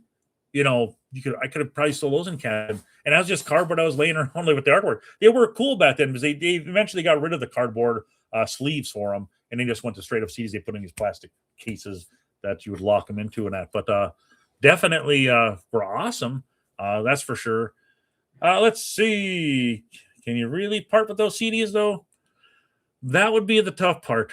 Yeah, they've been a part of my life for many years, so that would be kind of tricky. I mean, I guess money kind of talks though. Depends on how much I can get for them. But I mean, yeah, you're right. Maybe I might get down to it. I might be like, ooh, I can't. It's just weird though how times change. I mean, CD players were everywhere. I mean, now look. I mean, it's tough to find a CD player these days. And on the consoles. I mean, you figure the next consoles that come out, like the new PlayStation, isn't even going to have a CD drive on it. I'm not sure if they're even going to offer one that you could get for it. And like I said, my car doesn't have a CD player in it, so I do love streaming services. Like I said, I know digital music is good in ways because I got all the music probably a good chunk of the music I got upstairs on those 1,200 CDs. I can click, click, click, and I can listen to them right now. You know, that's the power of the technology there, and that, which is nice. And I got the YouTube. I do the YouTube Premium deal where you get the commercial free YouTube, because I watch a lot of YouTube videos and stuff like that. So I get the commercial free, and then I also got the Music Pass on there, which the Music Pass is wonderful, just like Spotify, pretty much. But it's well worth it. But it's just so amazing that I can click on there, and they upload a lot of the old content is uploaded on that. So I mean, I can just click whatever I want. I don't have to go dig through my boxes of CDs to listen to them. I just make a whole playlist of everything I want to hear, which I do love that aspect of things. But sometimes I think we lose track of the album, though, because back in the day, when you had a CD, or even going back further, when you had a cassette tape, back in those days, you'd put it on and you'd play it and you would listen to it. Nowadays, I think we're more of like a single song kind of a generation, where if you pick your favorite songs, you add them to your playlist, the rest of the album gets forgotten about. A lot of times you don't even listen to the rest of the album for the most part. A lot of times it's all based off singles are released rather than full albums. So I think a lot of times back in the day, you'd put the album on. Some songs are great, some songs, yeah, but you still listen to them and you still enjoyed them. But now, I miss that aspect, just popping on an album and just going and just enjoying it. Uh, Nowadays, like I said, it's more you just pick and choose is what it is. Physical media is superior, 100%, man. That's and like I said, I like having something to show for my money. I mean, if they drop the prices down, for instance, I mean, you figure the process of making the game, the case and the artwork and the CD and then the sending out and the packaging and all that stuff. I can understand if they said, okay, well, hey, the new copy of a game is going to cost you $79 for a hard copy, but we're going to sell you a digital copy for $59, because you're not paying for all the other stuff. I can understand that. That would make some sense. If you're going to lower the price down to only sell me a digital copy, because all you have to do is put it online. I know, I know it costs. They figure like Grand Theft Auto, all the thousands and thousands and thousands of man hours put into that game, the coding and the designers. That game probably cost, who even knows how much that game cost from day one to the final product. It's astronomical, I'm sure. So they can argue the point. Well, yeah, it costs money to make the game to pay our developers, and I get that companies need to make a buck. But if you're pulling away, making a disc, you just upload it to the servers and download it. But you're saving that cost of the development, of making the game in the case and all that. So you think that savings pass on to the consumer. But nope, that ain't going to happen. They're just going to keep the prices up, and that's how it is. And that's how it's going to go, But yeah, really want to play Mouse PI. Doesn't that look awesome? I think it's on sale for like 20. It was on sale on Steam for like $23.99 or something like that. I think it was, but it's normally like 30. And I don't know why I didn't jump on it. I just need to jump on it before it goes away. But that game looks awesome. I've heard a lot of great reviews. A couple of people said, well, it gets a little, repetitive, but that the whole style of artwork just looks so amazing and awesome, and it just looks like a fun game. I just got to go ahead and buy it already. I don't know why I got it. Love that art. Love the art style. Exactly, that is beautiful. Love that. Yeah, that black and white slapstick kind of design. Awesome. My brother-in-law has a Genesis, no Sega CD though. Yeah, and the Genesis is a classic system, though, but that CD is a little more rare, too. I still got my Sega CD system. But that was and the thing is, the one thing, I'm sad that Sega isn't still around making consoles. It's awesome that they're still making games like Sonic. I get that.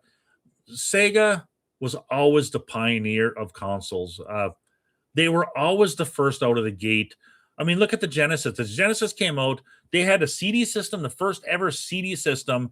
They had, I'm not sure how old you are compared to know the technology, but they also had a thing called the 32X, which you put in a cartridge slot of the Sega Genesis, and it gave you 32-bit graphics.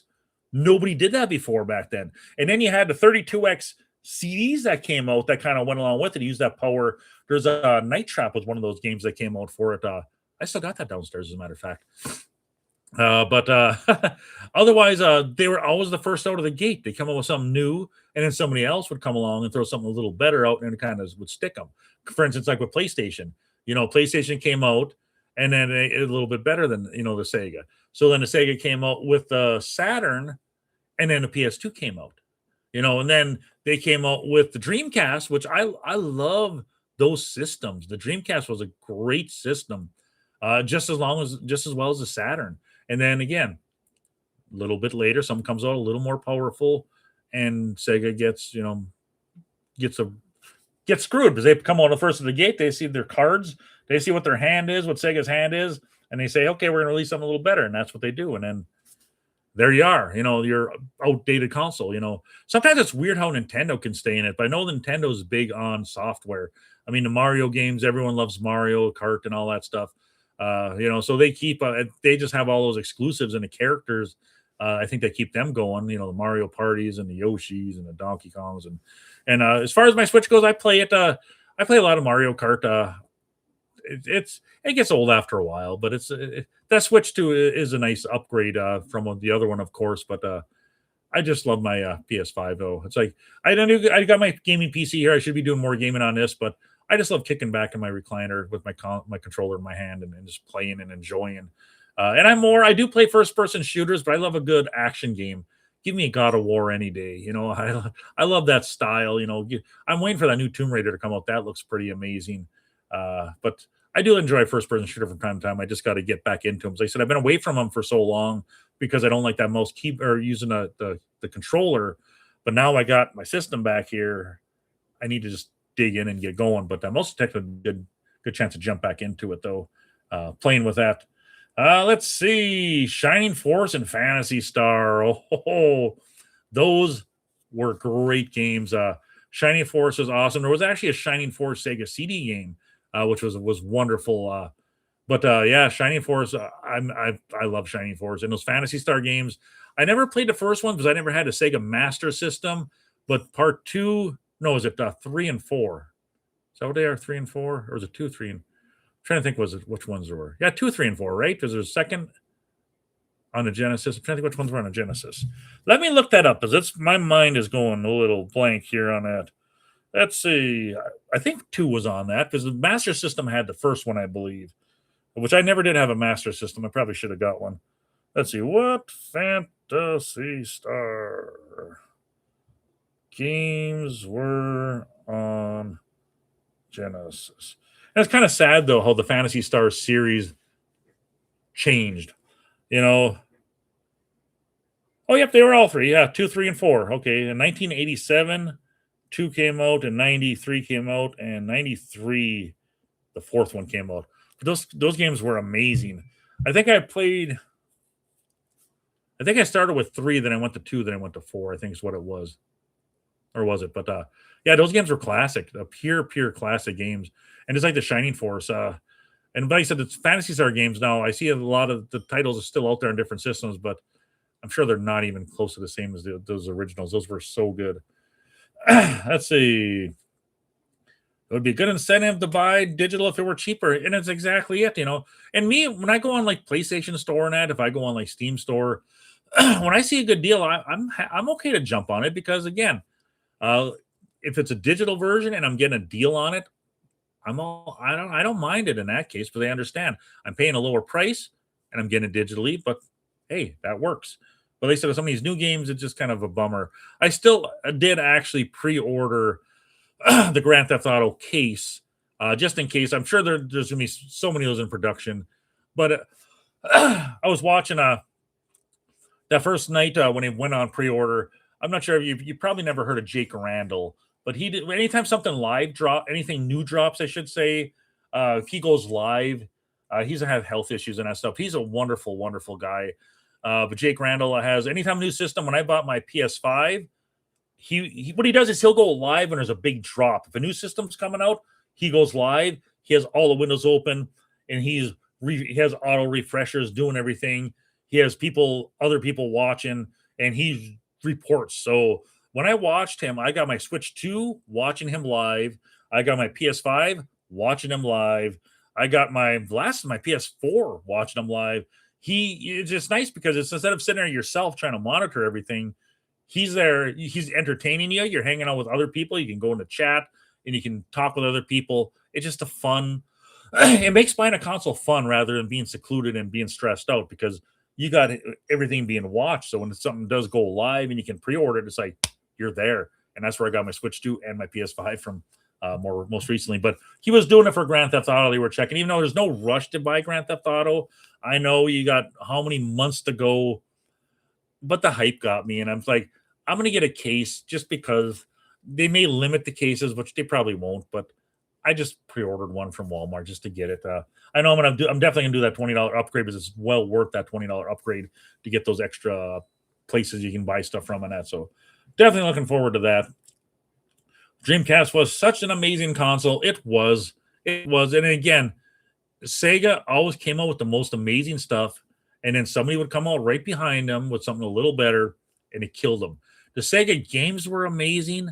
They always have the most interesting games. Dreamcast again, awesome system. Was that Panzer Dragon was on? No, I was on a Saturn. Panzer Dragon was on. I'm trying to think which one's on the Dreamcast, but yeah, then you have a little cartridge you can put in there too on the controller. Yeah, I love my Dreamcast. I love all my consoles, those ones. But like I said, it's a shame that they're out of the game. I wish they'd come back and surprise us with something and just slap a new system. But I know it's going to be sad because one day consoles are going to be gone. There's a rumor that they wouldn't put a new PlayStation out, but it looks like they're going to do another one. But then again, it's going to pretty much be just a PC for the most part. And it's going to probably cost an arm and a leg, but I'll still have to get it because it's Sony. I do love Sony. I wish I am a fan of Microsoft too, but it's like Microsoft on this last generation, they just dropped the ball. They didn't have the developers. Sony absolutely kills it, but Sony has the most amazing games, the first party games. The games are phenomenal. The only thing that really saved the Series X in that is the Game Pass that you can play it on there. You take that away and you really got nothing. You got the same games, and it's kind of interesting to see how some of the games are crossing over now. How you got Halo coming to PlayStation, and you got it's going to be, in a way, it's good for the companies, developers, to get more money, I guess. But it's a sad thing because really, if you're going to get games on all the consoles on either like Xbox or PlayStation, it really doesn't matter what system you get. It's like you kind of want to get the system because it's a great system and it has the games you like the PlayStation 5. I got rid of my Series X because it just didn't have nothing exclusive. Even the new Fable game is supposed to be coming out on the PS5. I saw that the other day. I'm like, what? That's supposed to be Microsoft's big, awesome, amazing game, and it's going to be. I think it's going to launch on the PS5. It's like, wow, what the heck? That's and that was their biggest game they're talking. The biggest thing that they're talking about for it, and now it's going to be a PS5 game. It's like, wow, Let's see. The graphics on the NBA 2K1 were awesome for that time. They definitely were. And that's one thing that drives me nuts too. EA. I shouldn't even talk about it. I'm just going to fire myself up about it. It's like, because the 2K football games were amazing. They were killing. They were destroying Madden, honestly. Madden doesn't do much. They don't update a whole lot on their games usually. And 2K, those football games were just killing Madden. I was buying the 2K over the Madden. And then what do they do? Oh, EA secures the exclusive rights of all the players and the teams and that. So then they can't do anything with the 2K. So then they released that one off year one, which didn't have any real teams on it and that didn't do well because people want NFL players and they want NFL teams. So without having those, the 2K football game didn't have a leg to stand on, really. And that's just a shame how EA would pull such a low move. I mean, I guess business is business. And if I was working for EA, creating a Madden game, I would probably do the same thing if I could. Throw the money at them to get the exclusive rights, get rid of your competition, especially one that was destroying you. But Madden just hasn't really took any leaps and bounds with their designs. They haven't prove a little here and there, but it's if 2K was still around, Madden would be such a better game, in my opinion. But that's just me, my opinion. But let's see, still on my PlayStation Portable all the time. I always picking up new games when I see them. Ratchet and Clank is my favorite. Oh yeah, Ratchet and Clank is awesome. And a PlayStation Portable, that was a great little system too. I had that myself. Then I ended up trading it all in to buy the Vita. Because I used to be an assistant manager at GameStop for a while back in the day. That was such a good fun job back in the day. When the new games would come out, to get them first and to see them in the back there. I remember when Skyrim came out, it had that dragon sculpture that came with it to get to see. I mean, it was still boxed up, but just be like, ha ha ha, all the new games you get to see them there. But you have the midnight launch parties and that, and now it's just a shame that all that stuff has gone away. Digital, of course, is killing it, killing that. But back in the days when physical was the thing, the way to do it, and you had to kind of go to get digital. I mean, get the physical copies. There were some good times. And those midnight launch parties were amazing. But like I said, I traded in my PSP because I worked there, so it was nice. Like anytime I want to check the value, I just go and I could check them out. I knew when the promotions hit, so I traded all my Vita stuff in a couple games, or all my PlayStation stuff in a couple games to get my Vita. And Vita was a good system, but that was kind of ill-lived too. I've heard Sony's actually making a new portable system. I thought I heard that somewhere. Maybe they are, maybe they ain't. But I could have swore I heard that they're making a new one. So let's see. Still time for Dreamcast 2. Hal, I would if they did pre-order starting today for like $1,000 upfront cash, I would pull up my credit card and I would throw it on there. I gladly. Sega needs to get back in the game, and I know the consoles are dying, so they're just going to keep.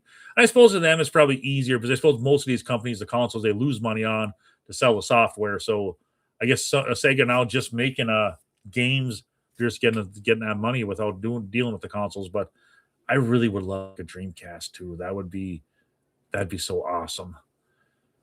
But we'll never see it. Definitely not. Let's see. Love Sony first party games. Cannot wait for Wolverine. That Wolverine game looks absolutely badass. I want that game in the worst way, and I'm going to get that game. That you're right. That just killer. Sony just always does so well with their games. Awesome. I'm excited about that. One thing I'm a little disappointed with Sony though, which I can understand. It's a girl's world these days. I get that. But that new God of War game based on I can't think of her name. I'm a little disappointed. And don't get me wrong, I'm not sexist or anything. By far, I'm not sexist. But it's God of War. You need why change something that's going so good? Why have the stars of God of War as like side characters, and probably make her like the girl boss, and it's going to be like that. Which I know girls love their games, and I know girls. There's nothing against that. But when you take a series like God of War and you change it up like that drastically, why not just create a whole new character, female character, even throw it in that era and just get a series? But I don't know. That's maybe just me, but yeah, I don't know. Should have never quit NFL 2K. Yep, exactly. That 2K was amazing, and like I said, Madden has gotten lazy for a while now. They don't have to do much. They just tweak this, tweak that, update the rosters, and here you go. Here's another game. I go to GameStop now, and it feels like a collectible and Pokemon card store. Not nearly enough games stocked in the store. That is a sad thing, and I agree 100%. I go to the store down in Green Bay, and you're right, it's all collectibles. It's a collectible store pretty much now. And it's even sad when you go into regular stores like Walmart and Target. They don't have the games they used to have. They have very little because I get it. Everyone does digital. People love digital. I don't love digital. And I know we're not going to have a choice coming up here. It's just going to all switch over and everything's going to be digital, and that's going to be it. So I'm a little upset over that. But it is what it is, right? Not much you can do. You can't take out technology or, change, I guess you could say. Oh, Lofty, that's it. That's the one. The combat looks fun, though. It does look fun. Yeah, it's a weird change to take out Kratos. Yeah, exactly. That's my kind of thing. But I mean, it's still going to probably have the same God of War. Yeah, the gameplay. It's still going to probably feel a lot like it. But I don't like Kratos being on the back burner there. And especially if they make her like a girl boss, which I don't know. We'll see though. But I said nothing against women characters being in games. I absolutely adore them. Tomb Raider. Tomb Raider is Laura Croft has been the most badass female character of all times. And that new Tomb Raider looks totally amazing. I am super excited about that one. I'm gonna definitely have that one pre-ordered because that looks wonderful. Let's see. I guess the CEO of GameStop said they make a lot of money off collectibles and cards. Yeah, you're probably right. And I suppose nowadays too, with everyone going digital, there's not a lot of newer games that come out that people are going to trade in. Everyone's doing digital, so their library of stuff, the trades they're probably taking are probably a lot older because the new games everyone's buying digital. So that's probably a chunk of it as well. There's just not a lot of supply because I worked at GameStop and I felt bad at times. People bringing their stack of older games and some of these old games to get 25 cents or whatever for a game and just and people still trade them in because they just want to get rid of them. But you can understand but you can understand the concept that GameStop will take any game. Well, they're paying you peanuts for them. But then again, if somebody has a Madden game that's 5 years old and they're still going to give you some for it, I mean, it's a game like that you can't even give away, honestly. It's and they're going to still pay you for it. But the thing is with GameStop, you have to catch the bonuses. I've got some great deals at GameStop, trading in at the right time. I know when I traded in my Switch. No, yeah, I traded in because I've got a Switch originally, and then I ended up when it first came out, and then I had it for a while, and Switch took a while to get some games out there, so I ended up trading my first Switch in, and then I bought the Switch LED or OLED. But I traded it in. I think that's the time I traded my Switch, my controller, and I think a Mario Kart game. I think I traded in when I originally had my Switch. And I paid for I think my Spider-Man PS4, and then I got. Am I thinking right? Spider-Man PS4, and I had that. No, I traded in for something. No, what the hell did I trade in for? I think I traded for my Spider-Man PS4, and then I got something else with it, and it just covered it. Which is nice. I mean, I was sitting on. I had my Switch for the longest time. I got good credit, and like I said, when I traded my Series X. I bought that. I got a deal on it through Target. I bought my Series X for I think $370 some with Mortal Kombat because they had a great deal at the time, and I sold it for $420. And then Mortal Kombat didn't go for much, so I just ended up keeping it. I figured I'll give it to somebody or whatever. I did trade in my Mortal Kombat. I think I only got a couple bucks for it, but Destroy All Humans I kept that one. I think I got $8 or something for that Mortal Kombat game. But I got my money back cash. They paid cash on it. So you can't beat promotions like that. In a system that was just sitting there collecting dust. That was awesome. Let's see. Target has way too many books and hardly any music, movies or games. And that's a sad thing too. It's with the music. It kind of makes me scratch my head, especially when I go into Walmart and my Walmart, you have one little section of CDs. And you have all these albums. Even Target, the same thing. You have a lot of these LPs, records. It's records made a comeback, but those records are expensive. They're $40 for a dang record. It's who would buy that? It's crazy, but people buy them, I guess. It's if they're still got them there, but I'd rather have CDs back. But I know they're on their way out, just like cassette tapes left. CDs are going to be totally gone soon. And then what do we do, right? Let's see. GameStop has a good selection of used PS5 games. Well, there you go. It's I never really looked at the used ones much lately, but that is awesome to hear. Definitely.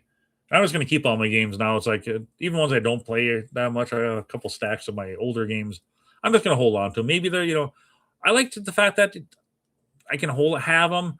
And eventually, if I want to sell them as collectible, I can do that too. That's the one nice thing I love about having these old games. You can always trade them in or sell them outright or whatnot. Let's see. I really enjoyed the live stream, but I should probably go to bed. Hope you do another live stream again soon. Definitely. Yeah, I should probably get to bed too. It's 1:19. I've been on here for over 4 hours, 4 hours and 18 minutes. I've been talking here. So it's been awesome hanging with you, man. Definitely appreciate you hanging out with me. I'll definitely get some more live streams going. I'll have to figure out a way. Maybe I'll just have to schedule them on here so everyone knows, because I know I did a reminder like 10 minutes before I went live, because I'm like, oh, there's a reminder thing. But I know if I should do it like 24 hours in advance, because some people, I'm not sure if this is going to save my video to have as a video to watch on my channel. I know some people, their live streams get saved, so I'm not sure if this is going to get saved or not. But people are going to wake up in the morning and be like, what? Nick was live? What the heck? I didn't know that. It's just like, I know it's kind of last minute, so, but I definitely wanted to go live today. Like I said, my wife is visiting her dad down in Arizona. So I had a nice quiet time just to be able to hang out and chat with you guys. So that's what I figured I would do today. So, yeah, but I will definitely be back around. I'll try to give some kind of notice and go from there. Like to watch live stream from the beginning? Yeah, I'll have to see. I said my first time doing this. I'm not sure. I know I've seen channels before where the live stream was saved as a video. So I'm not sure if it's going to do this when I end it today, or if it's just going to make it disappear. It'd be cool if it's saved, because I like to watch it too. I'd like to have a little history of my live streams as well, especially for my first epic one. This is pretty awesome. 4 hours on here. Dang, it's a long time. But anyways, I guess I better go to bed too. So appreciate you hanging out, man. And I look forward to meeting you, hanging out with you again. Maybe I'll try to get out a little earlier too on some of my streams. I'll figure out a schedule and I'll post it. Yeah, it's nice because you can go in there and you can post a little schedule of all upcoming streams. So I can maybe put a couple multiple in there and set my time aside and make sure I'm there. So to hang out with you guys, so you know, because otherwise, yeah, it's you'll be tuning in and being, oh, hey, Nick's live. What the heck? So like to see how you catch it from the beginning and enjoy. It's been awesome hanging with you. So I guess I will let you go. So have a beautiful night. Hope you have some sweet dreams. And yeah. Thanks again, man. I appreciate you. And anyone else that's still watching, it says there's 4 up on the counter. If you guys are out there hanging in the background watching, I appreciate you guys hanging out. And I look forward to creating some more videos and doing some more live streaming. So thank you all for watching. Love yous all. Thank you, Jay. You rock. Have a good night, everyone. Love yous all. Bye-bye. That's a